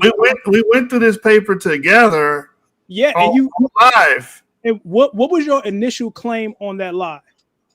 What was my initial claim on that live? It was basically what the paper is saying what the paper said. That's you claimed that the Tubu were ancient in Africa. That's why I pulled up the paper myself to show that this paper claims they got there during the Middle Ages. The Tobu got there. It doesn't say the Tobu got there in the Middle Ages. Oh my God. Okay. It does argue. Hold on. It does. It argues what you say. No, I agreed earlier that it argues about the Arabic introgression. I didn't dispute that the paper don't say that. They're against Near Eastern farmers coming down and introducing this RV88 clay. I'm against it too. It's European. They most likely came from Europeans. Yes, the Mamluks were Balkan Europeans. No, not fucking. I'm talking about thousands of years ago. You're talking about. You can't prove that though. You can't prove that, bro. Yes, I can. Hold on. Okay, let me go We back. can prove that with with early European farmers, bro. Like when it came to early European farmers and Anatolian farmers went into like the Maghreb region, bringing in a bunch of non-African Y chromosomes. Yeah, the Carib. Yep. That's a good point. Yep. So we can prove it. What are you talking about? We can't prove it. We can also prove a bunch of Arabic-speaking people associated with the Bagara who were heavily. You cannot prove that RV88 is connected to the Chadic people via that interpretation. Literal genetic paper posited this theory. This is what I mean. No, you got to concede the point though that you said to us that we cannot prove that RV88 came in during the time of the Green Sahara when there's literally the Anatolian paper that says that Anatolian farmers, early European farmers, migrated into the Maghreb, into North Africa, carrying G2A, T1, R, and all these other lineages. They did come in during the Green Sahara. You got to actually, there's a new paper that's got a V88 sample on it that's coming out this month. That's crazy. We're talking about this shit. That's North African. You got to concede that point. You got to. Hold on. There's a brand new fucking paper this month that's gonna have a V88 sample, man. From the Green Sahara period? No, it's it might be the Green Sahara period. I wouldn't be surprised. I mean, I thought I put it in the damn group. But we got bodies, bro. We got physical bodies from the Green Sahara time. But European clays. If it's in the paper and they're actually upstream from the clays that Chadic people carry, directly upstream. I'm telling you, hold on. No problem. Then I would have no choice at that point. Be outdated. Look on the screen. Look on the screen. It's right there. It's fucking Sardinia. Okay. You still have to place them in. You still have to place them in the Green Sahara at that period. And you have to associate them with early cultures in that period. So just okay. Check this out. What country is the R1BV88 in that's found in this paper that's going to drop soon? No, it's in North Africa. It's a paper. Is that the Sahel? Is North Africa the Sahel? Oh my god! Oh my god! Are you serious? No. Oh god! No. And it's traveling down based upon what? The Sahel is below North Africa, by the way. So just because it's just because it's directly north, that means it had a presence in the Sahel and is associated with early cultures in the Sahel. That you could just jump to that conclusion. It would make sense why some West African groups have that Ibero-Mauritian damn component. It makes sense. So was EM78 also in the Sahel in West African ancient times? Yes, it is. Yes. Okay, all right. Yes, wait, why wouldn't it be? Why wouldn't it be? Wait, what? Hold on. Why wouldn't it be? What was that a question? Wait, what was the question? EM78, AM13, RV88, and EM2. The problem you need harder proof to prove all these remains are ends. All you're doing is positing a theory. But you positing a theory as well. Exactly. So we're both positing theories now. Yeah, I'm not passing no theory off as fact. All I'm doing is putting my postulations out there. You could take them or leave them. Yeah, but the science follows us more than you. It literally does, because when you read this paper here, let me go there. Hold on. Let me go to the conclusion. Where's it at? Boom, boom, boom. We go all the way down to the conclusion of this paper, man. This is a supplemental, by the way. It's a paper that was done on Sardinia. Wait, say that again? Sardinia. Oh, wait, where? Sardinia. Oh, not the Mamluks. Okay. Yeah, this is way before there was anything, a concept of Mamelukes. It had to do with no damn Mamelukes. The Mamelukes. I've actually heard this argument from Ron Dalton before, by the way. The Mamelukes actually included Albanians too. You know that, right? Huh? They included about Albanians and Greeks. That's cool. And Mediterranean populations. I'm just wondering, why don't these Chadic people have? We haven't. Why don't they have what? EV13. Why didn't the EV13s migrate with the Mamluks? Maybe that wasn't a part of the genetic component. That maybe it could have been could have been a small group of founders. Or at least the component should have came down. A component of EV13. You mean the alleles? They would be present, right? So how do we know it's the alleles of EV13 aren't present? Of course, they would disappear over time anyway through the admixture. But through the admixture, what? Yeah, we're talking about haplogroups right now in ancient ancestry. So it might not even show up because a lot of Chadic speakers, particularly in northern Nigeria, like the Hausa, are autosomally almost identical to people that don't carry none of these haplogroups, like R1BV88 and T and all these other haplogroups. Wait, what? So right, where do you slow down? The Hausa, other Chadic speakers like the Hausa, do you understand that? Other Chadic speakers like the Hausa that carry R1BV88, T, and occasional J's and all this other stuff, they are autosomally identical almost to Nigerians. You don't see a whole lot of Asian, you don't see a whole lot of traces of Eurasian autosomal admixture despite the haplogroups. When are you postulating that RV88 entered into Chad, into West Africa? Let me read this. I wouldn't say the Mamluk theory is 100% concrete, but it is a possibility. It is a possibility. No, it's not. No, it's not. How is it not even a possibility if a genetic? Jashub's about to read why. Jashub is about to read why it's not a possibility. Go ahead, Jashub, read it. He's about to read why it's not. It says here, the figure depicts for each marker along the x-axis the number of calls for ancestral downwards, as well as derived alleles upwards. Both individuals carry reads for the R1b M269 markers in the ancestral state and for several derived V88 markers. The almost 11,000-year-old sample also has several of the equivalent R1b V88 markers in the ancestral state, and this particular Sardinian has derived markers for the V88 subclade R1b2197, similar to the Neolithic Trox sample from Pyrenees.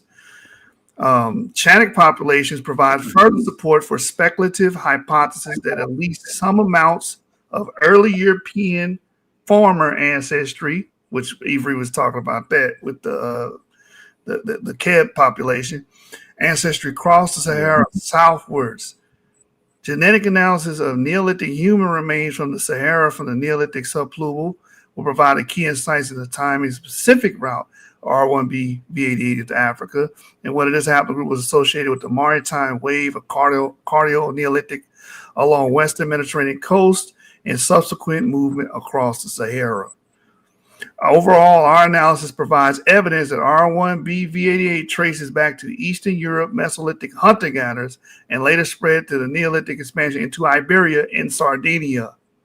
These results emphasize the geographic history of Y chromosome haplotype can be complex, and modern-day spatial distributions need not reflect the initial spread. So just like when Avery said the papers are going to reflect what we've been talking about, they do. So are you going to get to the Quite point literally. about, okay, it says Chadic populations provide further support for a speculative hypothesis that at least some amounts of Eastern European farmer ancestry crossed the Sahara southwards. Genetic. I mean, this doesn't really support what you're saying. This is like a speculative hypothesis. Come on, dude. This is not. You're just making something. This is not hard evidence, dude. I'm not making anything. I literally citing a genetic paper, a theory from a genetic paper, and you citing a speculative hypothesis with not a whole lot of evidence. Like, what are you actually reading here that just bolster your Where point? does the paper say Mamluks? Okay, we gotta go through it. It's literally in the paper, dude. No, in the paper he's talking about, it does talk about the Baghdadization, and they try to presuppose that R1b came in that way. The paper is completely fucking wrong, but that's what the paper presupposes. Oh, so our paper presupposes and your paper presupposes what I'm hearing. Well, our paper goes off the actual damn branch that they come from and where we see them last. Oh. We see this branch last in Sardinia in Spain. That's where we see it. Oh, so our paper actually has the lineage. Yeah. Okay, so that's even better then.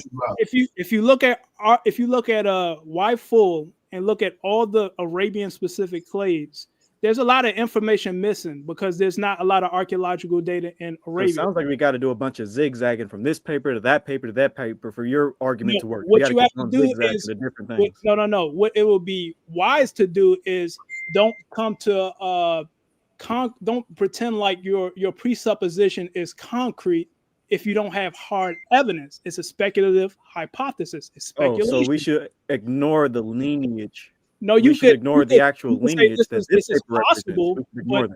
But when I literally read from a genetic paper that's also speculates things, you can't just say, "Oh, that's wrong," when everything is speculation without hard evidence. This is nothing. So nothing here is concrete.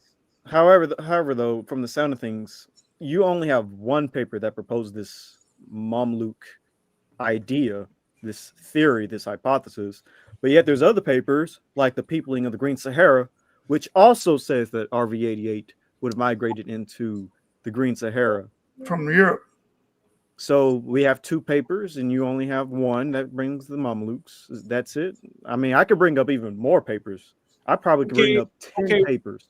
Now walk with me, because what you just showed in the other paper was a speculative hypothesis. They did not show anything concrete on the ground in Africa in that paper you just cited. So show me. Didn't you, from the paper you read, Jashub, did it literally have samples? Yes. And the lineage?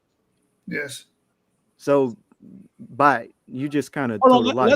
You didn't show what samples of the paper. And the paper you're referring to, it doesn't really show V88 like outside of Africa in the Mamluk population. It doesn't do that. No, here's why. It doesn't. It just says no. R1B in general. No, the paper says this. R1B in general is outside of Africa, so therefore R1B has to be associated with the Arabs. That's literally what it says, bro. Here's a problem. Well, it sounds like a lot of pontification from that paper, not a lot of hard evidence, huh? And actually, they do provide hard evidence because they actually provide a mixture analysis in the paper I cited with modern populations that were proposed to that you would think. Samples, that mixture. Got it. Okay. No samples. No, hold on, wait a minute. So are you telling me RV88 spent thousands of years in the Sahel without mixing with any other population? They couldn't pick up any admixture signals with any other population. Is that what you're saying? When did I say it did or didn't happen? Why'd you bring that up? When did I say it did or didn't? How the hell are they so ancient in the Sahel but are not mixing with any other population? They are.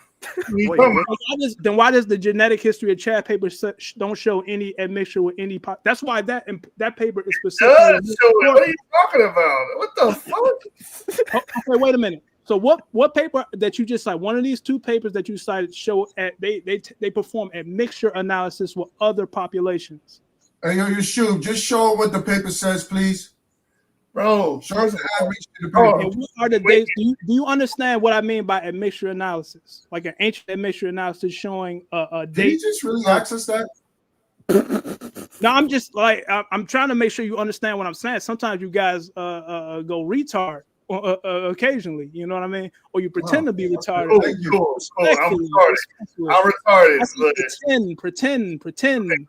Right. But wait a minute. Show me an ancient admixture analysis between modern or ancient population. Well, it will have to be modern populations. But show me an ancient admixture analysis between groups, and what are the dates of these ancient admixture analysis proving that they had a presence in the Green Sahara or the Sahel or anywhere R1B V88 carrier? Because that's what the genetic history of Chad paper shows. It shows a lack of presence. That's why they came to the conclusion that it showed up in the medieval period. It showed that they were not mixing with other, unless they just stayed there and didn't mix with anybody else. They came there 10,000 years ago and didn't mix with any of the local populations in the Sahel.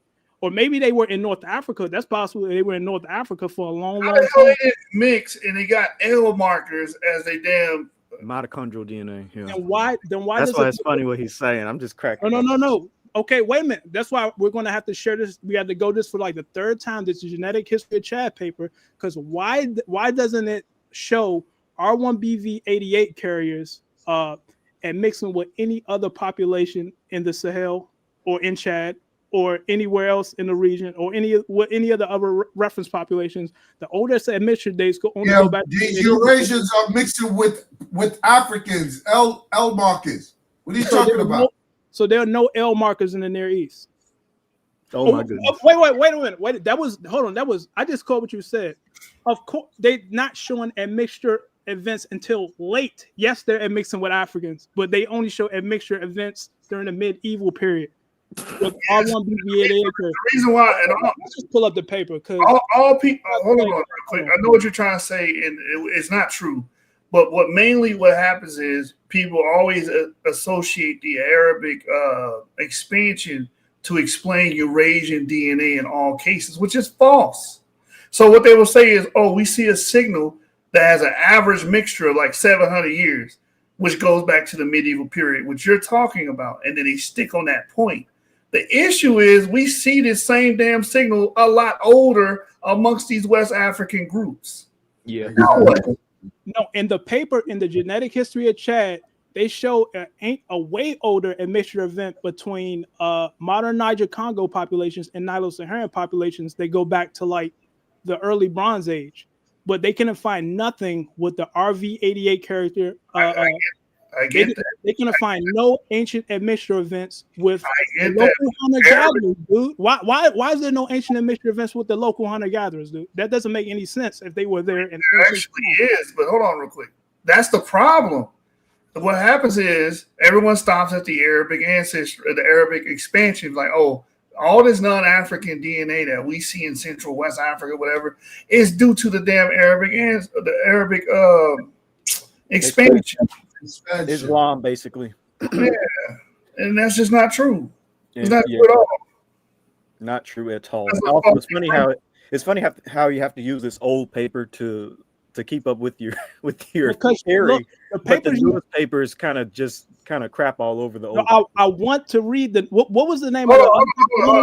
I'm going to bring out another point. I read it already. Because I showed the other. I'm very familiar with this Green Sahara paper, by the way, and I'm pretty sure there are no ancient admixture analysis in this paper right here. I'm pretty sure. You don't need ancient admixture analysis to The prove admixture analysis in the paper that he's referring to is just saying Eurasian or non-African DNA. That's all it's saying. And it's saying, okay, well, the time period that we can best fit this or say apply this is the Arabic expansion. That's literally what your paper is saying. And that is false.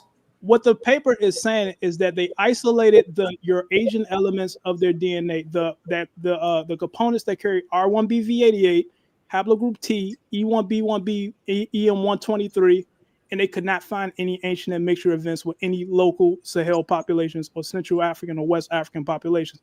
But there are ancient admixture events between West Africans and local hunter-gatherers, ancient admixture events between West Africans and Nilo-Saharan, but somehow the RV88 carriers, they're missing from mixing with every other population in the region. How does that work? I'm telling you, because they got an incomplete data set and then going off of that period of time saying, hey, this is when it happened in the medieval time. They're wrong. Wait. How do they have an incomplete data set? All they're doing is taking their genetic components, which carry because the science is always evolving where we can do better to get the full genome outward from the human body. So wait a minute. So 2018 Your paper is outdated. Is an ancient. I'm gonna give you 1,000. Hold on. I'm gonna give you 1,000 reasons right here. We got a paper that came out in 2020 showcasing that Eurasian signals have been going into Africa 4,000 fucking years ago. So trying to limit it. Don't stop. So trying to limit it for 750 years, 950 years is false. We can go back to fucking 8,000 years ago. This has always been pulses and waves of Eurasians coming in. So trying to limit I'm not denying that there were Eurasian signals. The paper that you're referencing is trying to fucking do that. No. It's not saying Eurasian. It's saying RV88. Do you want to go through the paper? And it's saying haplogroup T. It's saying that carry these Eurasian. No. Stop. Because you're mixing it up. When you was talking about the autosomal analysis, it's all it's calling is non-African. And it's saying the reason why, if you read the fucking paper, the reason why you see non-African components amongst these people is because it's Arabic derived. That's what it's saying. Paper's outdated, I bro. just read the shit to You you. understand the R1BV88? They tested Shua Arabs as well as the Tubu was a reference population. It's not all encompassing your Asian DNA. It's just that element of DNA that is common in Chadic speaking populations. That's why that paper unless you show me something else in that other paper you just cited, that's why this paper kind of supersedes the paper you just cited, because they're performing a mixture analysis with local populations, and especially the hunter-gatherers that live in the south of Chad. They had mixed with them. Your paper is outdated, bro, and it's old. How is it outdated if there's no other paper that's showing a mixture events with R1BV88 carriers in local population? Until you show that, it's the most up to date. Okay, read. I'm listening. You see it? Genetic history from Middle Neolithic to present on the Mediterranean island of Sardinia. You see that? All right, I'm gonna see if I got this in my from 2020. I'm gonna see if I got this in my bookmarks. No, I got the paper up that you're talking about. That's what I'm telling you. You don't. I'm not. This is not what I was referencing. I'm looking for. No, I have that paper, the genetic history of Chad. You literally are. That's all you got to type in. Wait a minute. So this paper here that you're referencing. This is what you just read from. No, this is what I was talking about. What this autosomal data goes back to. The paper tells you, using autosomal data, we found Western Asian, Arabian ancestry mixed in the 13th century prior to entering the Sudanese gene pool. That's what they basing this off of. That's it. Mm-hmm. It's not no deep data study of samples, ancient samples. Where these SNPs come from? It's not even specific to R1B. Hold on, stop. It's not even specific to R1B-V88. What they're saying is, since we know R1B started somewhere in Central Asia, then we're going to have to put one migration of R1B into Africa. And that one migration into R1B into Africa happened during the Arabic expansion, which don't make no fucking sense because Akhenaten is R1B. Everything you just said is not what this paper is saying. It literally said the watch it. You lying, you lying, bro. The haplogroups they're citing are R1BV88. They said associated with that clade. There are no other clades in the populations that they use as a reference. Watch this. That's what it says. I'm gonna read to you what it actually says. Where it says it's not. Here it is, right here. Historical records indicate that Arabs entered Sudan through Egypt by the 12th century. Assuming a generation interval of 28 years, our results indicated that Arabian ancestry entered the Sudanese gene pool between mid-1300s and mid-1500s, giving rise to both Sudanese Arabs as well as Arabized Sudanese, such as Nubians. This period followed the decline of the Nubian kingdom of Makuria and the end of Bak, a peace treaty between Muslim Egyptians and Christian Nubians. We observed that this gene flow event involved a combination of Arabian and West Asian ancestries. Since Arabs in the Arabian Peninsula most commonly carry Y-DNA J1, who we were telling you earlier. And since this is the argument for R. Since R originated in Central Asia, we hypothesized that R entered the Arabian gene pool via Western Asian ancestry, although most studies lack the resolution to state whether R1B was specifically R1B82V88. This is what the paper fucking says. Dang, that's a bar right there. So they're just going off the fact that R originates in Central Asia, and they believe that this event happened with the Arabic. Yeah, the introgression of R1B coming into Africa happened with the Arabians. Hold on, keep reading. I am going to keep reading because that's exactly what I just said. You just completely misrepresented. No, I did not. Look, found no evidence. Hold on. Stop. This is what you know. The paper's wrong. It says we found no evidence supporting the hypothesis of multiple entries R1B. That's fucking false. Akhenaten's R1B. Yeah. Bro, this is about Chad, not Egypt. Stop, This bro. is about Chad, bro. The paper is about Chad, not Egypt. I'm about to go, but how did they get there? They're saying it came through Egypt. That's the whole point. Don't forget, they say we hypothesized, by the way. Bro, they said that they are talking about the RV88 clay associated with that they associate with Baggara Arabs. The evidence for that came is from Egypt, dude. Listen, the evidence is they're saying there's one migration event that involved R1B, and they're saying that one migration event is the Arabic expansion. You're breaking up. I'm breaking up. Now I can hear you.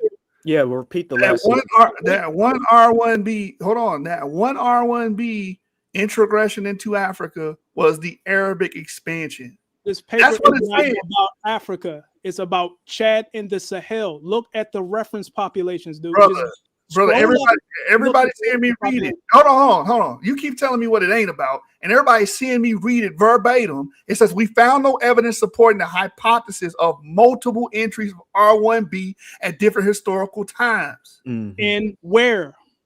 In Chad. Oh my God. In the Sahel. Look at the reference populations, dude. Keep reading. No, you're not getting it. You're not getting it. You're not. You are. The point of this paper is to say that since there are since there are R1B, and there's not evidence or historical documentation of these Eurasians coming in. Mm-hmm. But this one time they're trying to single all Eurasian migrations to just the Arabic introgression. They're saying, well, that's the only time any R1B clay could come into fucking Africa. That's what they're saying. They're talking Chad. They're talking Chad and the populations that speak Chadic. They're not talking about all of Africa. Dude, how can you even misinterpret this, dude? What is the name of the damn paper? It's not the genetic history of Africa. It's the genetic history of Chad and Chadic speaking populations. You can't be this simple-minded, bro. Dude, how do you think they got to get into? Okay, so how do you think is Chad in Africa? First of all, and how do you think they have to get into Chad? Bro, you can't even. Bro, why are you not comprehending something so simple? Dude? How do you think they get to Chad? Do they have to first get into Africa? Egypt, which they associate with Baggara Arabs. But like Yashub said, hold on. But like Yashub said, we know R1B was already in Egypt before Chad. But look at your argument and look at the arguments of the because of Akhenaten. Akhenaten had R1B. He had R1B V88. This paper is talking about R1B V88. This paper is talking about R1B as well as RV88. Bro, again, I just read it to you, bro. The paper is saying R1B. Hold on, bro. The paper is saying R in general. Hold on, stop. R in general, bro. It says here, since the paper's saying it, bro. Like you keep saying it's not. It's right here in your fucking face. Dude, it's right here. Look at the supplemental. I want you to read that. The genetic references they're using is R1B V88. Why would they make a determination about other clays that they don't even use in the paper as a reference? Because they're saying, I'm gonna read it again to you. And since R originated in Central Asia, we hypothesize that R entered the Arabian gene pool via West Asian ancestry. Although most studies lack the resolution to state whether R1B was specifically RB88, we found no evidence supporting the hypothesis of multiple entries of R1B at different historical times. Mm-hmm. Different historical times where?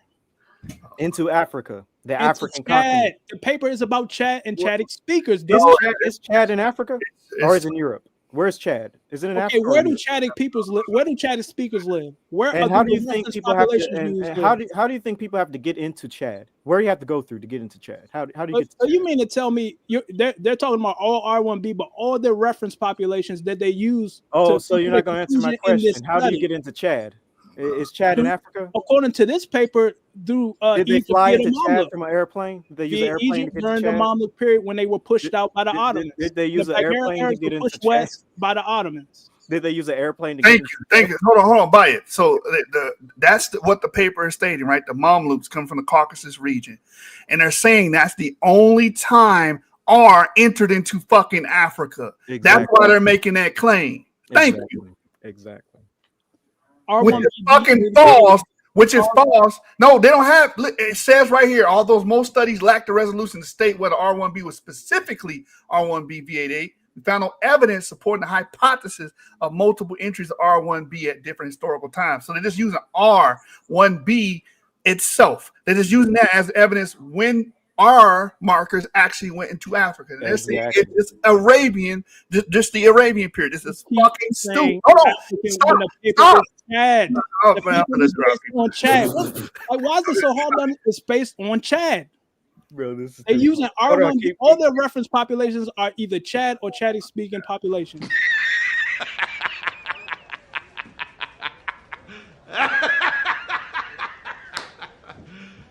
You serious?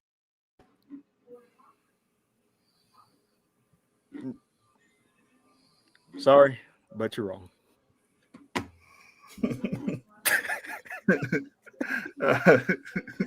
Paper literally just said verbatim. You can't be this simple. It goes on to say, furthermore, these Arabs spoke Arabic, not Chadic, implying no causal association between R1b and Chadic. It's literally using R1b in general. These Arabs are also known as Bagara, which is derived from Arabic for cattle herder, because they migrated from Sudan. The environment became unsuitable for camels. They learned cattle herding from Fulani. It's literally associated R1b with Arabs. When they're saying this is the only time this happened. So that's why they're saying there is no fucking old event, which is fucking false. This paper is faulty. So it's outdated. That's what I keep saying. It's outdated. So there are old events using the genetic components that the reference populations they use in this study that carry R1BV88, the same exact clades that are specific to the Sahel that didn't mix with any other population. They don't have, hold on. First of all, they don't even have clades from the entry point. They don't. They're just saying in general, well, we know the Arabians came in and they have non-African DNA. So this is the only time. Hold on. This is the only time. I'm about to pull a paper that goes over autosomal admixture and how long these fucking people have been here. And then kill this shit, because I'm just trying to get you an understanding of what the paper is actually arguing. Bro, the paper didn't say, you're talking Africa. They're talking about Chadic populations that carry R1BV88. This is clearly what they're talking about. What the fuck did I just read? It says these Arabs are also known as Bagara, which derived from Arabic for cattle herder because they migrated from Sudan. That's not Chad. Like I said, how did they get into Chad? Did they just fly there on a plane? Or it tells you right here. It says historical records indicates the Arabs entered Sudan through Egypt by the 12th century. Oh, and it tells you right here. Oh, that's exactly what I said, dude. That's exactly what I said. So how come when I kept telling you how did R1B get into how many times did I say they kept deflecting? You kept deflecting when I told you how to get into Chad. Egypt and then they entered the Sahel via Egypt. No, now R1B enters into Africa. It's not just about Chad. Now you admit it. Now you do it. Okay. I said it a million damn times. Now you admit it. Stop it. Get some help. AAA mom. I'm gonna tell you what this nigga did, man. I'm gonna show you. Bro, you still cannot explain why. Stop it. No, God, please, no, no. 20 years. No. And for 20 years, no. I asked myself the same. You cannot explain why Chadic specific RV88 plays are. All right, you done doing your Cupid shuffle? All right, for the record. Yeah, so that shit was long as hell. All right, watch this. Watch this. You needed a break, man. I see why you want to isolate that part of the paper. Okay, watch this. No, hold on. Stop. The reason why I brought that part of the paper up to give you the reason why they even come up to the concept that R1B V88 has to be Arab. It starts up with R having one introgression event. That's the argument. When you start there, you put the axe to the root of the tree, you get rid of the fucking tree. But you don't want to do that. You don't, because you got something against Eurasians, man. That's all it is, bro. It reminds me of that dude you was debating, actually, who said that Eurasians didn't come into Africa until a certain time, period. It's the same shit, man. It's the same thing. Everywhere a nigga go, it'll be the same old shit. Except he's saying. So when are you saying that you interpret this paper says that R1B introgressed into Africa? Is it? It's in the 13th century. Yes. So is that the oldest event introgression that they have in that paper of R1B introgressing into Africa? Yes, it says it's only one event. Okay, read down the section 3.3, dating the entry of Arabian ancestry in the Sudanese gene pool. Let me see. Hold on, I lost the paper. Hold on. Let me close some of these tabs. Oh shit! Here we go again. Bro, you completely misrepresented what this paper said, dude. No, I didn't. I read exactly what it said. Read that part then. Read that part. I read. No, bro. Everybody saw me read the fucking paper. Oh, you just completely It was clearly referring to Chad. Because this No, is why. No, it wasn't. No, stop. We're not gonna keep doing that shit, bro. We gonna rewind We just got done playing your goddamn theme song, bro. Bro, you just said that the oldest admixture that's on the record.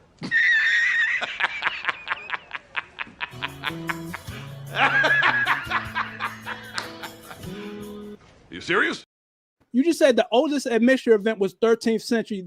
Playing the song, bro. No, you should play this. Why don't you want to go down to section 3.3? Yo, bro, relax. Why not read that section? You could you relax? That you didn't know what the hell the paper was saying. Why do you have could you stop?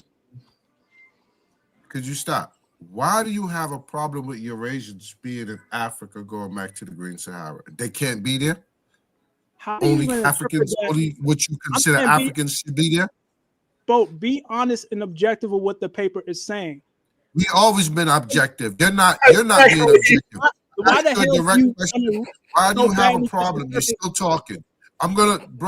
Don't make me remove you because you're talking over me. I haven't spoken. No, don't remove it. Don't do that. Don't. No. I haven't spoken. I've been listening to you. Still doing it.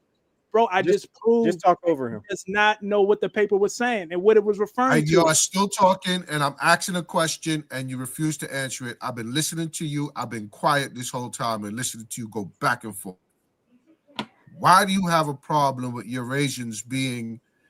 Why do you have a problem with Eurasians being in Africa, going back to the Green Sahara? Is it because Eurasians can't be in Africa? They only integressed into Africa during this period of the Turkmens? That's exactly why he's doing that.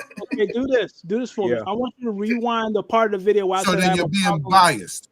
You didn't answer the question. Well, somebody else answered it for you. I asked you a question. Stop. Long ass lengthy presentation on Judah Nazareth's channel about how Eurasian. I didn't ask you all that. I didn't. Bro, Swahili civilization. So why would I have a problem with Eurasians in Africa when I literally said the Swahilis were started by Persians? Hold on, wait a minute. When did the Swahili start? In the medieval period. Exactly. Wait. So you see, that's his problem. He's got a medieval period. Right. Exactly. He got a long ass interpretation. That's why I'm listening to him. He just talking himself. Because he knows Swahili are a common Arab people. That's a common Arab amalgamation. Eurasians have been introgressing into Africa for thousands of years prior to medieval time. Hold on, let's ask this question. Hold on, buy it.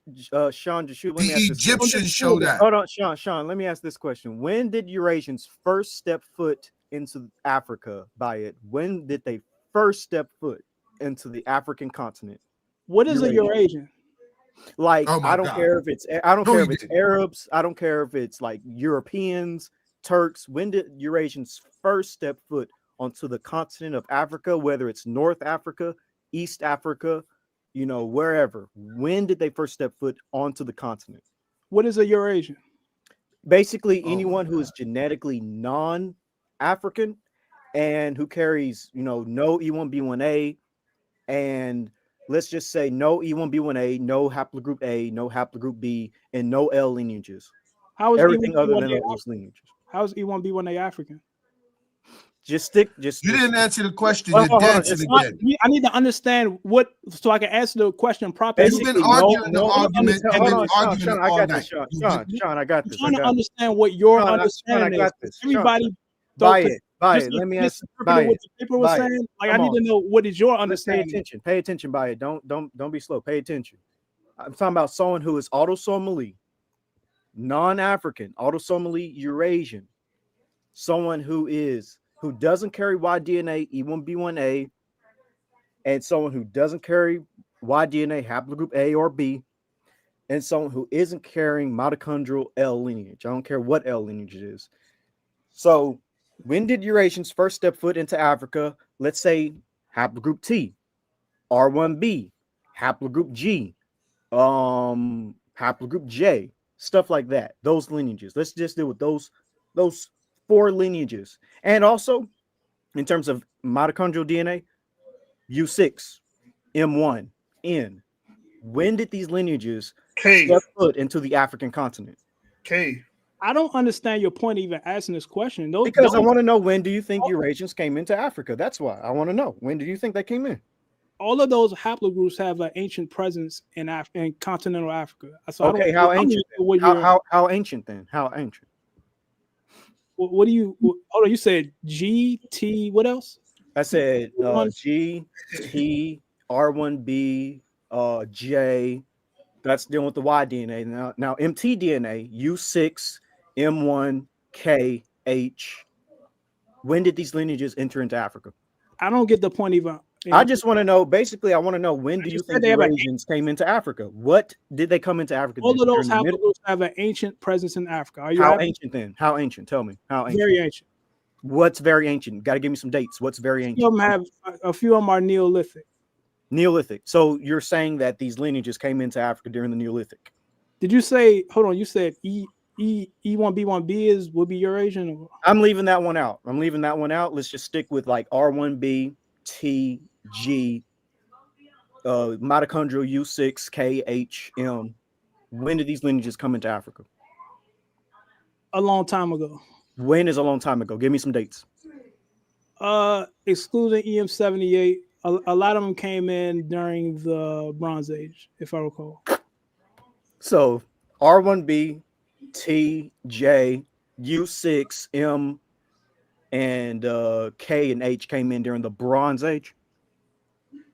Possibly. U6 was there for a long matrilineal. U6 has been there for a long time. Is M1, is that Eurasian? Or? Yeah. Yeah, that's pretty ancient in Africa. It's been there for a while. All right, so how long is a while? Would you also say that's Bronze Age? Would you also say that's Bronze Age or what? M1 has been there for a long time. Like, I would have to look at a chart with ancient remains with M1. Okay. So you would say that Eurasians came into Africa during the Neolithic then, right? I would have to look at see what. So you're not for sure if Eurasians came in. I gotta look at something. You just named a bunch of haplogroups. I gotta look at. But basically, my premise is you're not for sure if Eurasians came in. I don't during get the why you're asking. I don't have no problem with Eurasians being in Africa. I just want, again, that's fine. I just want to know, when do you think they came into Africa? I mean, like you just named a bunch of lineages that are not directly associated with each other and just grouping them together. Yeah, hence the term Eurasian. So I'm failing to see the point of this question. But yeah, the point of the question is, like I keep repeating, the point of the question is, when do you think Eurasians came into Africa? A long time ago. That's when. Give me some dates. I need to look at some damn study. You just basically you're telling me you don't know. Wait. So basically, you're telling me you don't know when Eurasians came into Africa. Haplogroups that are not even associated with each other. So basically, you're telling me you do not know when Eurasians came into Africa. I don't know what the hell. I say a long time ago. So you don't know. During the Bronze Age, most of those that you named came in during the Bronze Age. Eurasians mostly came into Africa during the Bronze Age. There are a few that have been there since the Neolithic. Some of those Eurasians have been there, particularly on the maternal side, has been there a long time, like Neolithic. All But right. So I gotta look. I gotta make sure I know what I'm saying before I say it. You can't just throw a bunch of damn haplogroups, and I'm supposed to remember every single. I mean, I could definitely tell you all biological those paper off haplogroups. the. I mean, I could definitely tell you right off the bat, but Well, I can't tell you where so from the event so unless from the it's sound of paper. things, you think most of these Eurasians came into Africa around the times of the Bronze Age. A few were there during the Neolithic, but for the most part, you don't know. Basically, is what I'm hearing. I would have to see. I would have to look at my damn bookmarks and see what is what. Right. So basically, you're telling me you don't know. Okay.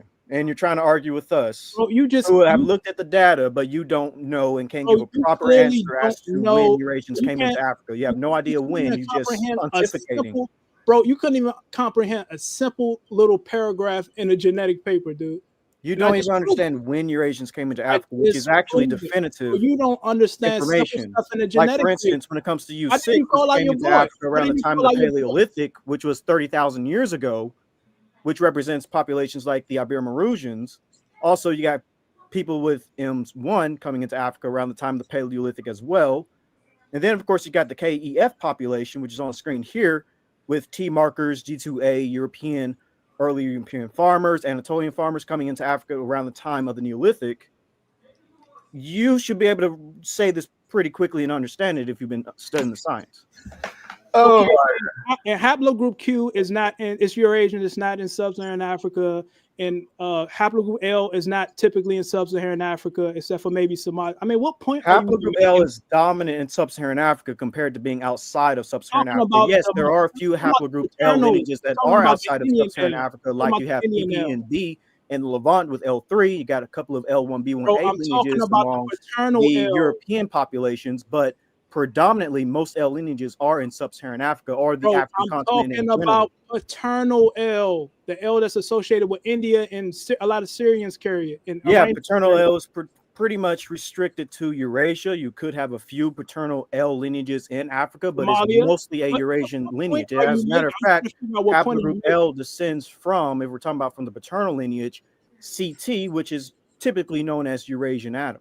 Exactly. See, this is exactly why I'm asking. Why are you asking this question? Because Even you though do not know when Eurasians came you're into just Africa. throwing a You are bunch, debating bro. You're on just when Eurasians came into Africa. you're You're just saying that throwing it's the a early bunch of Bronze Age. You're haplogroups saying out, that it's the medieval period, but you don't even know the oldest date bro. into when Eurasians came into the African continent. You can't Look give what me I a just date. did. Look what I just did. Haplogroup L, the paternal marker, and haplogroup Q are related to all these Eurasian markers in antiquity, in early, or not antiquity, but in early Mesolithic or whatever. You know what I mean? Early, whenever they diverged, but they have no presence in Africa. So why are you just throwing out random Eurasian haplogroups like they're all? I actually gave you the answer sheet to the question. I gave you haplogroups, You're not. Eurasian You're just haplogroups that rambling, migrated dude. You're into rambling. Africa. I mentioned G Because your because boy that got is cooked. actually in Africa. I You should go mentioned back in T the because paper so that's I can actually cook in some Africa. I more. mentioned R1B because that's actually in Africa. I mentioned J because that's actually in Africa. And you can give me a date for none of these haplogroups. You don't know what you're talking about. Bro, you just threw out a bunch of different You haplogroups. don't know that what have you're talking different about. I divergent gave you a times I that gave you a associated with bunch of different haplogroups that populations. migrated into Africa. And you That, can give me dates for but neither one of them. what is your point, dude? What is The your point? point is you don't know when You Eurasians have came to into be. Africa, yet you're trying to say this You're R1B doing this lineage broad brush of migrated into Eurasians, Africa around the time of the bro. Mamluks, which makes absolutely no sense. And then you're trying to say that most Eurasians came into Africa during the early Bronze Age, which also makes I didn't absolutely say no shit sense. about And you can't Eurasians. even I didn't say fathom shit. the idea What are you talking of about, dude? Eurasians coming into Africa around the time of I the said Mesolithic and the R1B Neolithic. V88. I did not say you're Asians. I said R1B V88. I didn't say shit R1B about is no a Eurasian. Eurasian haplogroup, is it not? Is R1B Any Eurasian? Eurasian, not your Asians. It has nothing to do with Is haplogroup R1B L, a Eurasian haplogroup haplogroup? Q2, Is R1B a haplogroup Eurasian O. haplogroup? Is Is haplogroup O? R1B a Eurasian haplogroup? Is haplogroup O a Eurasian Is haplogroup? R1B a Is Eurasian haplogroup? haplogroup O a Eurasian haplogroup? It is a Eurasian haplogroup. Now Where answer is it my in Africa? question. Is Where's it in R1B Africa? Eurasian? O Where's it in is Africa? Eurasian. Yes. Eurasians Is were in R1B? Africa, right? So why is the haplogroup O in Africa? I said, is R1B a Eurasian haplogroup? Answer it, because I Is told you haplogroup O is. I yes? said, Now, oh, is yes. haplogroup O a Eurasian haplogroup? I just said it is. Do you have ears? Can Why you hear isn't me? it I in said it Africa? is. Do you have ears? All I said all it is. Eurasian Do you haplogroups are have the ears? Can you same. hear me? Why I isn't said it in it is. Africa? Now, is R1B Eurasian? Tell me that. Is R1B Yes. Eurasian? Yes. Thank you. That's all I was trying to get to. It seems Okay, like so you wait have a a minute. very hard time You guys actually admitting decided things you and guys admitting cited when a you paper actually with don't know things. you guys cited a paper with Moda earlier in the stream, which is E1B1A. But wait a minute, so two E1B1A clades could be clearly distinguished from each other genetically, but you're trying to group all these different haplogroups into one box. Like, hey, this is Eurasian, and just because these Eurasian haplogroups might have been in Africa during the Neolithic. Do you know why these haplogroups are Eurasian? It's because they formed outside of Africa. R1b formed outside of Africa. L formed outside of Africa. We're talking about paternal L. Haplogroup, let's say G, that formed outside of Africa. It's Eurasian. R1b, Eurasian. T, Eurasian. That's why I'm saying Eurasian haplogroups. They formed outside of the African continent. This is simple stuff. And this has nothing to do with R1BV88 having no ancient admixture signals with any ancient African population. It actually does. But it doesn't. It does. And the evidence actually doesn't follow you. The evidence actually follows us. Okay, then I'm still waiting for you guys to pull up a genetic paper. We already did that. So sorry, too late. You didn't do it. Yes, we did. The paper in 2020 Sardinia. Who is this Dub? Who is this? Is that Dublin from the comments? Is that him? Dublin. Is that From Dublin. Oh, there he is. What's going on, man? Hey, what's up, Dublin? Chilling. Yo, I gotta say though, why are you guys looking at science to try to point you to like who's who? What are you talking about? Like it seems like you're looking at like lineages and stuff. No, we're looking at the fact when did R1BV88 enter Africa? That's it.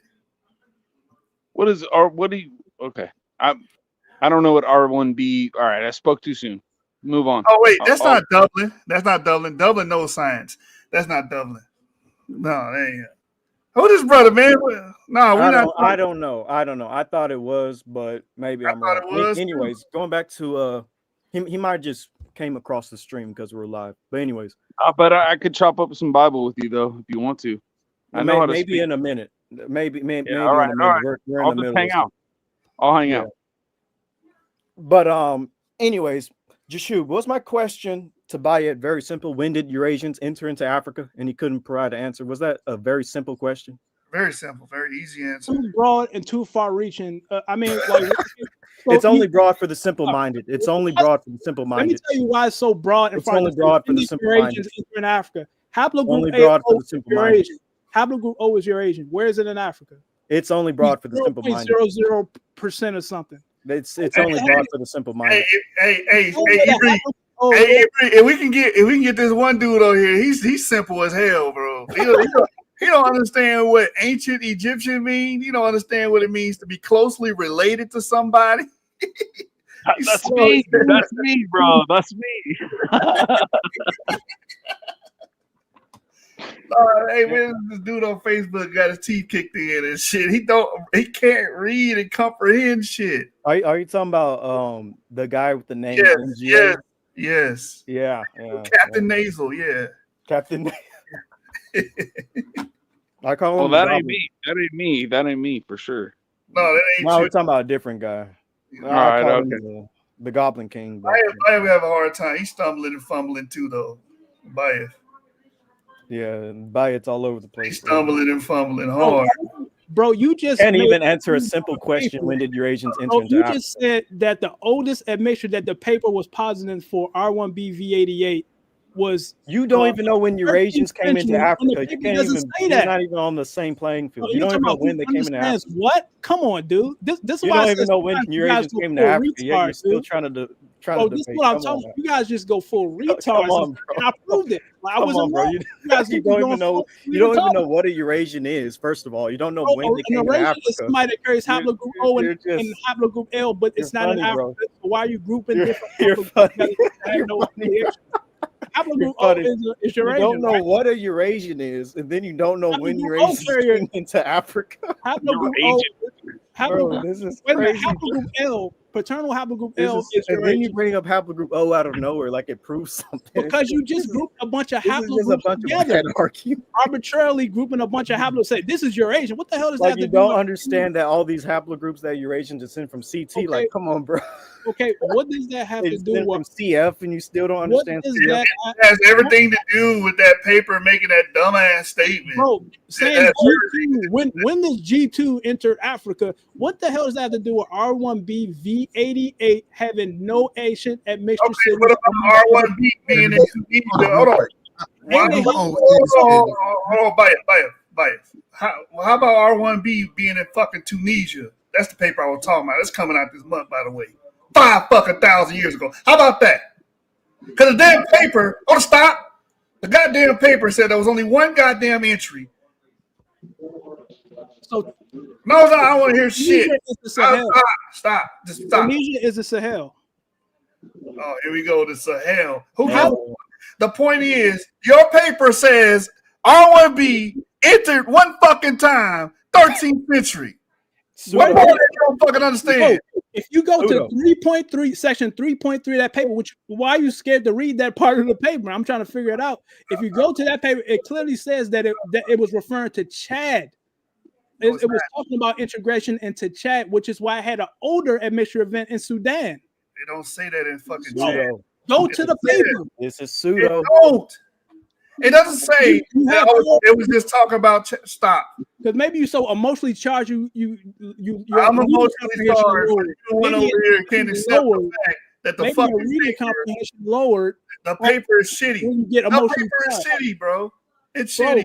If it was referring specifically to all of Africa, why does it have an older admixture event in Sudan? Several generations older, like going back to early Sudan and Chad. Because it goes to Sudan first. Hold on. This is so fucking dumb. You're a fucking idiot. Because they're saying that it came down Egypt, Sudan, and then fucking Chad.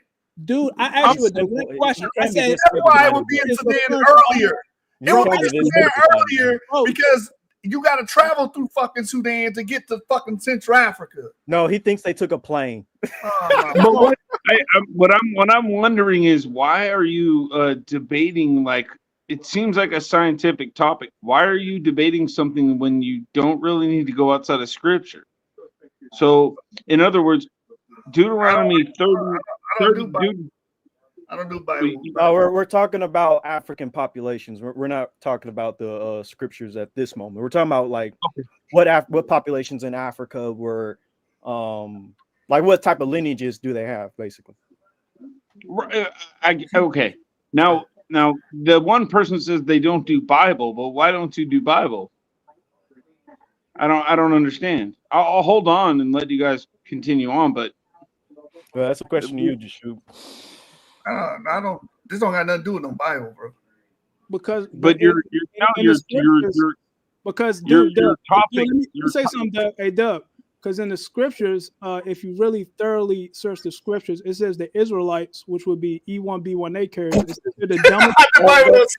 Don't listen to that part. That part's a lie. They would have to be somebody. I didn't say it's anybody. I said they would have to be somebody. They would have to represent somebody with a haplogroup who carry. Damn! The Israelites who carry E1B1A are the dumbest people in the whole book. Don't listen to that part. Stop it. Get some help. Don't that racist. That's the racist ass shit. The dumbest people in the whole book, clearly.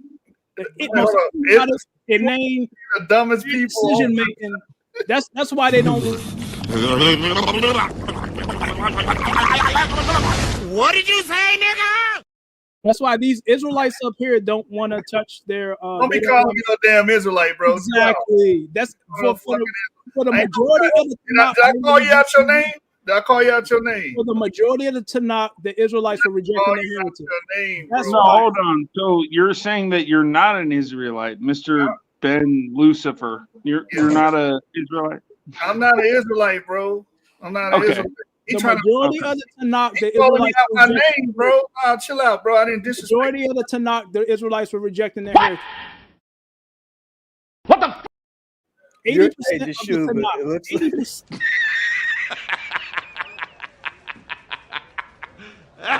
You don't know the way. Do you know the way? I know the way. Wait.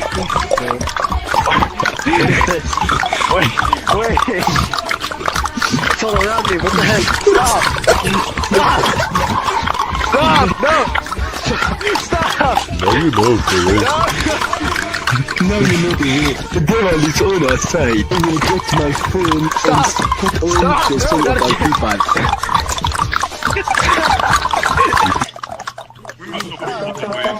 Holy shit.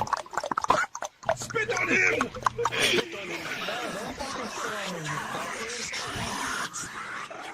You want to know the way. We are Uganda warriors. You do not know the way. You cannot escape the devil. 80% of the Tanakh, the Israelites are rejecting their heritage. Can you stop with the pejoratives? Can you stop with the pejoratives, bro? Pejoratives. Exactly. They in order to follow some of them dumbass culture. Pejoratives, bro. I didn't call you out your name. Why you calling me out of mine? Exactly. You just proven everything I just said. Did not say the dumbest it's not with the religious your heritage, bro. Was directly from the Most High. Didn't I say you're the dumbest? That proves it. You proved it. Before you even open up your mouth on. Some people are really fucking stupid. Did you ever notice that? How many really stupid people you run into during the day? God damn, there's a lot of stupid bastards walking around. Carry a little pad and pencil with you. You wind up with 30 or 40 names by the end of the day. Look at it this way. Think of how stupid the average person is, and then realize half of them are stupider than that. And it doesn't take you very long to spot one of them, does it? Take you about 8 seconds. You'll be listening to some guy. You say, this guy is fucking stupid.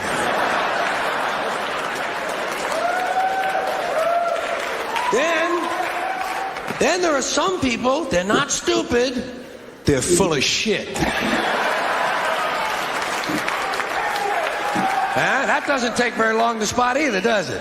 Take you about the same amount of time. You'll be listening to some guy and say, well, he's fairly intelligent. He's full of shit.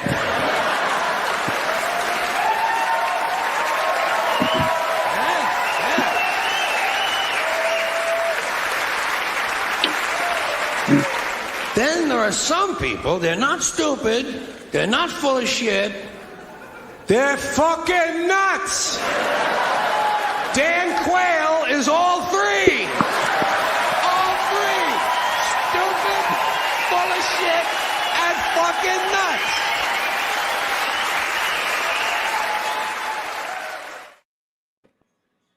R.P. George Carlin, the GOAT. Hey, Sean, you were trying to say something before you left, bro. My bad, man. Sean. I guess you'll be here. Yeah, no, I'm here. I forgot. This is going crazy right here. Like, you know what I'm saying? The brother clearly has a problem with Eurasians being on the continent very early. Very clearly. He's arguing RV88 down. I mean, he just won't budge. And it's all good. He can hold on that because we know his bias. We know what his bias is. How is it now? Now go ahead. Just keep talking. Don't let him distract you. Yeah, I could have swore I was just speaking. I haven't said anything, and this dude is so argumentative. Yo, Zadok, you could be. You know what? I'm not going to do that. You already called people out their name on the stage. I'm talking, bro. Who was that? That was Avery? Yeah, I was saying, just finish what you were saying. Don't get distracted. Yeah, like, you know what I'm saying? You're cutting people off. You don't want to hear it. You don't want to have a simple question was asked about Eurasians when they hit the continent. We clearly have all the information on when and what time they touch down. Bro, what you're Asians? You cannot conflate R1B V88 with a bunch of random haplogroups, dude. What do you mean? You said haplogroup O. You said I was speaking again. I was speaking. You jumped in. I haven't spoken on. I've been listening to you run your mouth. All right. You said haplogroup O isn't on the haplogroup O is on the. They're in Nigeria. They're having kids with the Chinese are having kids with Nigerian women. They're running mines. What are you talking about? They're there. They're Thanks also for Like putting you my know, point. They're also in you're making Madagascar. arguments. You're making arguments trying to gish gallop your way out of the trick bag you put yourself into. The RV88, we can see it clearly through genetics that the migration down through Sardinia into Africa, it's there. There's more genetic papers that postulate this than it is that doesn't, like the paper you're citing. There's way more papers that postulate that it was there since the Green Sahara than your one papers that says it is Turkish. It came through, by way what was it? 1300 CE, Balkans, 1200. Yeah, Bro. yeah, The 13. Mamelukes, exactly. The Mamelukes. Unlikely. I don't know how this is such an outrageous assertion that I find it highly unlikely a haplogroup could be there for thousands of years, not mix with any of the local populations. That's just it actually did. That's exactly what the It did. Hello, Maxim Body. Yes, this is your brain. Okay. I just received too much stupidity. I know, stupidity overload. I cannot handle all this stupidity. Okay, must shut down now. Okay, so you must kill self now. Bro, Yes, what are you guys talking about? What are you talking about? Why? What's the argument? We're talking about African the population. argument is he don't think people like you came to Africa. Israelites hate the Torah. That's what we're talking about. Because Man, fuck the Israelites Torah, don't bro. use Let's the talk Torah about this shit on right the now, bro. Shabbat. No, all this, bro. Nobody cares. Nobody Wait, cares. so what is it? Is it Israelites hate the Torah? What is it? What is it? Is it that Israelites hate the Torah? Is that No. I don't get it. I'm sorry. Could y'all put this brother down for a second? I did put him down because you ain't finna sit up. First of all, you're not finna sit up here and try to call somebody a fucking Israelite. I'm not no goddamn Israelite and trying to impose your damn doctrine. I don't give a fuck about no doctrine. Don't care about no book you read. So who are you? What are you claiming? What are you claiming? I'm Lucifer, man. I'm here to bring knowledge. Now, what I was trying to tell the brother, we up here to talk about the DNA genetic papers, man. Where these people come from. I don't care about your damn doctrine and ideology. Now, stop calling me no damn Israelite, man. You're gonna respect Baya, he is serious about that, Baya. Don't call him an Israelite. He actually is very serious about that. Yeah, man. Oh yeah. So that's Now, Lucifer. talk genetics, man. Talk genetics. So that's Lucifer. Yeah, I'm Lucifer, bro. Okay, where's your temple, bro? Not in that sense, bro. He's not a literal. Okay. He's not a Satan. He's not a all right. Hey, I don't know. I'm a light bearer, bro. I'm here to enlighten people, man. I'm here to bring Well, wait. So wait, man, you got a lot to explain then, because I don't understand what you're saying now. Well, you know why you don't? Because he's not a Satanist. If you're thinking of that, he's not. Oh, okay. Yeah. All right. That's but what I thought of. but I am Satan.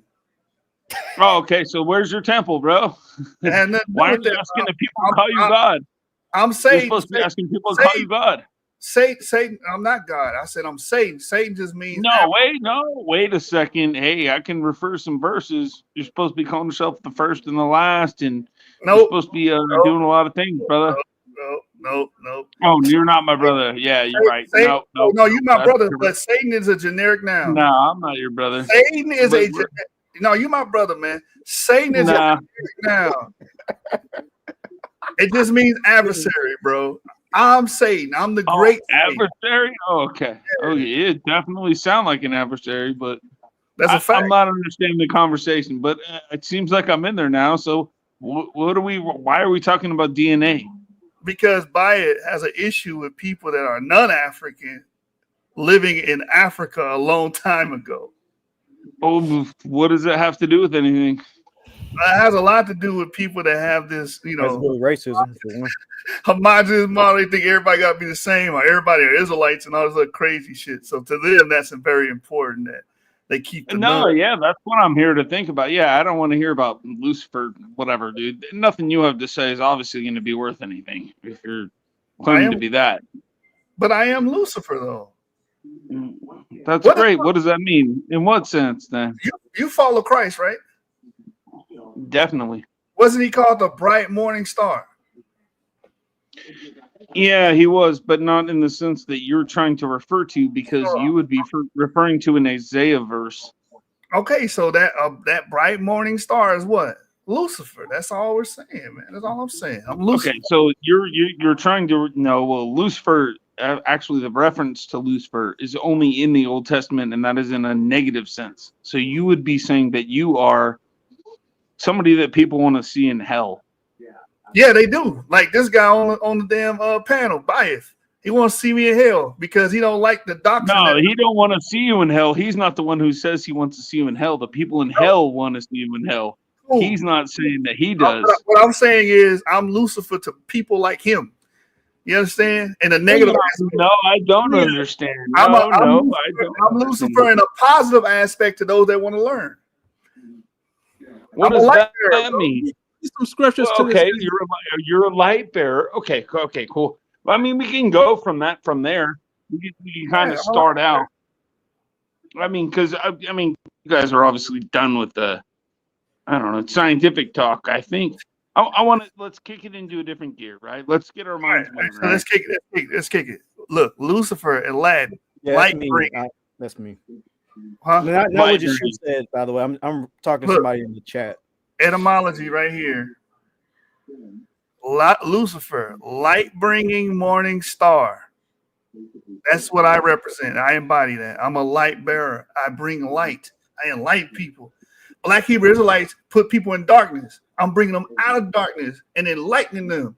I'm an enemy to all those that are putting people in darkness. I am Lucifer. No. How you gonna say? He also has 19% archaic DNA, super archaic DNA. Yep. So he's actually genetically Nephilim as well. He's so what? Who told you all this DNA stuff meant anything anyway? Who told you that? No, we keep it in its proper context. All DNA shows is biological ancestry, your mothers and your fathers. DNA don't show you nothing other than the rich people want you to see who they think should live where. That's all it tells you. That's something I expect from Byte, but okay. It's true. How do you know what they're telling you? Okay, so do you agree with my moniker or not? Your moniker is that you say you're Lucifer because you're a light bearer towards Hebrew Israelites. Is that what you're saying? No, I'm a light come on, man. Humans. Okay, I would ask you politely.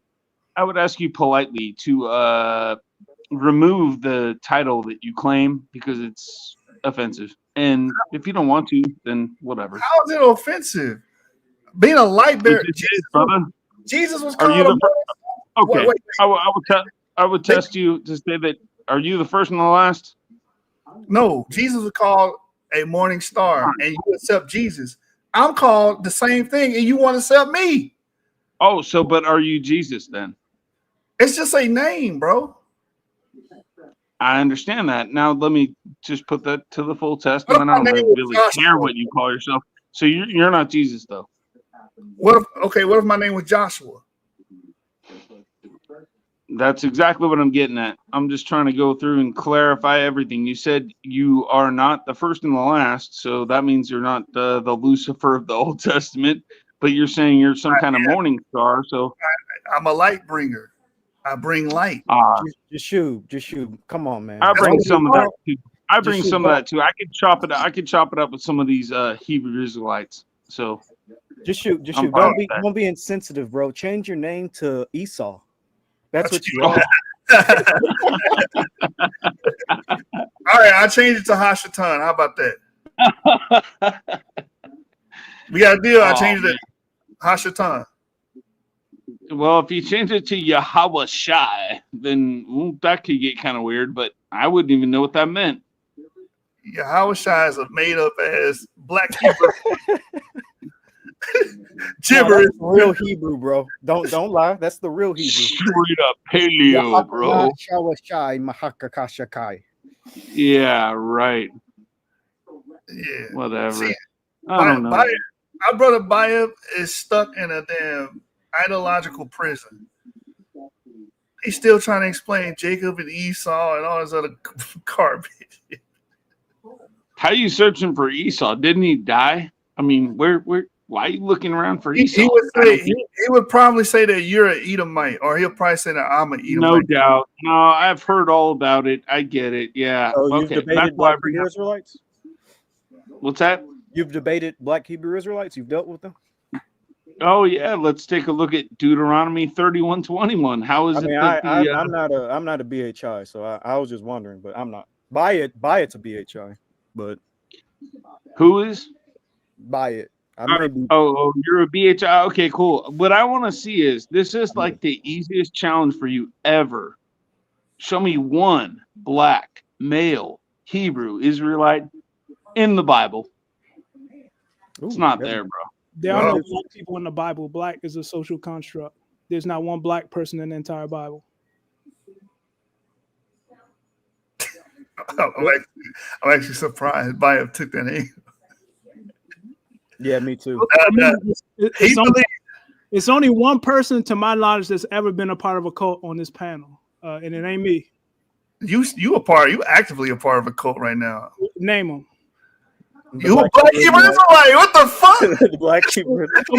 Cults typically register under 501c3. Nope. That's not how cults work. Oh my god! Oh my god! This is how dumb Black Hebrew Israelites are. Okay, and I'm gonna go after IU. I'm gonna go after. What do you shoot? That's his pass. My pass. Hold up. Oh, okay. I mean, this is how not smart they are. Okay.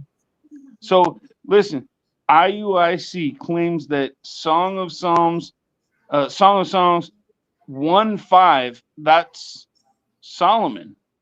That's a woman. Could you imagine like being in the next life and walking up to Solomon and calling him black and lovely?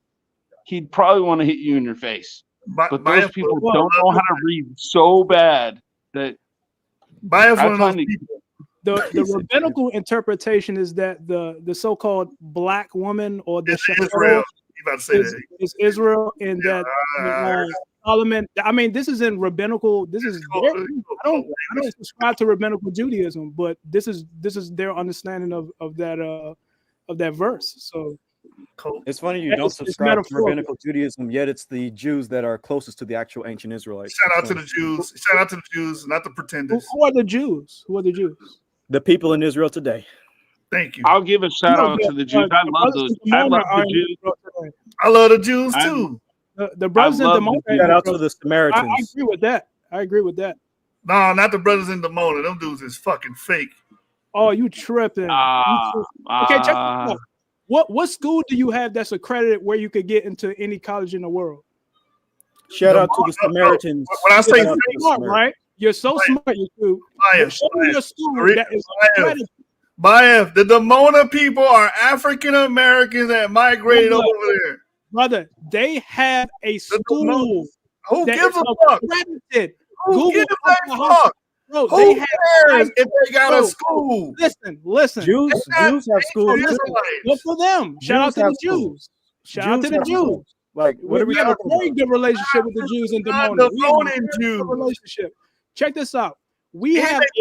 Hold on. Let's talk about this. Where is your school? The Jewish people diss You're so smart, Demona, bro. Hold on. The Jewish people diss their ass. We love. We have a great. Jewish people put their ass by a damn nuclear plant. They put them in a place called Demona means dung hill. They said you ain't shit. Take your black ass over there, bro. Hey, check this out. What are the major predominant Jewish demographics in Demona, Israel, in the Negev, and what is our relationship with them? Wait, what? You know so much. What are the predominant Jewish subgroups and demographics in and around Demona, Israel, in the Negev, the South, which means the South in Hebrew? Well, I'm referring to the African migrants. The African American migrants. You just made a claim. You said the Jews love us, bro. Your info is outdated. There's only a certain sect. There's only no. I'm talking about initially when they first settled. They put their ass over there. They put their ass in Demona. Demona means shit hill. Shit Hill. They put you niggas Yo, in shit. why is he still talking over you? Like, why is he not allowing anybody to talk? Like, what is his problem? No, but He's trying listen, to win an because argument. That's he why. just said we were that's No, false. you did. I didn't hear what he said because you keep talking. Why don't you let me hear what he says? Why don't you let me hear what he says? Because I can't hear him because you're talking. You're still talking. I can't hear him. Okay. I cannot hear what he said. I don't know what he said. Okay. You're still talking over me. I'm gonna let the BS. You're still talking over me. I'm gonna correct him. I'm gonna shut up. Thank you. Because I can't hear what he said. Man, the Jews put them niggas, I mean, excuse me.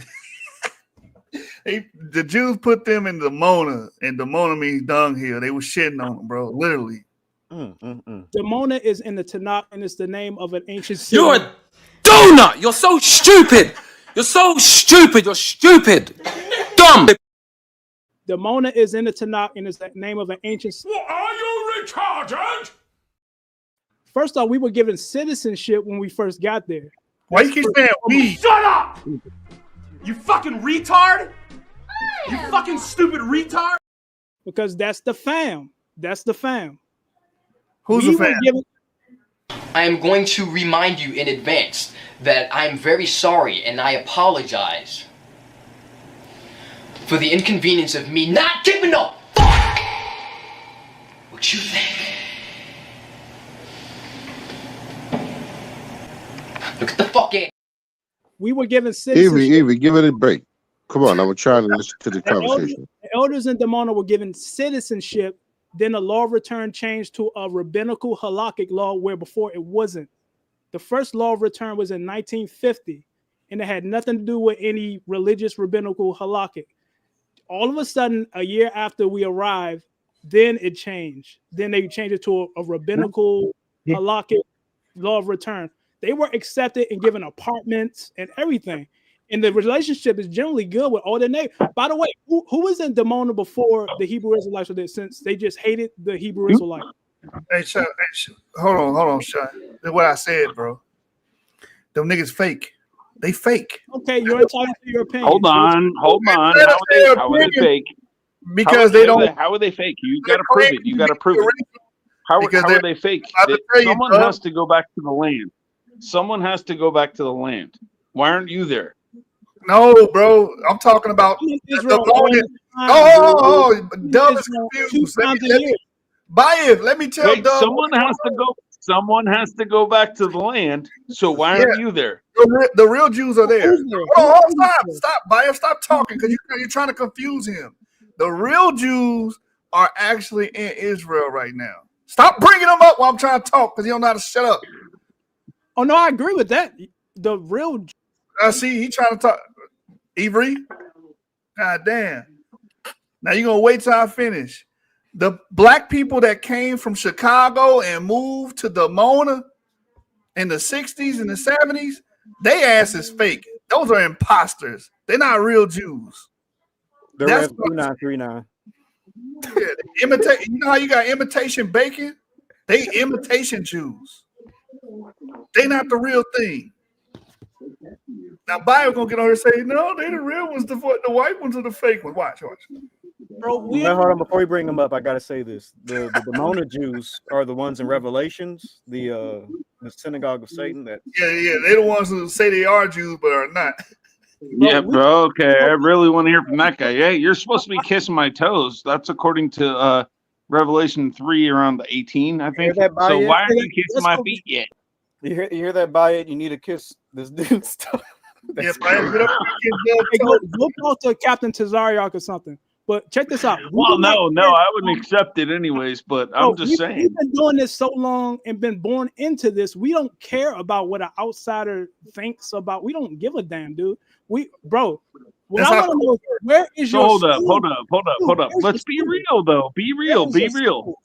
I want you to do is be real. So Deuteronomy 31:21. I need to know where school is at because we have an accredited school. You could get into any university. Hold on, bro. Yeah, I get it. It's so What is the accredited. student? I understand. It's very credited. I get it. But you got to tell If me you wanna see why the best scores at our Deuteronomy school, 31:21. you Deuteronomy. do. Hold on, bro. Hold on, bro. Y'all Hold on. both gonna have to Hold just on. talk over each other. Go ahead. Hold Y'all on, man. debate. I want Go how they ahead. just. I want to see how smart. I want to see, since he brings out all this scholarship. He's so smart. He's in the education. Show me your school that has the highest test scores in your region. Please show me. The highest test scores in my region. No. Check this out. Our school in Dimona, Israel, called Akva Brotherhood School, has the highest scores, some of the highest standardized test scores in southern Israel. It's our school that we built from scratch. What does it mean?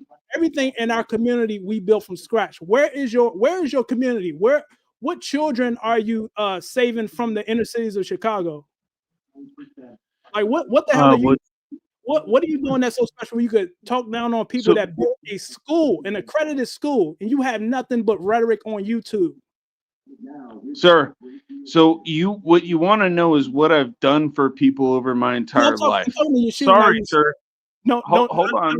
My bad. I wasn't talking about you. I was talking to Yeshua.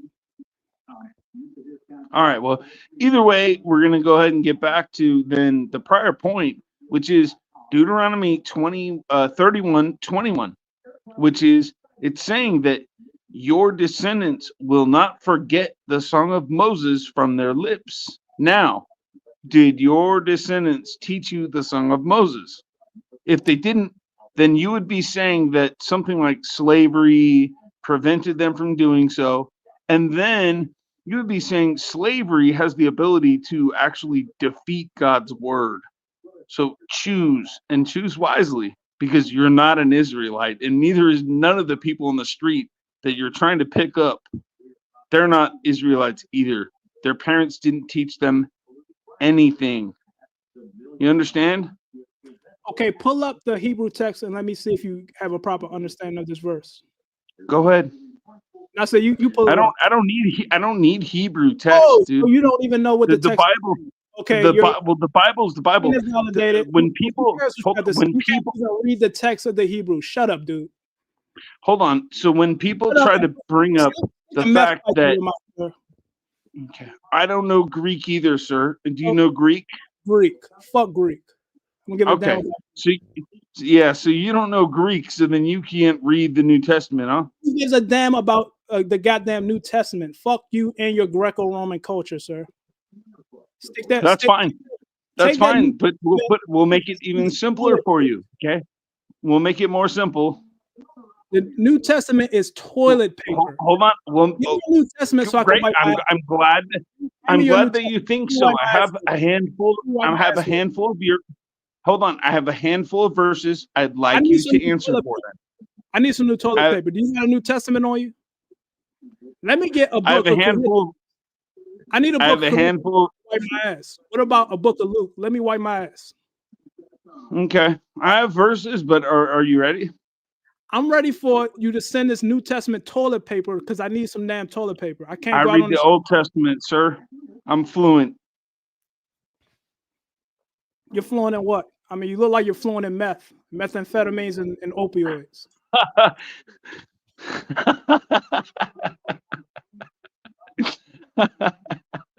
Damn! So let's go. Let's go to. Okay, are you going to? Can we go to Deuteronomy 32:21, please? Okay, you're free to pull it up and read from the Hebrew. I don't want to hear what you got to say if you can't read from the Hebrew. Oh, I need to know Hebrew. Why would the hell would you cite a Hebrew text if you don't want to read it? Because you don't think that people who know Hebrew already translated it into English, sir? Sir, I have a Stones Tanakh and I have a JPS Tanakh, both written by Jews. Then they pull it up. Pull it up. They Sir, pull it up. Pull it up and read. Pull it up and read then. Your English Christian. Hey, don't be using shit from real Jews, bro. Stick with your fake. Shout out to the Jews. JPS. Shout out to the Jews. Shout out to Rudy Real Murphy. Jews. Not those fake ass niggas in Demona. Not those fake ass niggas in Demona. The real Jews, they say we official tissue. They say we official tissue. All of our neighbors accept us as family. Why you said our neighbors? Nigga, you ain't in Demona. I'm not okay. I know I'm not in Demona, but I'm in Israel twice a year. Where you at now? I'm in America. Okay then, nigga. Stop talking that Demona shit. Why I gotta stop talking to Demona shit? Cause you keep saying our. You ain't a part of that community. Bro, you didn't even get put down on the set yet. You didn't get jumped. Y'all want to see a real Jew? Yeah. Why would you wait? What?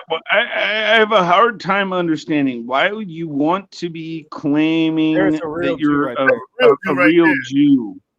Do you accept Jesus? Here's a real Jew right here. Okay, good for him. No. Do you stop? Knock that off, though. That ain't even funny. But come on now. Do you accept Jesus? Who are you talking to? Talk to Lucifer. You. I'm talking to you now. Yeah. Talk to Lucifer. No, I'm talking to you though. Do you accept Jesus?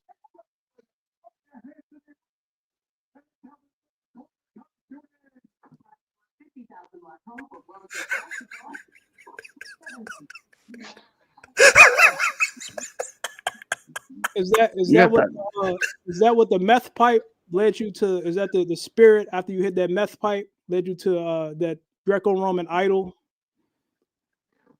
Okay, so you don't believe in Jesus. Okay, cool. I just wanted to know. So it means no.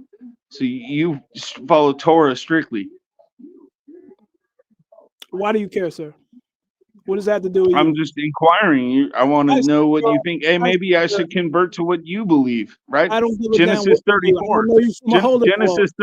Genesis 34. Maybe I should go get circumcised and then you can kill my whole clan. Do what you gotta do. Do what you gotta do. Yeah, right. Come on, bro. Be real. I just asked you a question. You're hiding. Why are you running? Don't hide.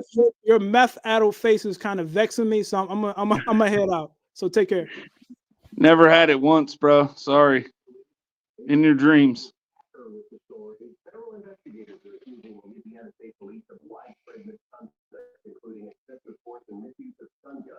Let me put it this way, actually, too.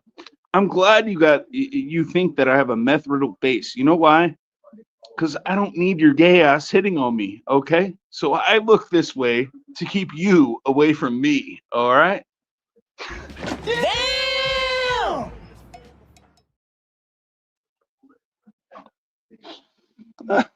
Just called you gay. You gonna just take that? Hey, what happened? What happened? What happened? He ran away. I don't know. I called him out and he ran away. What do you want me to do? Hey, Bayo, come back, bro.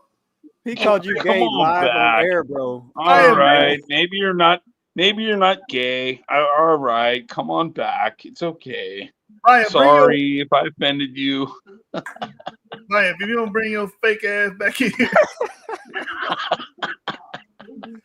You fucking pretend you. Get your ass here, man.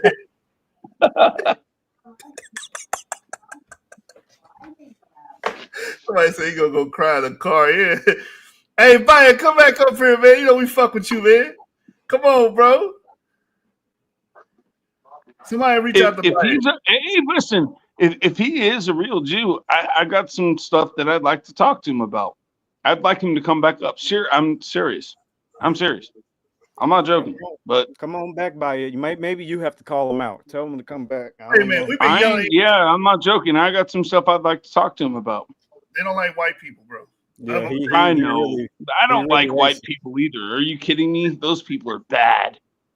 Hey, every day I wake up and look in the mirror. Oh my gosh, I feel so bad. Bayo, I'm gonna tell Judah Nazareth, you got ran off here by a white man. And he called you gay. Get your bitch ass up here, bro. Damn!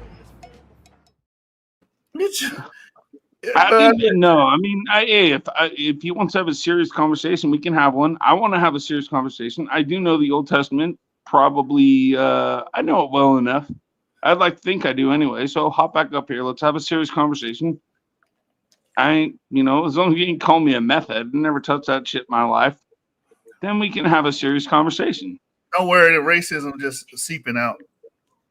Yeah, well, you're a racist. You're a racist too. Stop it. I'm not a racist, man. Hey, but some of the most racist people on in America are Black Hebrew Israelites. You should just hear some of the crazy shit. Oh, I know that. I know that. No, trust me. I know IUIC, ISUPK, whatever you want to call them, Demon Deacon, and Sakari. Yeah, right. You guys are all a joke. I've already interacted with these people. I know the exact words to say to get kicked off their channel in one sentence. So, whatever. I can't believe a white man beat a Black Hebrew Israelite live on my platform. Somebody snipped this. That is crazy, though. I ain't gonna lie. I didn't do anything. He just decided to leave, to be honest. Because you know what that was? No, you out talked him. You smoked him. You came with the smoke. You put belt maybe that he ass. smoked meth. I don't know. He was just. I have no idea why he ran away. It's a shame. My face wasn't pretty enough. I don't know.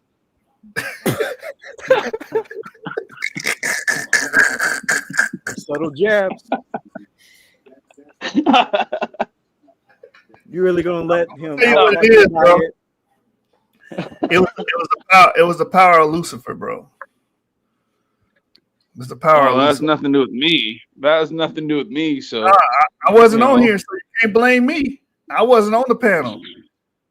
You know, man, you're the power crazy claiming that. You are a crazy dude claiming that shit. You shouldn't do that, honestly. But whatever, you do you. Okay. So, you know what a luminary is?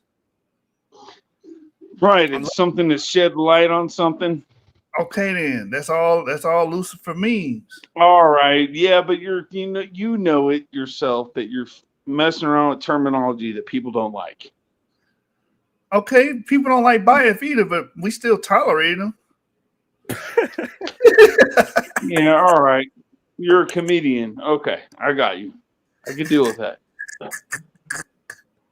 No, you gotta think about it though. You started channeling an inner Lucifer, and boom, you got rid of a Black Hebrew Israelite. You should be proud of No, you. I ain't got a channel, man. Nah, nope. That's not what's happening. I'm channeling my inner Jesus, and that's what chased. Have you ever seen The Exorcist? Have you ever seen The Exorcist? You're saying the same thing. You're saying the same thing because Jesus was the morning star. Anyway. No, I'm not. No, you're saying something totally different, bro.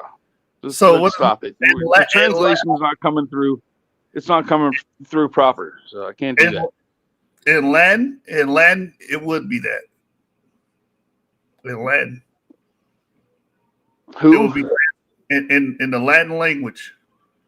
It will be translated as Lucifer.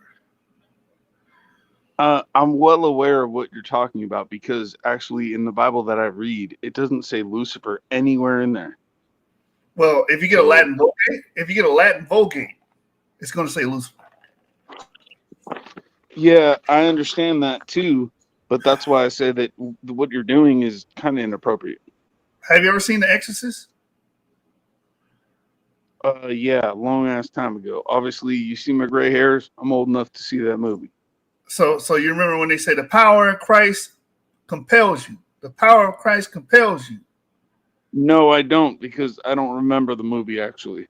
Well, there's a scene I've where seen it, I'm sure. Okay, what you just did was the power of Lucifer compels you. The power of Lucifer compels you, and you exercise that demon out of you. You just exercised that. Bro, come on, man. You don't be stupid. Bro, did you Don't just be do dumb. it? Did you just exercise a demon? Did I? Maybe I did. I don't know. I think you just did, bro, through the power of Lucifer. No, see, get off your fucking shit, dude. Hey, you know what? You gotta. What you should do actually, and you probably go out the other end first, then go say what you said into your toilet, then go wipe your mouth. Okay? Stop it, man. You ain't gonna get the joke anyway, but I want to invite you to more shows because you're like a Black Hebrew Israelite repellent. You know how hard it is to get them niggas off the panel? Yeah, you need to come on Yeah, more. right, dude. Hey, you know what? To be honest, I tried to go into their little layers of awfulness, and they don't allow me in there because they already know. I got a Facebook group. You want to go into a Facebook group? I got a group full of them. You want to go in there? No. What I want to do is I want you to bring me up your who is it? Go get your Captain Tazariak and your who else? Demon Deacon. Go get him and get all these other people. Go get them. Bring them on here. Have And you they heard can of talk to me, Teo? and it'll be fun. Teo We'll have a twins? good time. We will have a good heard time. of Benaiah Ben Israel or the Teo Yeah, twins? you should go on their lives. Yeah, for real. Bro, no one wants to bring me on their lives because, to be honest, they'd get smoked. They would get smoked. They don't want the smoke. You look at the smoke. Talk to him. Hold on, Bayer, bring your Who ass wants back. that smoke? Who wants that smoke? None of them do. That's Lucifer. I'm telling you, all they do is cut me off. So then, if I had them on your channel, well, maybe there's a little bit of a moderation going on. Let me talk. Let the other person talk. You'd be like, okay, you're cutting them off. Okay, hold on. But they just say, hey, this is my channel, and I'll say whatever I want to, and I'll mute you whenever I want to, and I'll kick you off whenever I want to. And I'm like, yeah, you're not playing fair. You made a You want mistake. to play fair? I'm gonna tell you a mistake. What's that? You open your camera. You showing your face. That's a mistake. Because these people don't like white people. So as soon as they see you, it's up and it's stuck. It's a problem. You do know that, right? Come get some. Yeah, but that's what I'm saying. You're gonna get that unfair treatment if you keep the camera. Close your damn. Get an icon. What do you want me to do? Make it an African. So what? Make it an African. So what? So what? You're preaching false gospels. You're running around. If I had to die for such thing, I guess I do. Whatever. This is what it is. I'm teaching biblical doctrines. Mm-hmm. So am I. Let's talk some biblical doctrines. Let's move on. Right? Let's talk about Luciferians. And so what do you got to say about that? That, the most powerful force on the planet is the light bearers. As far as Luciferians, no, you're wrong. How am I wrong? What's wrong with enlightened people? Because you're using an incorrect term. I'm actually using it the correct way. No, you're not. We went over this. Do you believe that Jesus is God? Who? Wait, hold on. Jesus is God?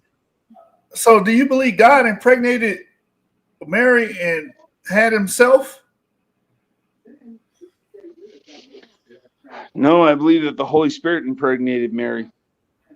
And had himself. And had Jesus, the Son of God. Which is God, right? Which is God, yeah. That's kind of, that's strange, man. I'm just going to let you know that's a strange story. It sounds like a Roman demigod story. What's that? It sounds like a Roman demigod story, ancient Kemetic Egyptian story. How does it sound that way? Because Hercules. Who's that? Deus or Zeus came down and had sex with a mortal woman and created. How do you know all these things? How do you know such things? Because it's documented. Why did you read about that? Why did you read about that? Because I'm Lucifer. I'm here to enlighten people. You're Lucifer. That's my emblem. Good. Yeah. So, cool, man. So, what is it that you think you understand? What do you mean? I understand a lot of stuff. Like I try to use my so you don't need. So you can't. So you're Lucifer, but then you don't even know what I was just thinking. Bro, it's not supernatural. Oh, okay. So that's not how it works. All right. So what did you do to Job? Why? No, bro, I don't know nothing about that. Oh, you don't know nothing about that. And so how are you Lucifer? Because I'm a light bearer. How many times I gotta explain to you I'm a light bearer? Why are you showing satanic things on your images on your screen? That's not satanic. Yeah, it is. That's ancient Near Eastern. A goat? No, that's totally satanic, bro. No, it's not. Why are you doing that? I'm a goat with these two deuces. You're a goat with these two deuces? Hey, what's wrong with a goat? In ancient Near Eastern culture, they use goats because they have horns, and horns are usually a sign of what? Power. That's why they use goats. Are they? Yeah, maybe they are usually. Why are you showing all these satanic images, man? That's not satanic. Those horns represent power, bro. Oh, do they? You ever read about the horn that got chopped off? No, I haven't read about that, but I know in ancient Near Eastern. All right, yeah, No, okay. In the Bible, it says he put on a helmet of horns. It represents might and power, bro. Where? Show me the book, chapter, and verse on that. Do you really want Lucifer to show you the Bible, bro? I don't believe you're Lucifer, brother. But go ahead. All right. So let me find the scripture.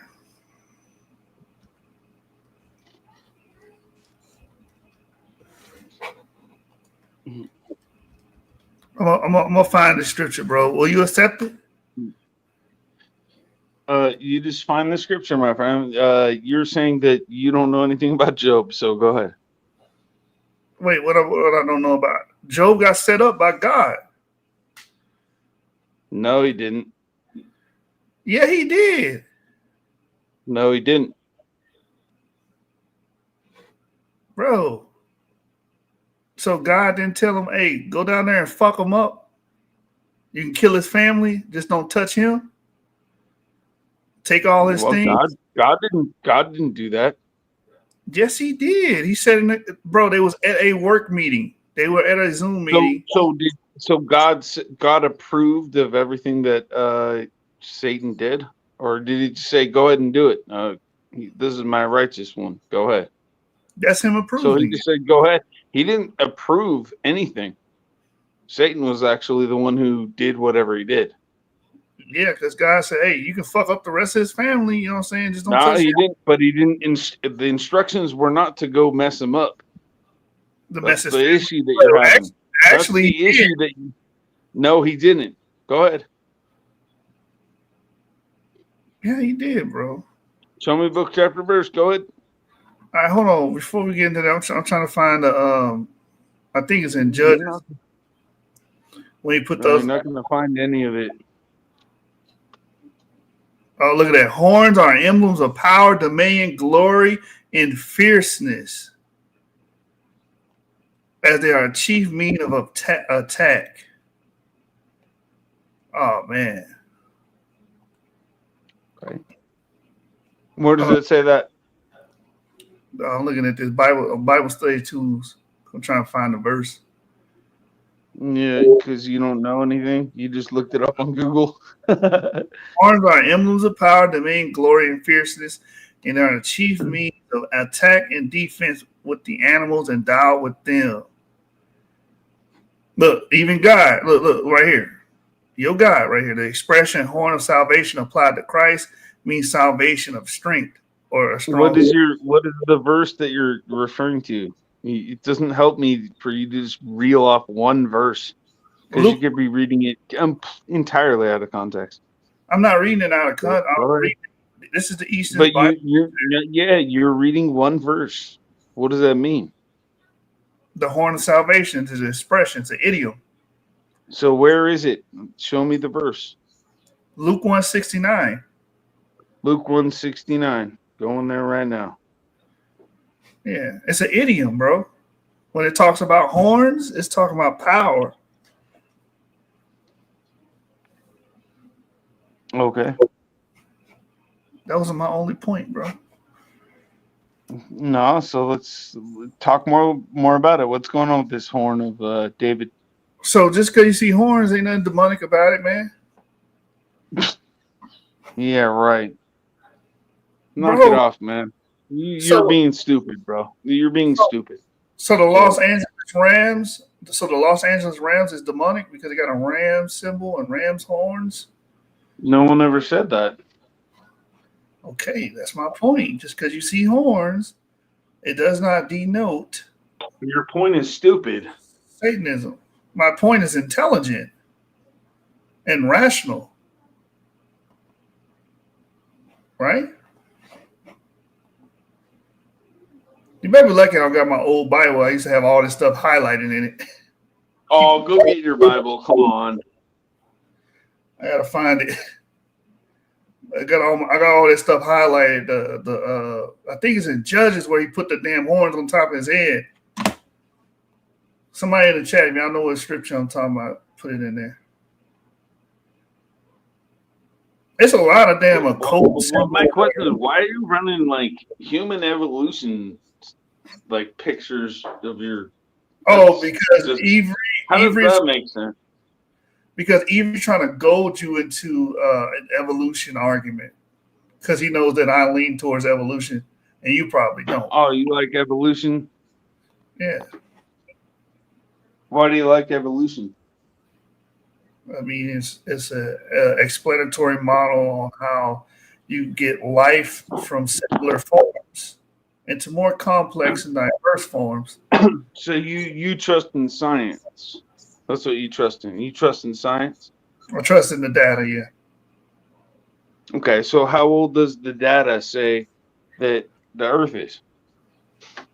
Well, the Earth is about 4.5 billion years old. Okay. All right. So it becomes a little bit rough because when you actually compare the scripture to it, then you got a day is of 1,000 years to God. So, well, I don't know how much billion that could be, but do you still believe at that point? Even just a day is 1,000. A day is 1,000 years. Yeah. So could it be like a couple billion? Maybe it could. Do you believe that or no?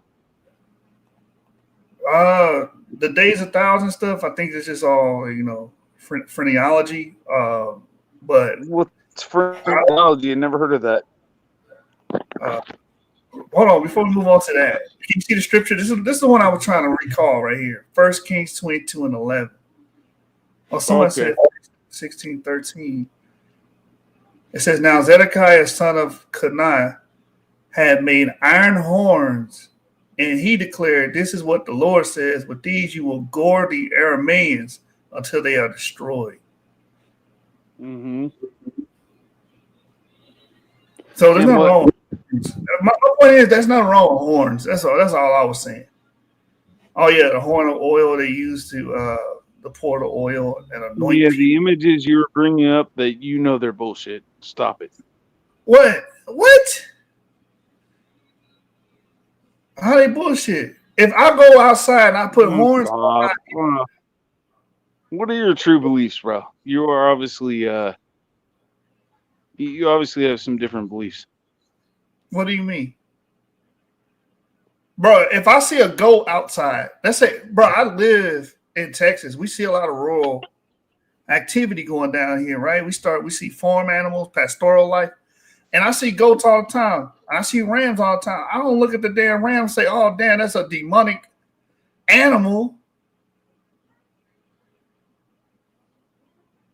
And there we go. Now we start. See, I'm enlightening you now. The Lucifer effect is happening. Now I'm starting to strip that idea from your mind. That just because you're not doing any explained anything yet. I did. I showed you in the Bible that they use horns as an idiom to symbolize strength, power, might. They used it in their rites and practices as far as anointing kings and anointing people with. They used it in war. Come on, bro. And so I fail to get to your conclusion. Right. Darius G said it best. It's all about context, bro. If I see a star, right? If I see a pentagon, I'm not gonna look at the pentagon and be like, oh, that's an evil shape. Right? If I hear somebody saying something that sounds not correct, that's an evil person. What's incorrect about a star? Sir, you're representing things that are not true. A star?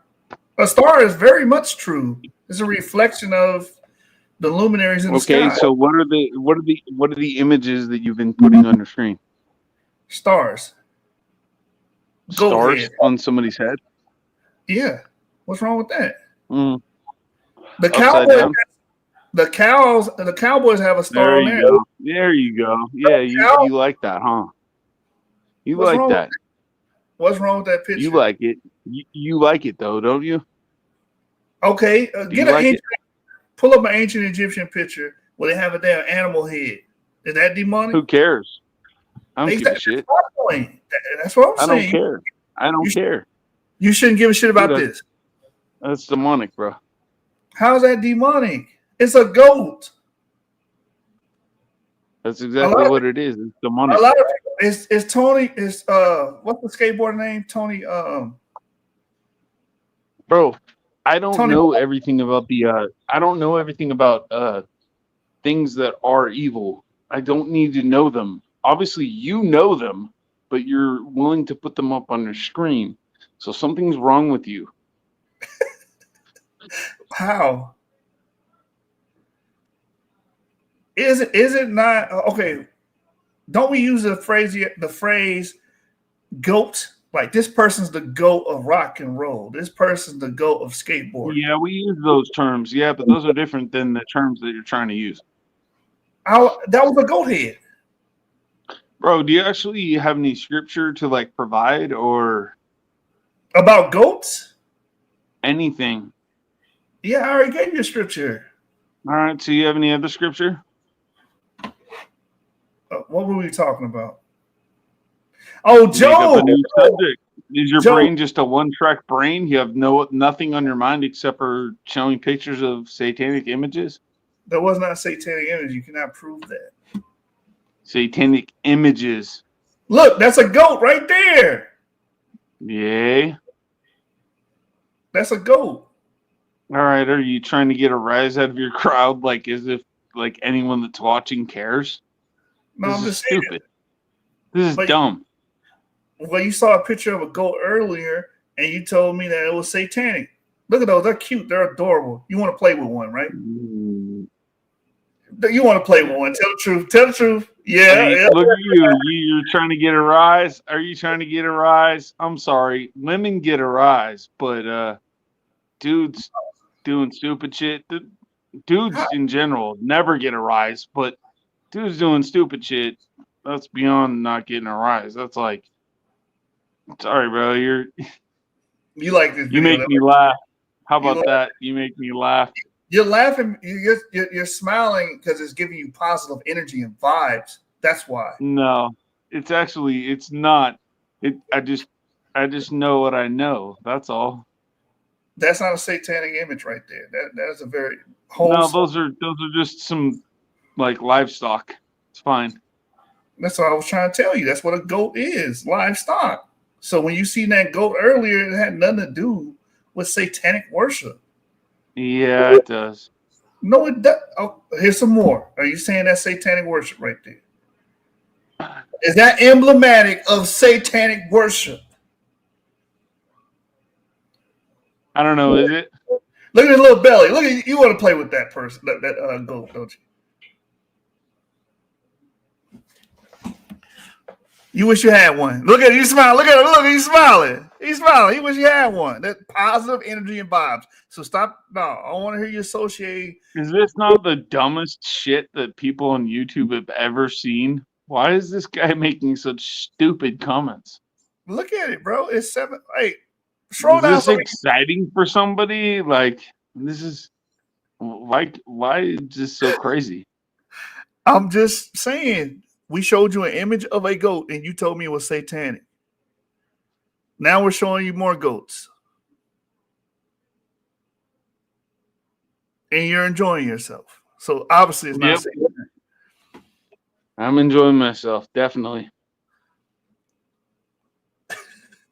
Hey, look at the viewers, the views. Let me see the viewership. Avery. This nigga fell asleep. Look, 1 million. I'm sure everyone fell asleep. This is the dumbest live I've ever seen. Bro, if anyone is still tuned in, please tune out. This is stupid. This is proof that goats are not satanic, bro. I 1.5 never said million goats are satanic, bro. I never said they were. Yes, you did, bro. Oh, really? Show me where I said that. What did I say? When the image was up there of a goat. Bro, you're so yeah, okay. Which image?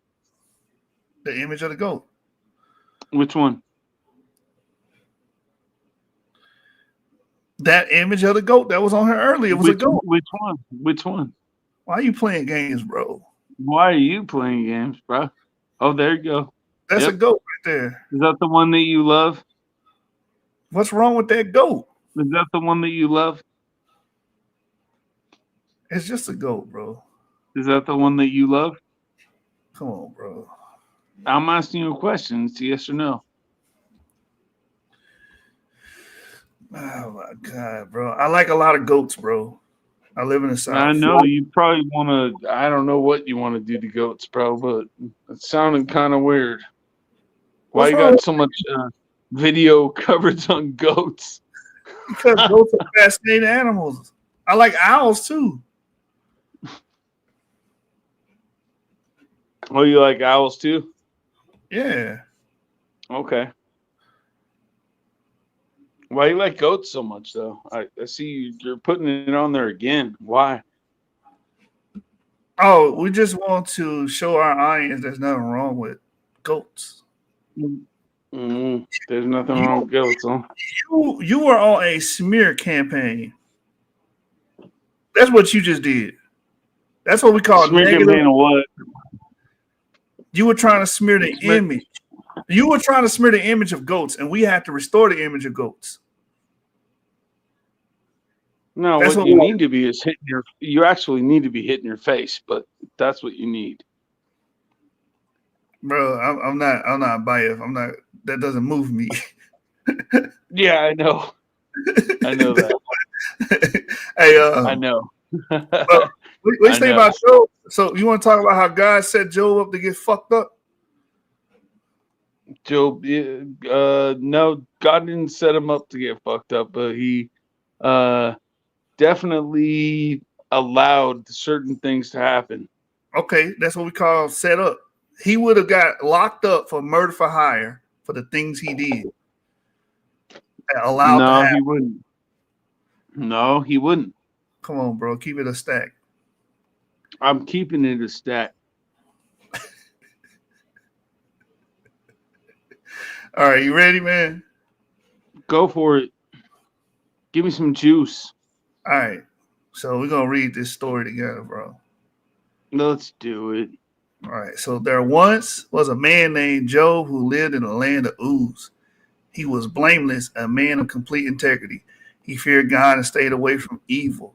He had 7 sons and 3 daughters. He owned 7,000 sheep, 3,000 camels, 500 teams of oxen, and 500 female donkeys.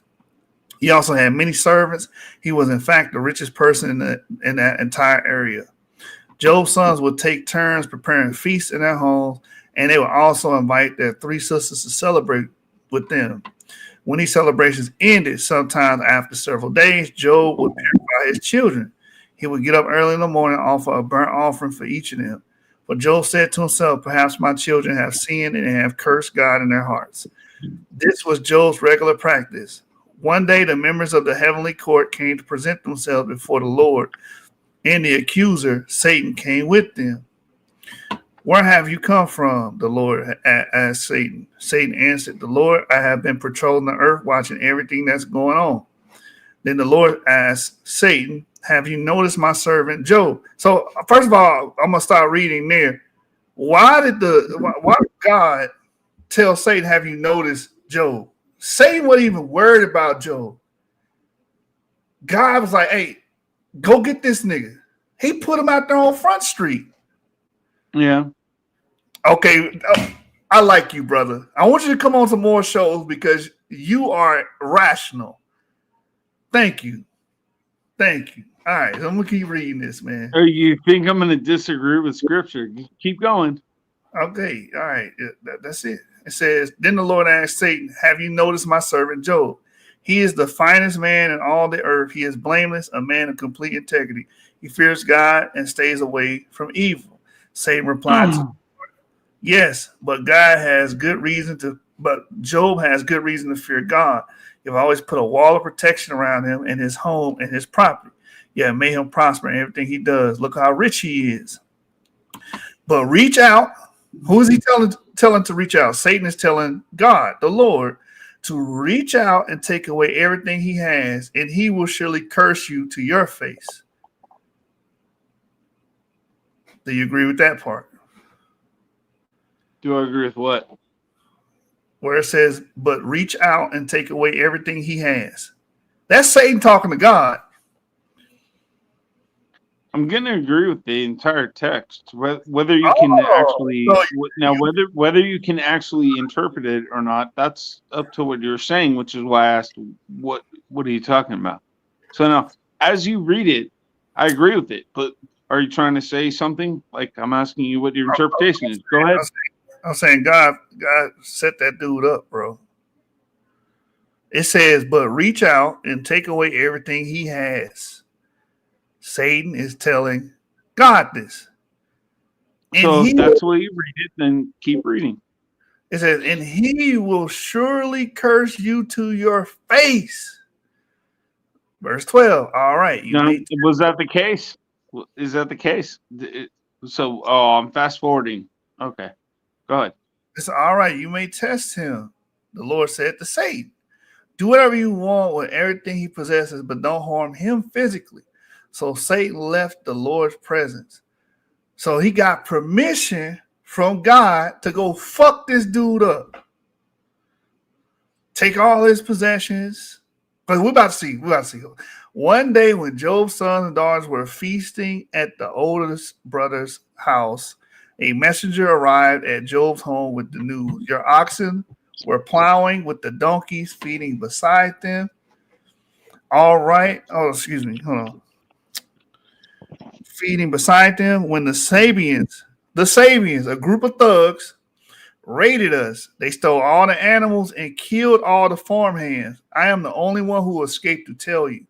While he was still speaking, another messenger arrived with this news. The fire of God has fallen from heaven. What the fire of who? What did that say, bro? The fire of who? Of God has fallen from heaven and burned up your sheep and all the shepherds. I am the only one who escaped to tell you. You agree with that? Yeah. So there's no disagreement here. God fucked. Why would there be? You're reading scripture, bro. Go ahead. All right, because you think I'm going to disagree? Hey, hear me, the barbarian. If you're watching this man right here is more logical than you are. Because I did the same thing with you, and you denied everything. You denied every part of this.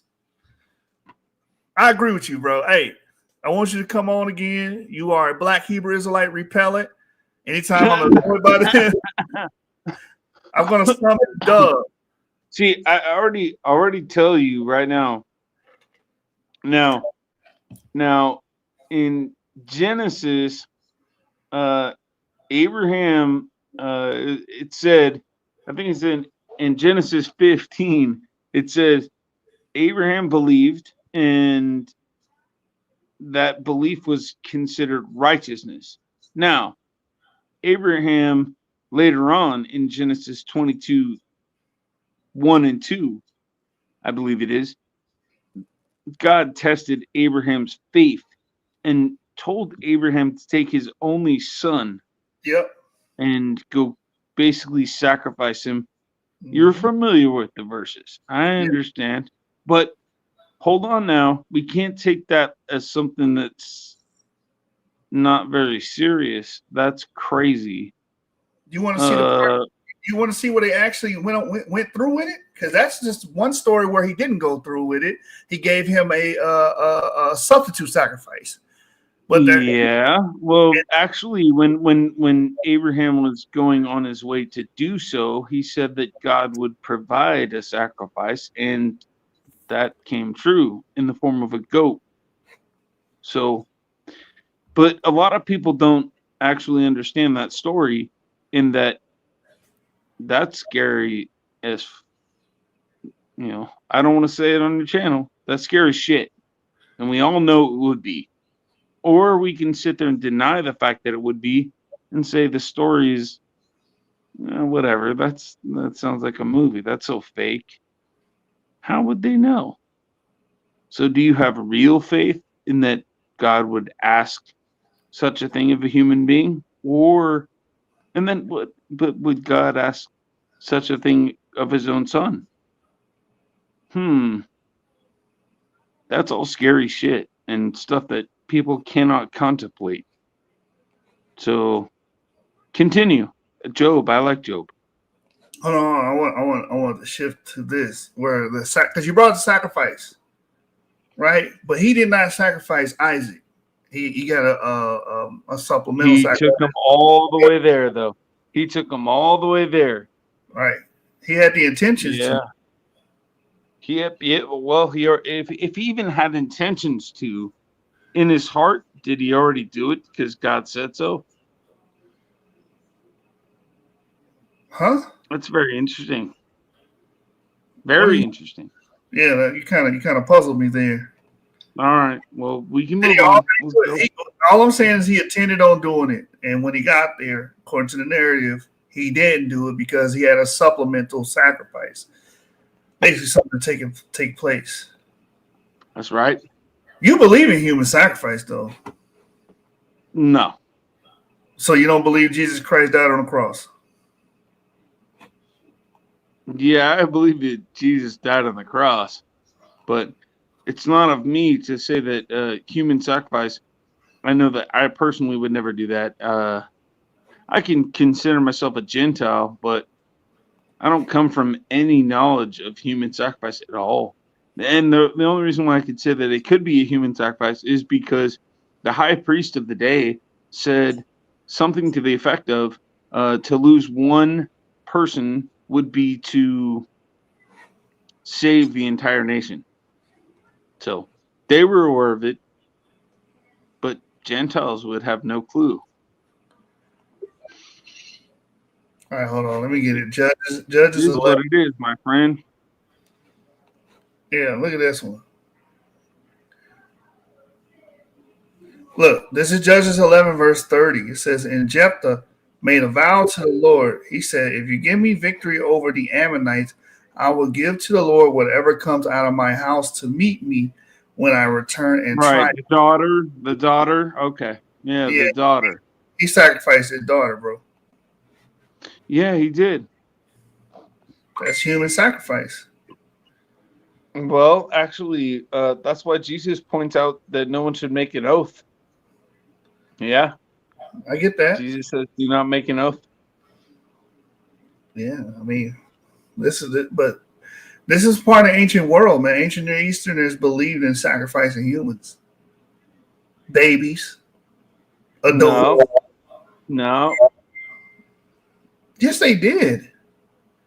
Does not the Bible tell you that the king of Moab sacrificed his son to get favor with his deity? The king of Moab? Yeah, I believe it was the king of Moab. You don't remember that scripture? Hold up. First of all, let's cover the scripture that you're just bringing up right now. Now, what is that saying? It's saying, I will give to the Lord whatever comes out of my house to meet me when I return in triumph. I will sacrifice it as a burnt offering. So Jephthah led his army against the Ammonites, and the Lord gave him victory. He crushed the Ammonites. All right, so let's go ahead and let's shift back to before that happened, and let's go with Esau. What did Esau say to his brother? Well, he gave up his he gave him some porridge, and so hey, people make decisions, and sometimes it just works out the way it works out. I had another one too about human sacrifice. I think it was in Ezekiel. Let me Go see. ahead. I have to find it though. Like it's been a while since I looked at these. They asked for it. They didn't need to ask for it that way. It's like an act of desperation when it's not actually true faith. You know? That's the way it is. Hey, please let me get home, and if I get home, then I'll do whatever. Okay, well, you got home now, whatever it is that you committed to. That's why Jesus said, hey, you know what? Just have faith. Don't commit to anything. Just have faith in me because it's all done in my name. You don't need to promise some things that are way out of bounds.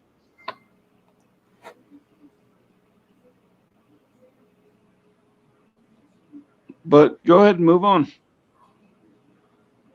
I thought you were on Job, though. I got some Job. Yeah, no, but I wanted to just go there. What about Isaiah? Let me read this one because I don't remember. Isaiah 60. I got some Job, though. Are you done with Job? I used to read. Yeah, because we agreed. You're done with Job? No, you're done with Job? Yeah, I just want. Bro, come on, man. All right, so let me get my Job in. Let me get my Job in. Do you see this right here? Isaiah 66 in verse 3. Let me get my, let's move on to that after. Let me get my Job in. Oh, or do you want to? What do you want to? I'm just talking about human sacrifice. No, okay. So let me get my Job in first, right? Because you've been rolling on human sacrifice.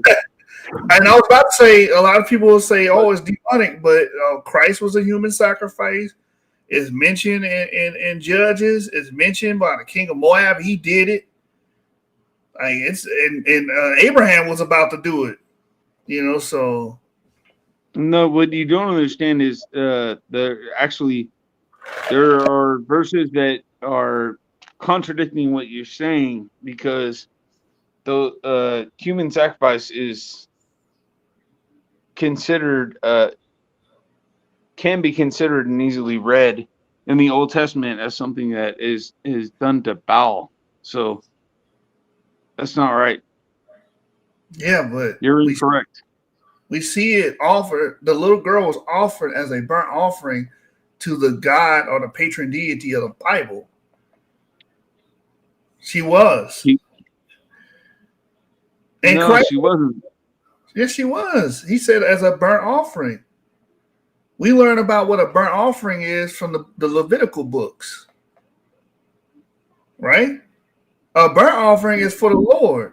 A heap offering is the one you eat. Agree?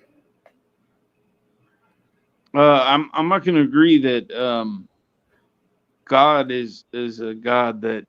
Oh no, I'm not letting you get away with human sacrifice. I'm not going to, and I could point to a verse that says that, actually it's not just human sacrifice, but would you like to? We can fast forward through all this stuff. Okay. When I was would you like to do that? Let's fast forward. Go ahead. You continue on Isaiah 66. Go ahead.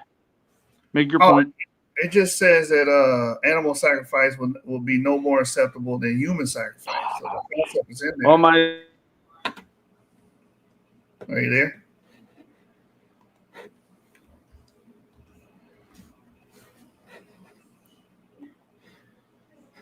Did we lose him, or I think we lost him?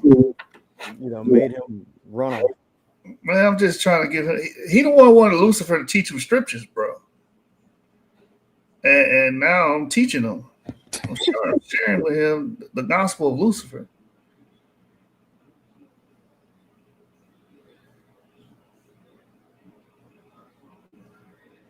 Oh man. What say, Avery? I think we lost him. But I like Dub, man. He came over here and ran Babe crazy ass off. He ran his ass off fast. What happened? 'Cause I had walked away, Avery. Why did he leave? Why did Bias leave? Are you there, Avery? All right, I'm gonna end the show, man. But I had to learn all this shit when I was in the cult. I had to learn what a burnt offering was. It was the difference between a heave offering, a sin offering. I just muted myself. You said, why did Bayet leave? Yeah. Oh, they were both getting into it, and really they were both just talking over each other. I wasn't fully paying attention, but I know they were basically talking about how black, the dub was talking about why black Hebrew Israelites are not Israelites, and Bayet was getting angry at being called a fake Israelite, essentially, and eventually he just left because he got tired of debating Dub. I'm surprised he left because of that, considering that Bayet wants to debate us all the time. I don't know why it took Dub, but Bayet was definitely getting in his feelings because he started to insult him based on his race to some extent. So yeah, that's wait, he was insulting Dub's race? Yeah, call him a meth head and all this type of stuff. Oh yeah, I remember that. And so wait a minute. So he's doing the insulting and he leaves. Yeah, he does the insulting, and then Dub throws out a final insult, calling him gay, and he's gone after that point. So, hey, I'm surprised it took Dub because Bayet stayed when it was the three of us talking to him, you, me, and Sean, and I guess Dub was the final nail in the coffin. I guess Dub was the white man, and he don't tolerate white people. That's what that was. That's what it seemed like. But hey, Dub, if you watching, man, look, burnt offering. This is why you didn't want to read this. Then the priest will burn the entire sacrifice on the altar as a burnt offering. It is a special gift, a pleasing aroma to the Lord. And when you even think about it, it gets even more grotesque when you read the rest of it or how it works. Blah, blah, blah. But anyway, I'm sleepy now. I'm supposed to do a video review over to Zaryak. Bro, you off tomorrow, ain't you? You don't gotta work? Yeah, but I work Sunday, so I'm gonna get up tomorrow and I'm gonna do the video before the playoffs. So y'all look up for that. I'm tired. I'm gonna go to bed, Avery. I'm drained, man. The niggas drained all the energy out of me today.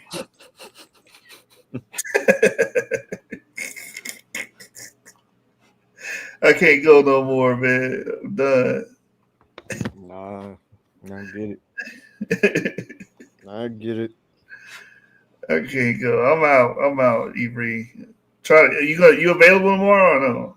I'm gonna do it still. Depends on what time. What time are you thinking about doing the live? 12, 1-ish. I don't know. I might be busy at 1. I mean, I know I'll likely be free at what time is it right now? It's 2:00 in the morning. I might be free at like 2 or 3 o'clock. But you said you was gonna watch a football game or something. Yeah, like 3:30. Oh, yeah, that's about the time I'm normally free. I mean, we'll see what happens. I don't know. Oh, there goes Dub. He's trying Where? to come. I don't see him. Oh.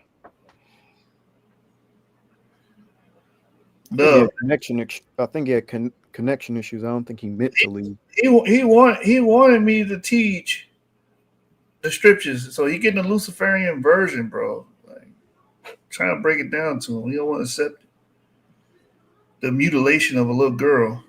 This, bro. Dub.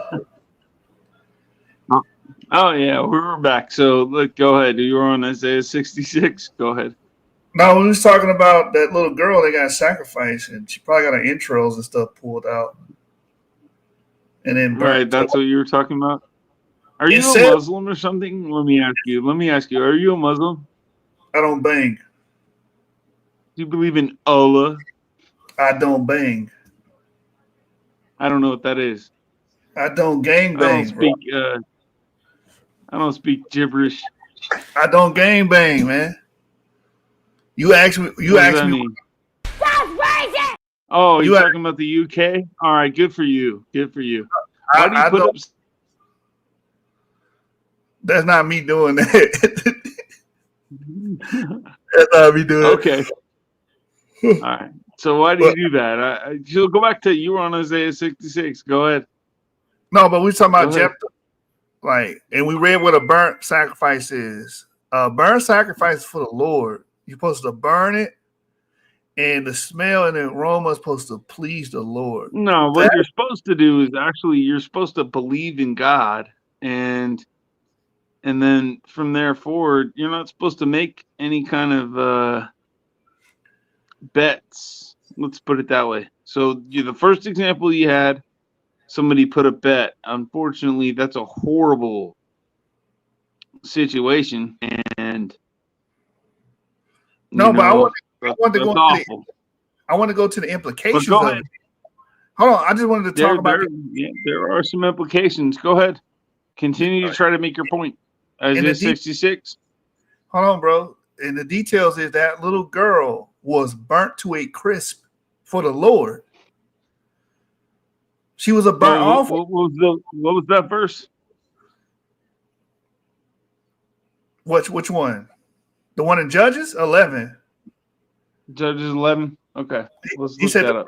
first thing he seen, he was going to Let's have do that together. Again, we already read it. We agreed. Do that together. We agreed, yeah, that a burnt offering. He offered his daughter as a burnt offering. What was it? Judges. It was Judges 11, right? 11 and 30th verse, I think. 30 what? 30. 30. Yeah. So does Jesus say not to make vows or oaths? I understand it, but I'm just talking about what took place Okay. here. All right. So, all right. Okay. Well, I mean, we're dealing with the Old Testament and the New Testament. So the Old Covenant and the New Covenant. So we need to listen to Jesus. Don't make any vows or oaths that you shouldn't make. So go ahead, though. Let's move on to what was that? Isaiah 66. Well, hold on. If we go back No, to this, y'all were going to talk about evolution. See, evolution for what? Hold on. See, look. After this, I'm gonna go to bed. I just want to talk about this real quick. It says, when she returned home, her father kept the vow he had made, and she died a virgin. So it has become a custom in Israel for young Israelite women to go away 4 days each year to lament the fate of Jephthah's daughter. And this is crazy because I will sacrifice it as a burnt offering, bro. That's horrific. This is some horrific stuff. Yep. So is Abraham sacrificing his son potentially. That's some horrific stuff. I agree. Yeah. What would you like me to say about it? Nothing. Like, we're agreeing. See, now if you were, this is a guy named Hemi, right? He can't agree to stuff like that. He always got to. He thinks of the Bible like rainbows and marshmallows, and the Bible's not rainbows and marshmallows. It's very dark. There's a lot of dark themes and concepts throughout the scripture. Like the Bible says God sent evil angels. The Bible had another meaning, not in Job, in the book of Kings. Well, I mean, if you think about it, it says through the darkness, some people will see light. So it's not the easiest stuff to read.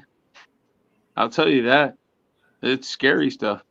Dang, what you said kind of describes Jeshua. Can you stop putting up your satanic images, though? Wait, who's putting up satanic? What are you? Are you a Freemason or something? Are you a Freemason? That's not a satanic image. I mean, we went over it. That's satanic. That's a goat. It's satanic. That's a goat, bro. Do you honor that image? As a goat? Do you honor that image? As a goat. Yes. Do you honor that image as a goat? Yeah, because it's a goat. I don't honor that image in any form or fashion. I don't give a fuck what you think it is. Excuse my language. It's a goat, bro. Is it? Yes. Okay. Nice. Image.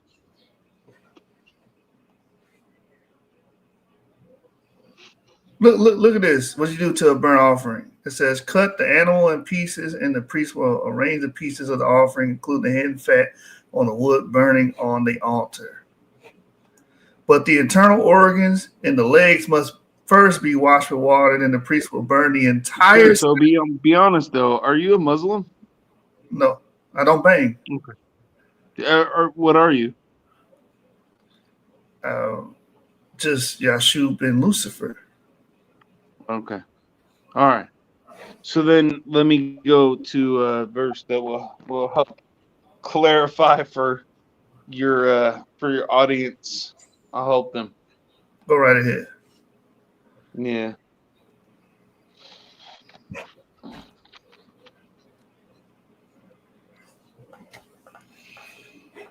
You want to pull it up? Wait, what verse you want? Are you gonna pull it up? Yeah, I'll pull it up. What verse you want? Cool. But that little girl, she got burnt to a crisp. Are you gonna pull it up? Yeah. I just want to say that All right. she had her internal organs. No, let's just pull it up. Why you don't want to talk about this, bro? Why would I want to? Why would anyone want to? What scripture, bro? All right, there you go. Let's pull it up. Zechariah. Okay.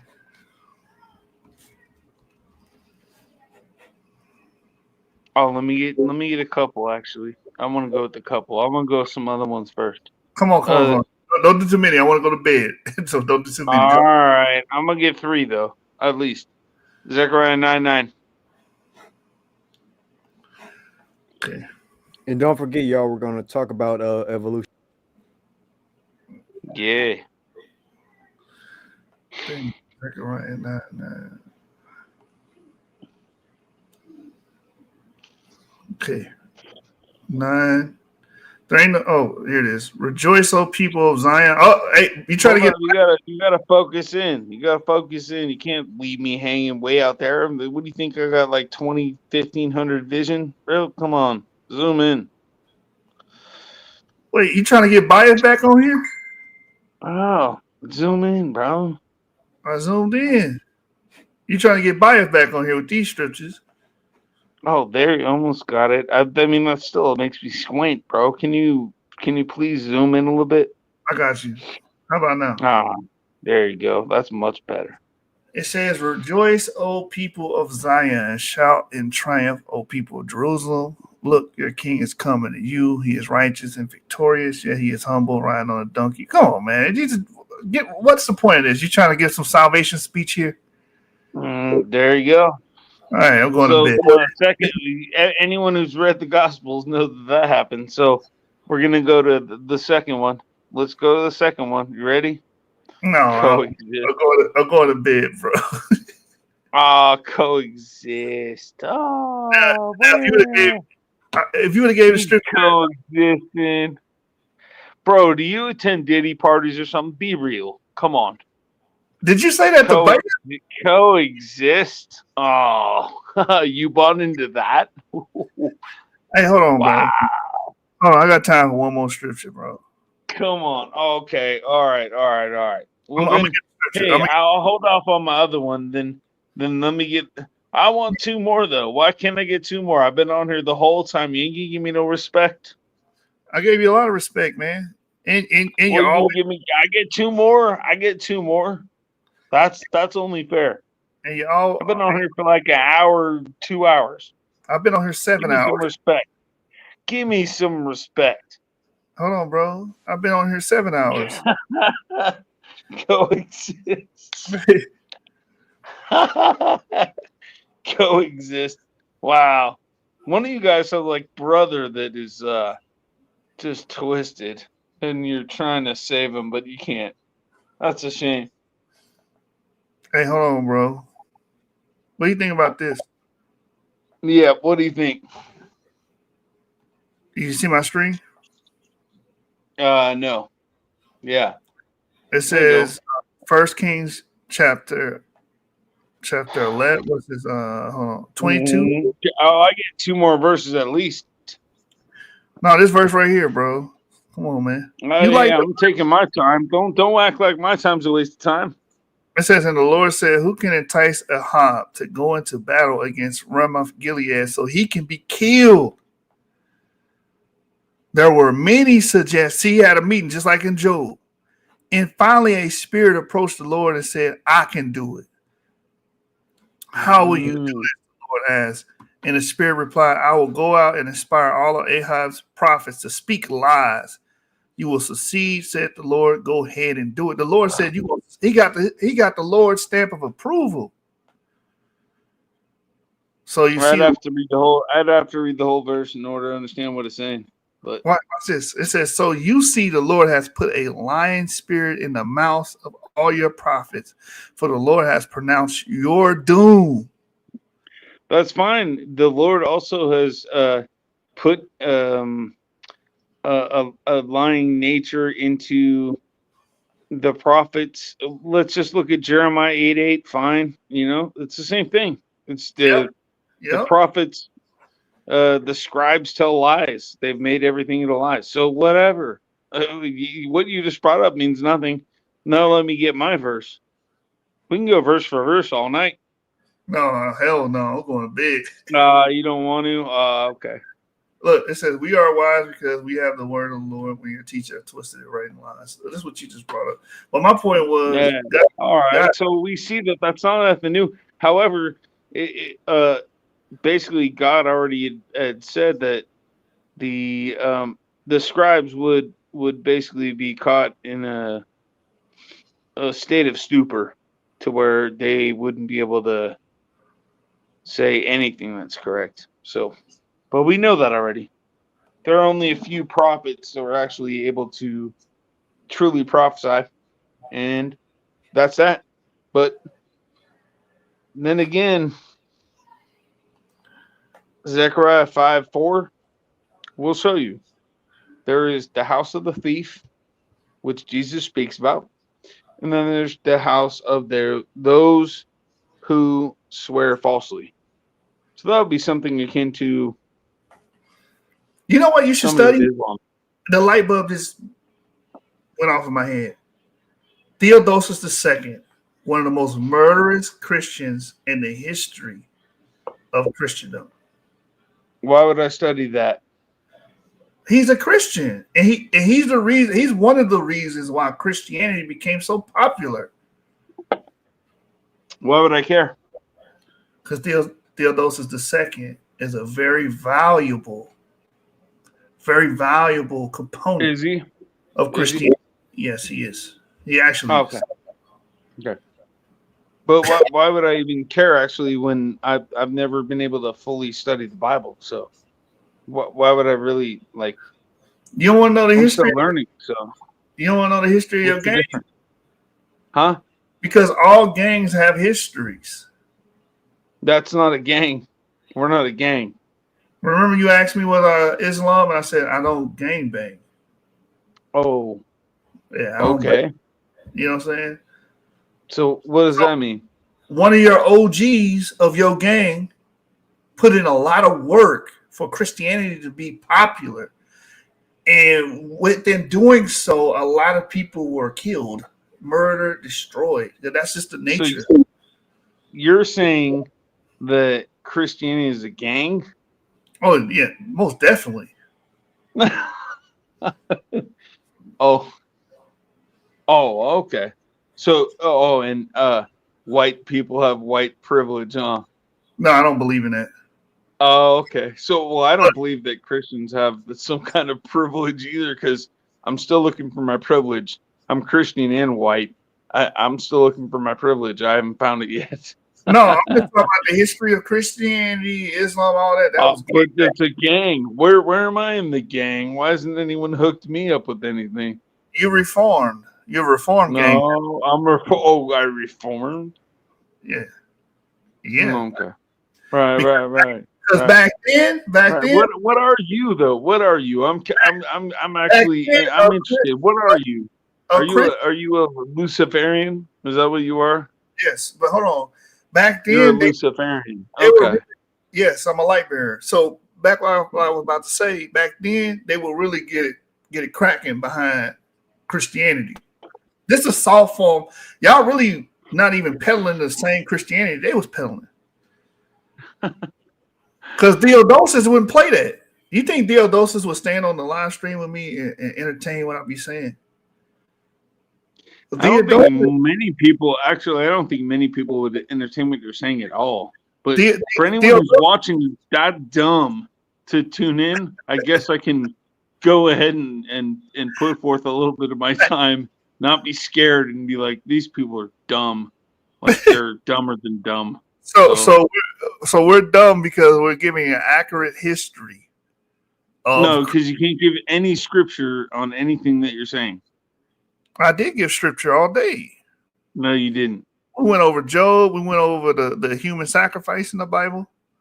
So Jesus is God? I don't know nothing about that. I don't gangbang.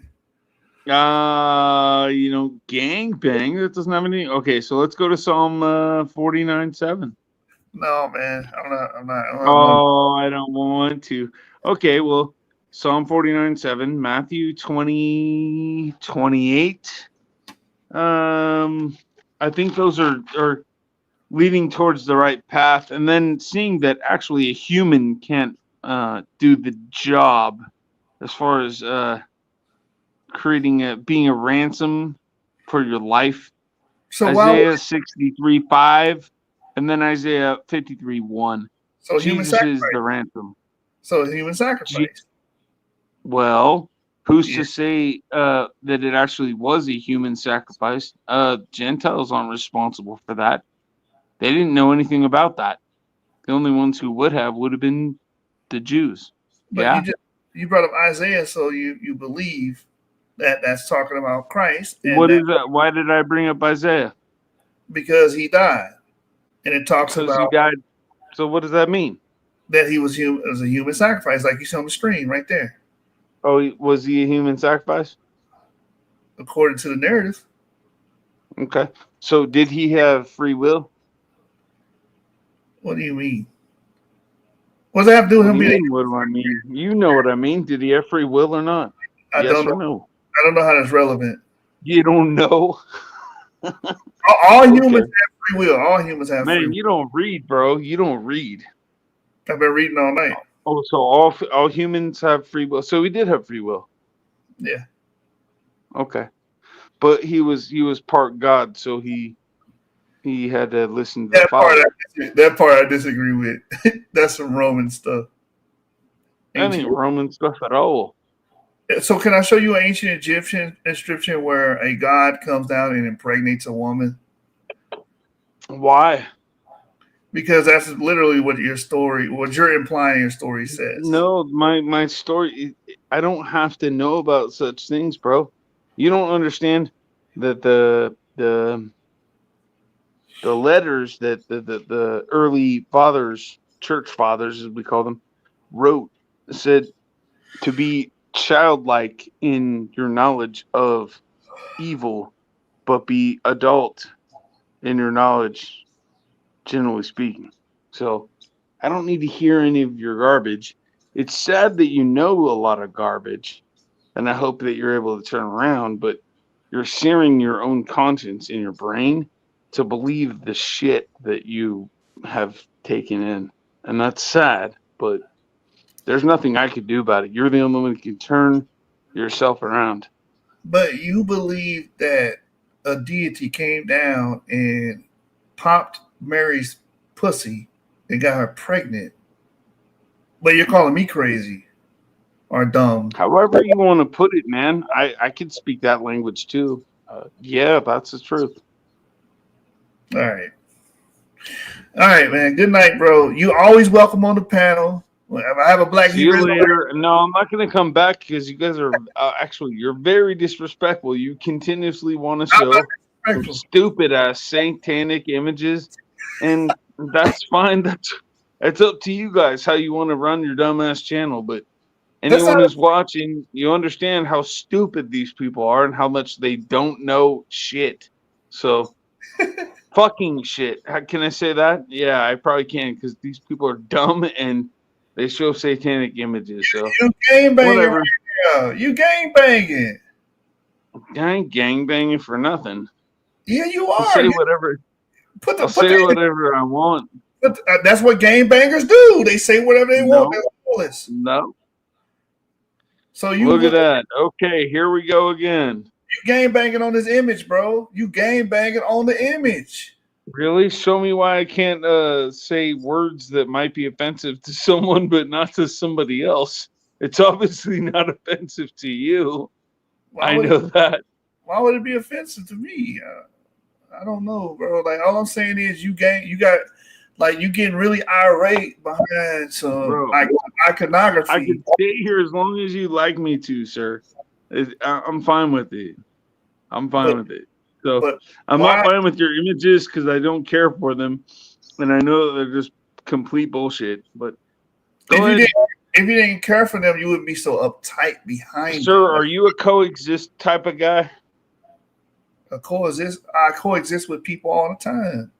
Oh, so you're a coexister? I'm an American. In America, we accept everybody. Okay, so then let's just say, let's bring up a hypothetical. There was a tranny that you thought was attractive. You thought that was a woman. And then you ended up having sex with that person. And then, so what happens now? Are you coexisting or are you going to be pissed off? I would never put myself in that position. Oh, so you're not a coexister. Oh, I am a coexister. Oh man, you're not a coexister. Yeah. Accept them though. They're who they are. Oh, okay. All right. Mm-hmm. Yeah, you're so fake, dude. How am you I are fake? so fake. I just told you how you're fake. You coexist. You made your own. So you go do that then. You go do that then. You're doing that. You're an American. You live in a melting pot. There's different religions, there's different ways of life, walks of life that you have to live. You don't live in America? You don't live in America? I'm saying I do. Where do you you do? Okay. Yeah. So you coexist too. No, I don't. Yes, you do, bro. You live in America. No, I don't. You don't live in a theocratic state ran by Christians. You don't. I don't have to. No, they'll think they'll all coexist. I don't coexist with that shit. No, I don't. You literally do. I don't understand. No, bro, you literally do. You got like a brother or cousin or something that's gay, and that's your deal, bro. So what? You can't save them. Psalm 49:7. You cannot save them, sir. You're just a human being. So okay. Cool, bro. Cool, B. Hey, when Bam come back, I want you to come back though, bro. You gotta come back. Nah, I'm probably not gonna come back, bro. I'm not gonna subscribe to your channel because there's no reason to. You guys are stupid with your channel. Actually, I might have come back, but you keep showing stupid satanic images. That's your own deal. Bro, why sit there? Why you want to gang bang? I don't understand. It's not funny, bro. Why you gang banging though? I ain't gang banging. Who's gang banging? What does that even mean? Bro, what does it mean? There you go. You gang banging. You see, you gang banging. You set tripping. You set tripping right now, bro. No, you're set tripping, homie. You're set tripping. This dude set tripping, man. Yeah, you're set tripping. Yep, there's the white guy. I already broke the image down to you. Ain't nothing wrong with it. Hey, you know what? I got a song you should go play though. I really do. Hold on. Let me get this song now. Let me get the I'm gonna history get this one. I'm gonna get this one just for you, bro. This is a good song.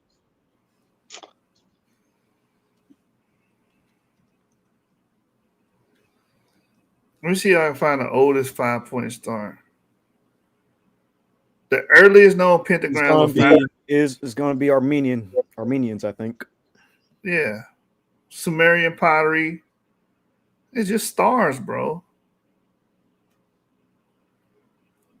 What's wrong with a damn star? The Cowboys got stars on their head. Have you ever heard of San Quinn?